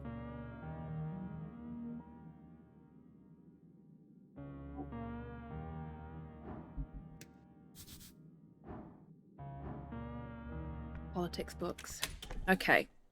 So let's see if we can find the source of the copper press.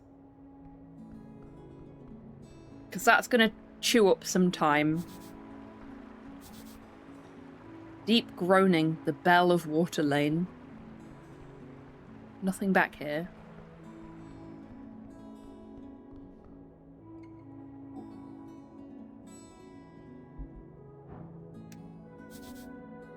Right on the door says opens at sundown. We can't talk to the bookshop owner.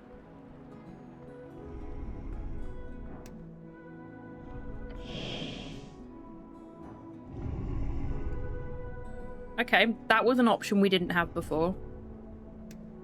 Let's also cast Speak with Animals.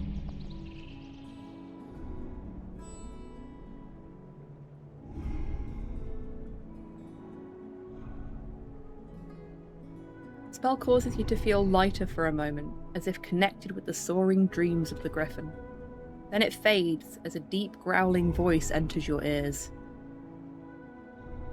Oh, okay, we don't need to do the wisdom check, because we cast Speak with Animals. You foolish biped. The griffin gets up from its slumber with a dark groan. Ugh. How many times must I make it clear? I require rest, or do you wish to taste my steel? I apologize, O great griffin. He scoffs. You think me weak to flattery, eh? The beast spreads its wings.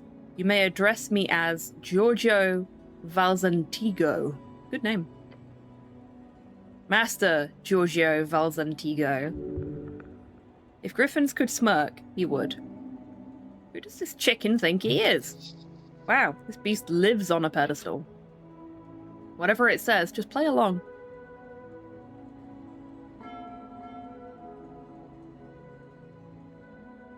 Greetings, Master. Thank you for getting out of the way. You're welcome, biped. Now, I am in a good mood after my nap. Go ahead. Ask me whatever inane questions you might have. How'd you get that name, Giorgio? My father was Tislamiegi, Valzantigo of House Valzantigo. We are bred to be perfect. The griffin growls, leaning his beak in towards your face. Interesting. This griffin must be one of the Vetadire, typical racing breed. Vetadire, a minor but wealthy gnomish settlement east of Norvik. They breed racing griffins, who mainly journey to sea during game season. Many journey to sea during game season. It is built into the side of a dormant volcano, yet it is small. Its small fertile valley is free of the curse of the burned coast. As you can probably tell, we're getting to that point in the stream where I am starting to struggle with the reading. I see. So you originate from Vetadire. That is correct. Of course, you've heard of my home kingdom. VDR is the greatest city on the coast. The gnomes who live there have served my lineage for over a century and a half. Once I finish this obligation in the west, I will return to rule my house once more. Soon enough. Soon enough. Why do you call me biped? Why? For that is what you are. Two-legged, featherless biped. Do you disagree? Get ready to argue about your identity as a person. No, that's factually correct. It is biped.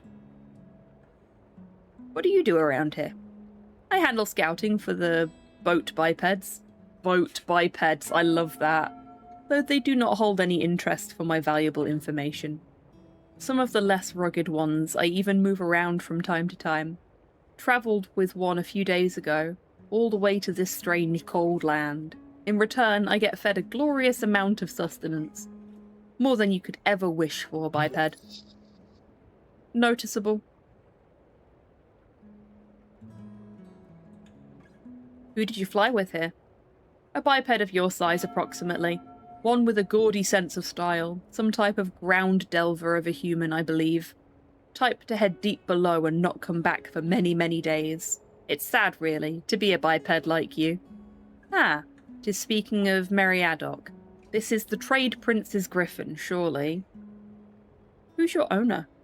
Psst. I have no owners, you foolish thing.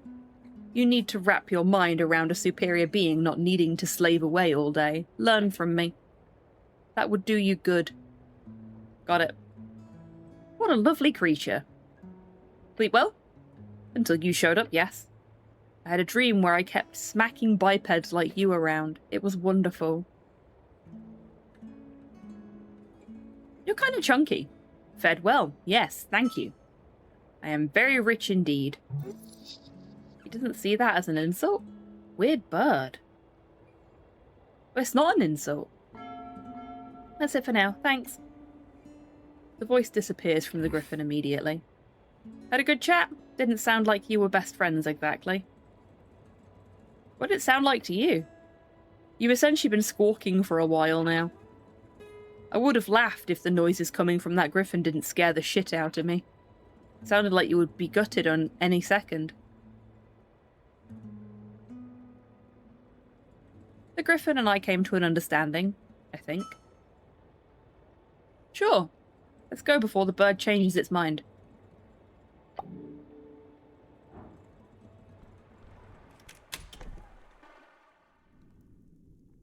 Speaking of the bird, where did the other bird go?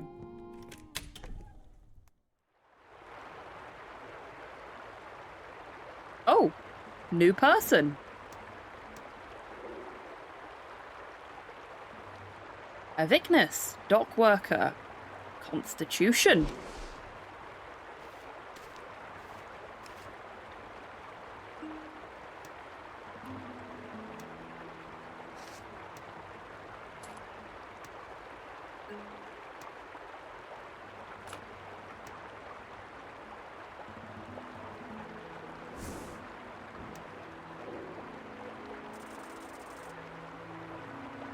That was kind of pathetic.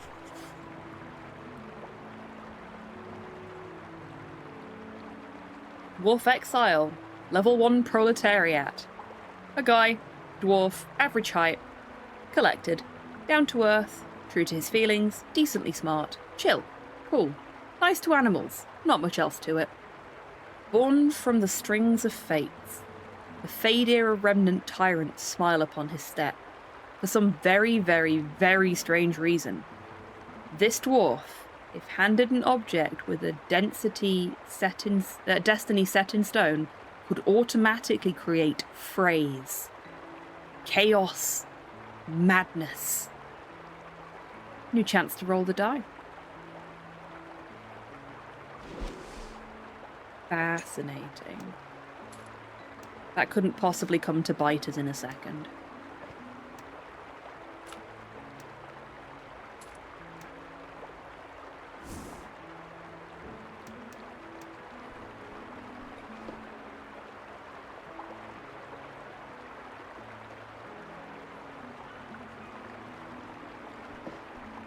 I'm not going to steal his money. Wow. I'm tempted, but I'm not going to. Hey, man. Along the docks, you see a bustling of humans and dwarves, cargo moving about, among hard, salty waves hitting the pier. The grand part of Waterlane. You see only a glimpse of the dockyard from here. This is where the business happens. So this is the quiet side. Looking across the span, you see most ships are docked on the west wall, or Water Lane West, or whatever they call it these days. On the edge behind the Free Strider HQ, a number of workers are hanging about, drinking and talking. One of them, a long-haired dwarf with droopy eyes, throws you a cool head nod. You look like a cleric. Hello, yes, I'm the cleric. I thought that I'd be clear by now. By now? I've never met you before, man. It is pretty obvious. Alright. I mean, who else would dress like this? The goblin gestures towards you in your outfit. True, I guess. What's up? Nothing much. Work is over for some starting for others. Like a tidal wave hitting the shore, you know? Like a never-ending search for capital. What's your story? My story, man? Yeah, tell me. Whoa! That's a fucking wall of text. Not that interesting. I just did like what most exiles did. As the VK got all stale and no one could find a job, we moved downriver. Earth was really cool back in the day with all that stuff. My dad took me and my sister all the way down. We worked on the GSP, you know?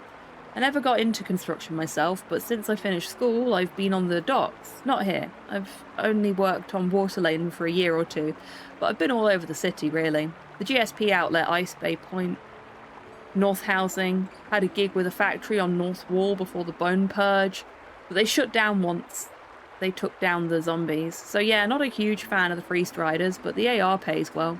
Nice folks too. Beyond that, I'm looking for a wife at the moment. I had my eyes on this gal who lived in the hills last year, but she liked my friend Jag more.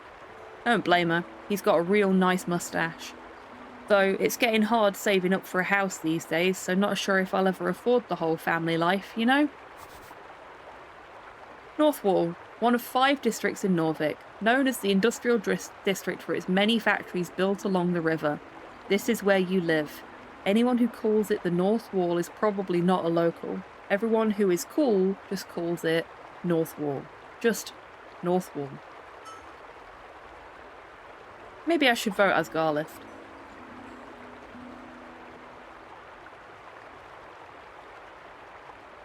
Or just nod.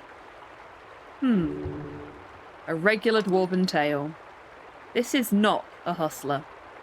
Thanks for asking. Clerics don't usually act all nice and kindly, you know? He goes in for a fist bump. You have been chosen. Do it. Hells yeah. You hear Snell audibly yawn behind you. Goodbye, citizen. I'm really sad that I flubbed the behold roll.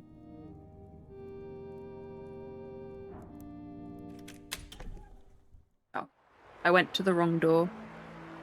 We need the warehouse door, which is this away.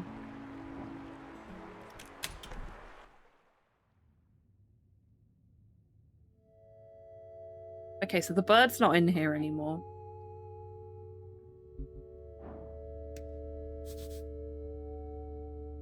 Bunch of coins hidden inside this grain sack. But if there is, why can't I get them?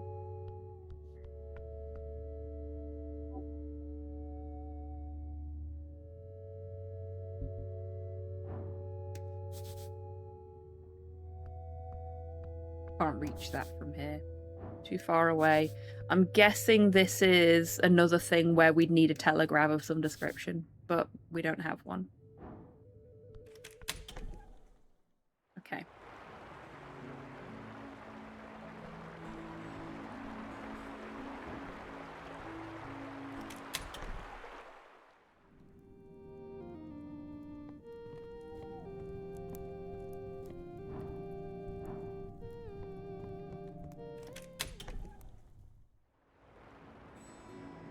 Yeah, there's no hut up here.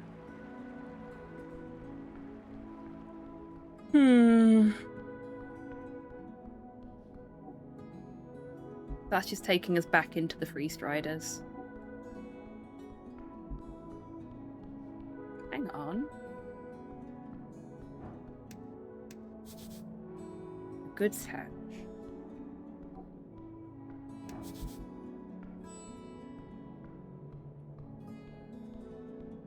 How do I get in there?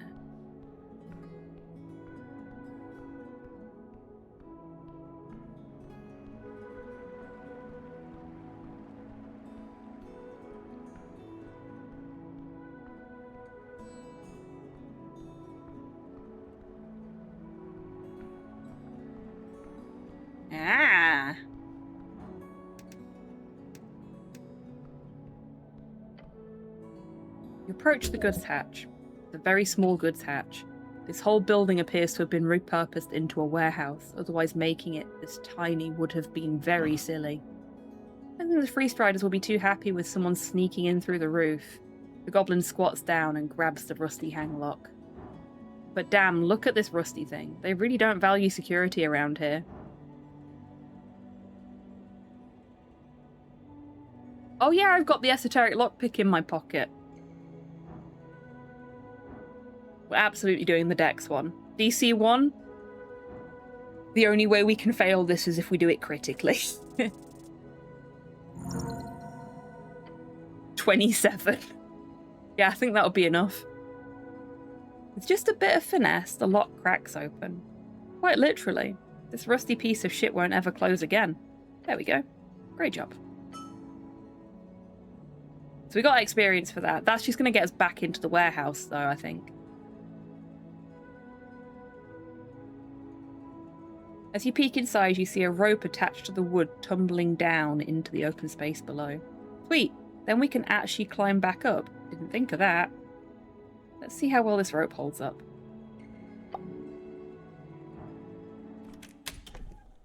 Does this just get us back in? Yeah.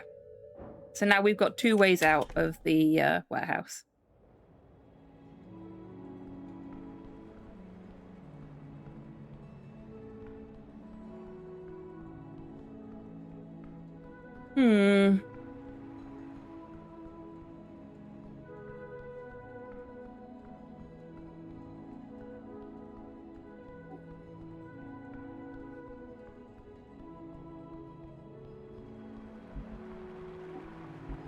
I'm running out of things I can interact with that I haven't already interacted with, because this is the shrine.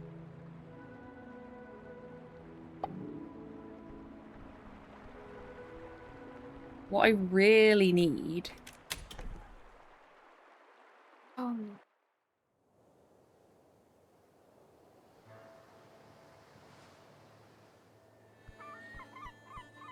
to be able to detect a secret somewhere.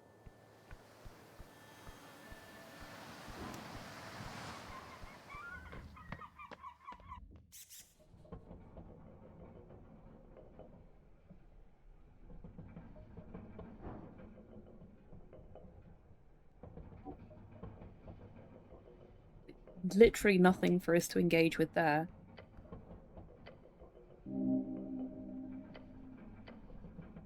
This just brings us back out where we were before.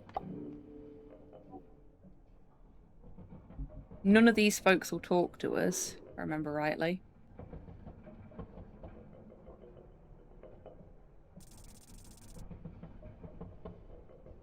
Oh, that's another one cleaned out. No, he won't. In the direst of times, this kid will be the first one to lean upon his brothers. He's learned to eat that ego of his when he has to. That's good. A man is made by the toil of his peers. Nothing more, nothing less. Oops. That one's already done.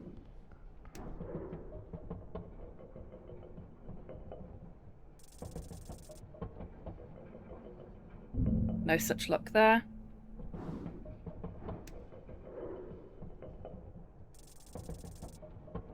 Yeah, I was going to say this one should be easy, but we got a nat 20 as well.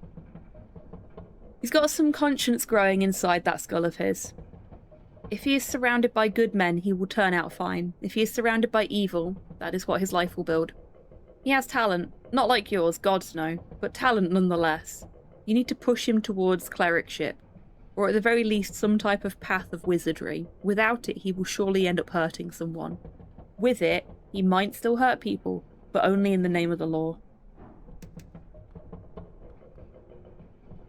Lord Cleric? The boys greet you with a hesitant collective grunt and mumble. Oh! The kid mouths and glares at you. He's terrified. What are you doing here? My question. You boys loitering here or what? Loitering? It's a meeting. An important meeting. Could you leave? No. You see him nervously glance to his friends who sit quietly attempting to not meet your gaze. It's just... Look, you really screwed us over on Water Lane. We'd worked hard to put a stop to that illegal newspaper. For the city, your organisation is equally illegal, or at least equally in the grey zone. Well, I disagree. We're just a political club. They're a newspaper without a licence. A club called the Resistance? Norvikian Resistance, and yes. Now look, we're going to start the meeting. Don't interrupt. He glares at Snell for a second. Alright, Norvikian Resistance members, thank you for attending today's meeting. Important meeting. Shut up, Goblin, says the lanky kid and sparks a tiny fire from his hands. He laughs. You think you look cool doing that? Damn child. The magic boy clears his throat. Esoteric Initiate Earth Nissa here.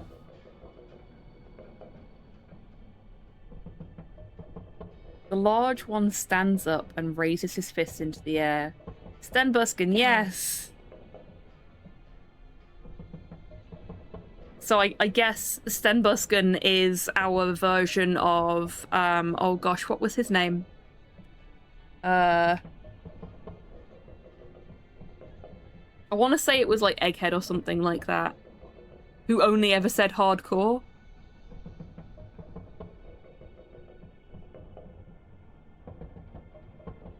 Don't shout, the quiet kid mutters. I'm here.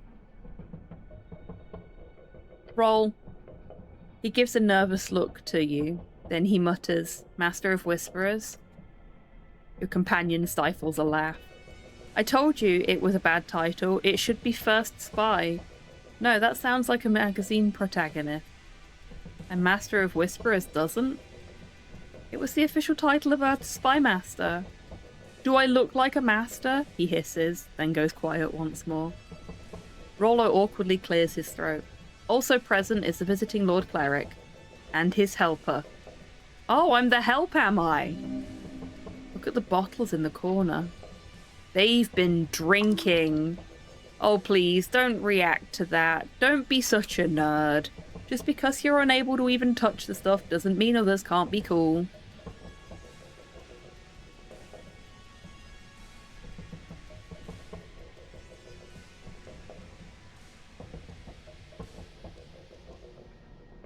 You boys haven't been drinking, have you?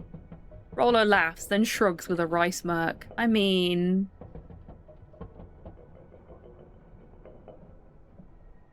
Drinking is extremely unlawful behaviour. What? No, it's not. But his eyes say, isn't it? No, it's not. Snell, shut up! I'm trying to frighten the kids. Sten starts looking around, looking... Fort Vivlad. Nis gives him a mean look. Scare them. Honourably. Straight. It's strictly prohibited for Earthguard to drink. We're not Earthguard. Not yet. Rollo holds up his hand and mumbles, Look, we're not drinking. We're here on serious business. Yeah, Sten exclaims. We couldn't afford to anyhow. Shut up, Sten. Your companion rubs his temples. You're the best help, Snell. Don't you worry. Thank you, Cleric, he says with a tired expression. I think Slow's home from the shops. Yep, Slow's home from the shops. You guys seem organised enough. Thank you. We've worked really hard to help out before the election. We're just one small offshoot here in Tolstad, but there are tons of members of the Norvikian Resistance around the city. It's a big political movement. He gives the three other kids a nervous look. I mean, we're getting there. He claps his fist to his chest. Meeting begins. The large boy cheers. Sweet! When do we go home? Home? No, There's not that much to talk about, right? Yeah, my dad doesn't like it when I stay out like this. Come on, you guys. The election is just around the freaking corner. He says freaking instead of fuck as habit. To not upset his sensitive parents. And I've got a mission. Big mission. Like, actually. I'm gonna let him babble. I've received word from our contact, you know, the short guy with the weird beard. They have a fixer.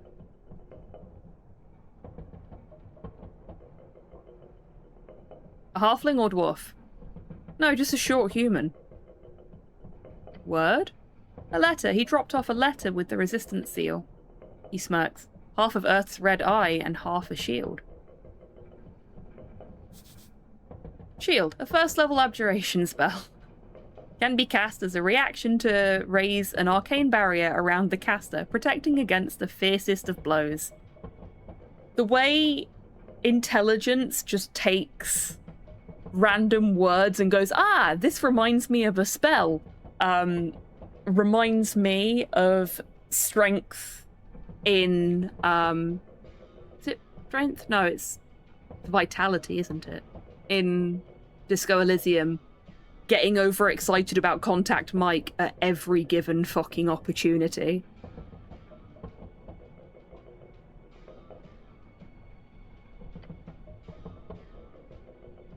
It's really cool.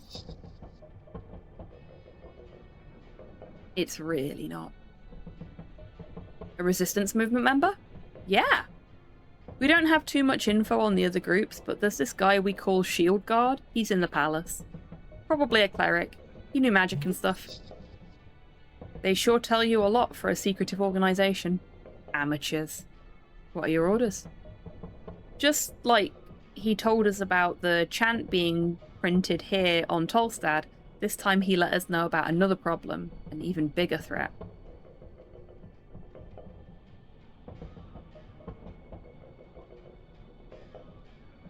Lover's pox? What? No! Capitalism? No, well, kind of. Racism? No. Although hatred against humans is a big issue. The disillusionment of the youth? No. Gender inequity? No. The lack of religious fervor in the populace? No, but also yeah, but no.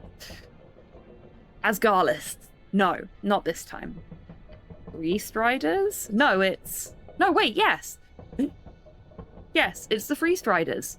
I knew it. He told me that the Ascani Reeds Trade Company, that's a Free Strider company, they apparently have some very important documents hidden in their offices on Waterlane.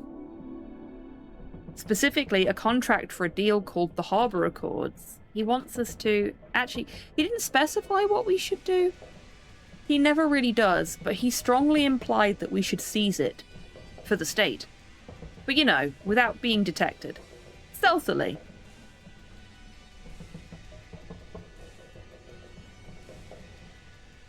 He wants you to steal from a Free Strider company. He wants us to seize it. Stealthily, he repeats. We already know about this because we talked to the Free Striders about it, so I'm going to carry on. Actually, no, I'm going to ask about the building first. What do you know about the building? I heard it's guarded pretty heavily. They've got a hippogriff on the roof. Griffin. It's a griffin. Griffin is the common spelling in Norvik, although griffin, griffon, and griffon can appear in various places across Dimenorian lands. Whatever.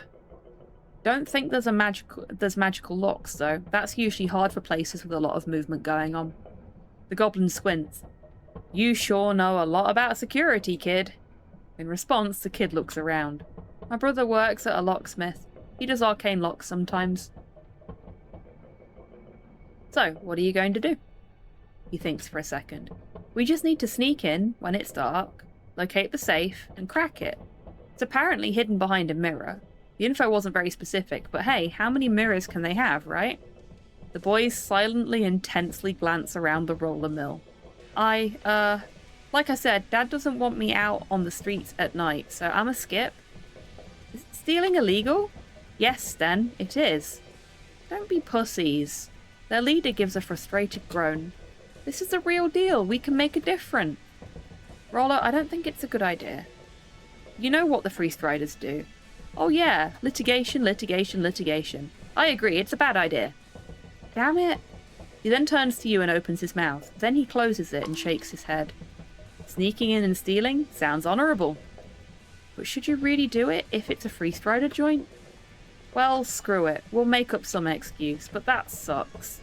Unless, he says, and gestures towards you, unless the cleric here wants to do it, then yeah, sure, we'll skip.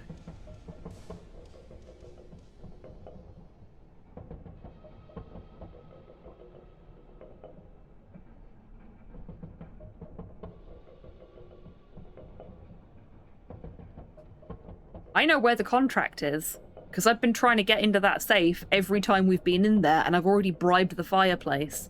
I was genuinely hoping that I could get these kids in trouble, scare them straight.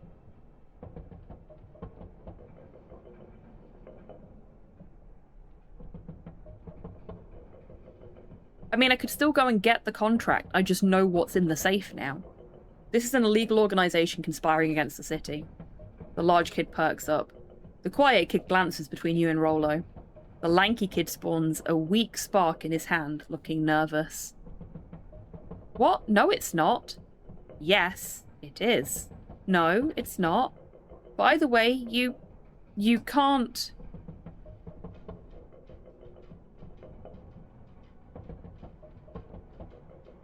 Do I want to fight a bunch of, fascist-leaning teenagers? Kinda. You're leaving, one way or another. Makers.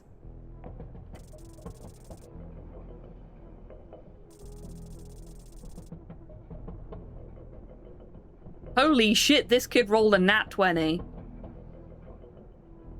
The big kid mutters as he gets up from his seat. We're doing this? A flame lights up in his hand. Weak magic, but still dangerous. You can't tell us what to do? The big one takes a step forward and gives you a shove. No reason to cast Prayer of Healing on myself when I just took 15 hits. His light shove is enough to push the air out of your lungs. Gods beware. The boy is made of iron. Your head held high, looking down at these brash younglings. They will hear you.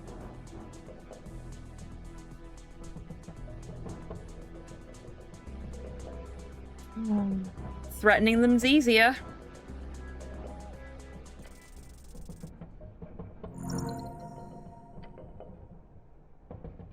A step towards the blonde kid. I'll grab his neck. What are you? Dumbass. He stares at you wide-eyed. You'll all end up in the dungeon if you keep this bullshit up. Okay. Good. Now. You have their attention. The four boys all look at you, fear and a bit of respect in their bulging eyes. Do it. Guide them to the future.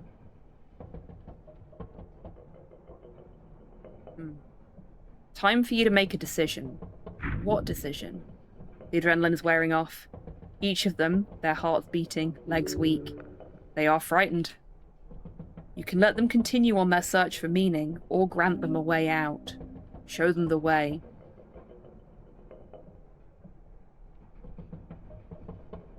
I'll write you a recommendation each. Go join the Earth Guard. What? The lanky kid gasps for air. Yeah, what? Go serve your city, Rollo, from within. That's the best way to create change. With my recommendation, you've got a foot in the door. What? The blonde kid looks at you with confused, darting eyes. It has not sunk in yet. Yeah, you'd get fast-tracked into training. The kid starts muttering to himself. Intense fear suddenly washes over him. But that's... We're going to point at the kid who keeps casting cantrips. And you could be a cleric one day. The lanky boy begins to speak, but stops himself. He realizes you are correct, and he appears frightened over the possibility. I'm going to take out some paper and write an official recommendation for each of them. They look stunned as you hand over the papers to them.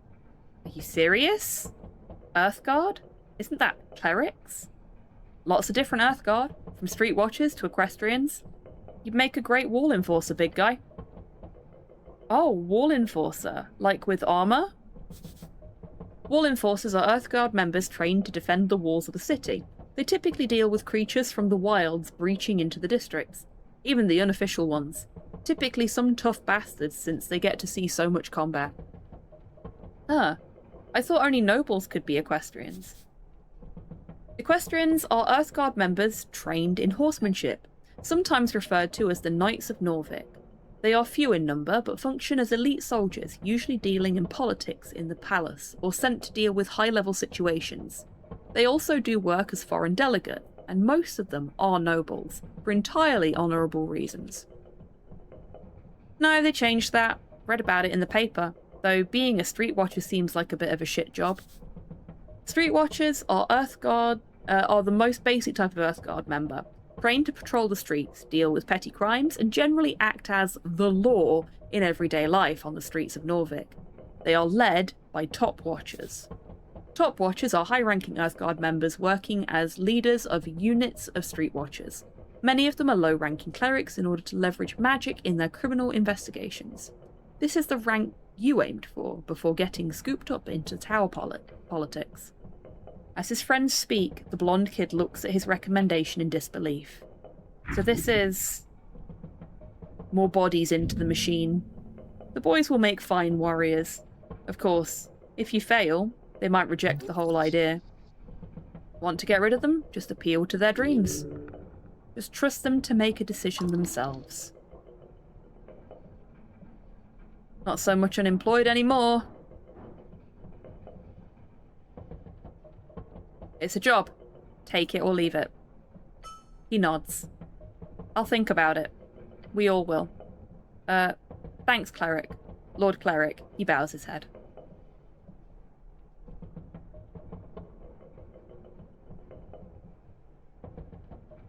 I have some questions about the tea shop. Sure, hit me. All of you, I need the truth. We'll tell you anything we know. Yeah. The quiet kid nods. Where were you on the day of the explosion? I was home.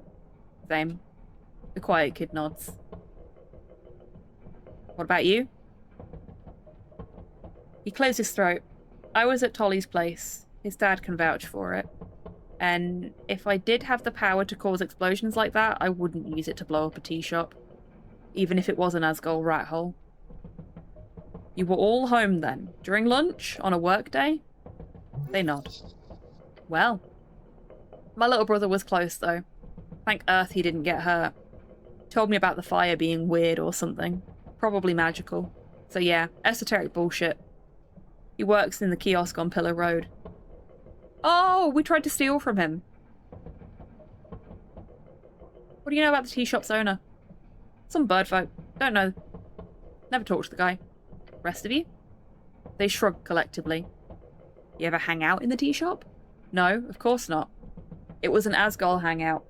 Medissa was there a lot, from what I understand. Bet she knows a lot about it. That's all for now.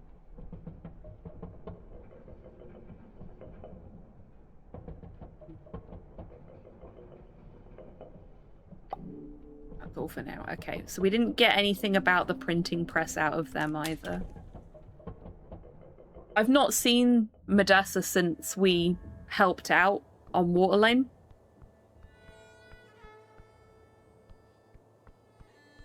So I don't know if we can actually complete that bit.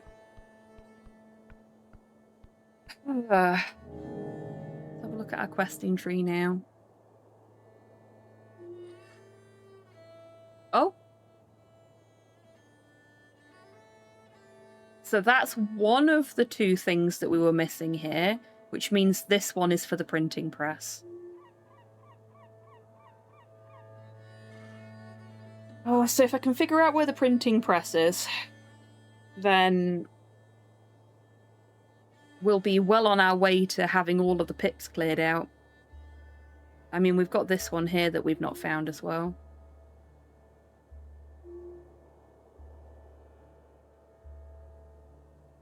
Looks like we don't have any more feats to cogitate on. And considering the time, I think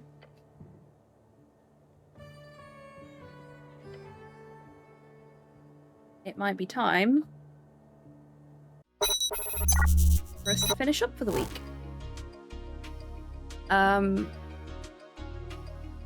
So, massive thank you everyone for hanging out today. Again, having a lot of fun with Esoteric Ebb.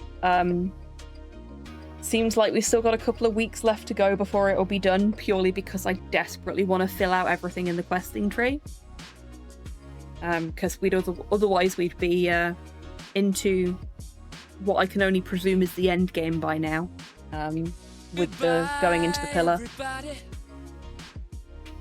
You're most welcome, Rocket. Thank you for being here. We're still operating on just the weekend schedule, and any streams that I manage to do during the week being bonus content, particularly with my back being bad at the moment. Things are starting to settle a little bit more at work, so I'm hoping that might change soon, but who knows? Who knows? I just need to get myself into a better place, like, health-wise, and rebalance everything now that the dogs are more settled. And then maybe I can finally start getting back to the schedule that I actually really enjoy having for the streams. It's hard doing, like, even part-time streaming and a full-time job at the same time, as well as having, like, life things to worry about, as I'm sure you all understand. But I do really love doing this, so I do want to do more of it. If I could live safely on just money from streaming, then I absolutely fucking would, but I can't.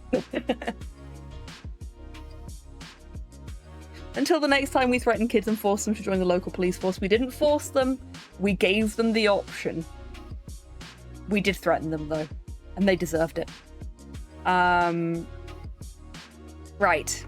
I need to find somebody to send you folks over to. Let's have a look who's live.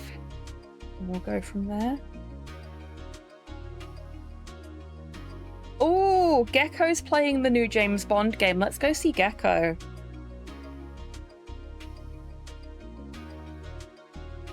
So we're going to go see Gecko the dev, who is the dev of Orgienizer, which is a community favourite on this channel. So please do be nice to Gecko, and if you're not already following, please drop them a follow.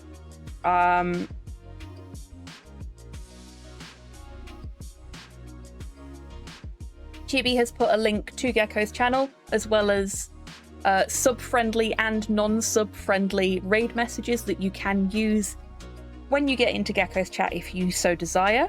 Yeah.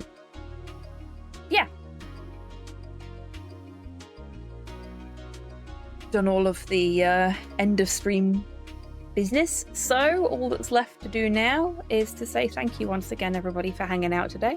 It's been lovely to see you all. Hopefully I'll see you next weekend, if not before. But until I do see you next, I want you lovely folks to take care of yourselves, take care of each other, wash your fucking esoteric gauntlets, and have a wonderful rest of your weekend, however you're spending it. Now,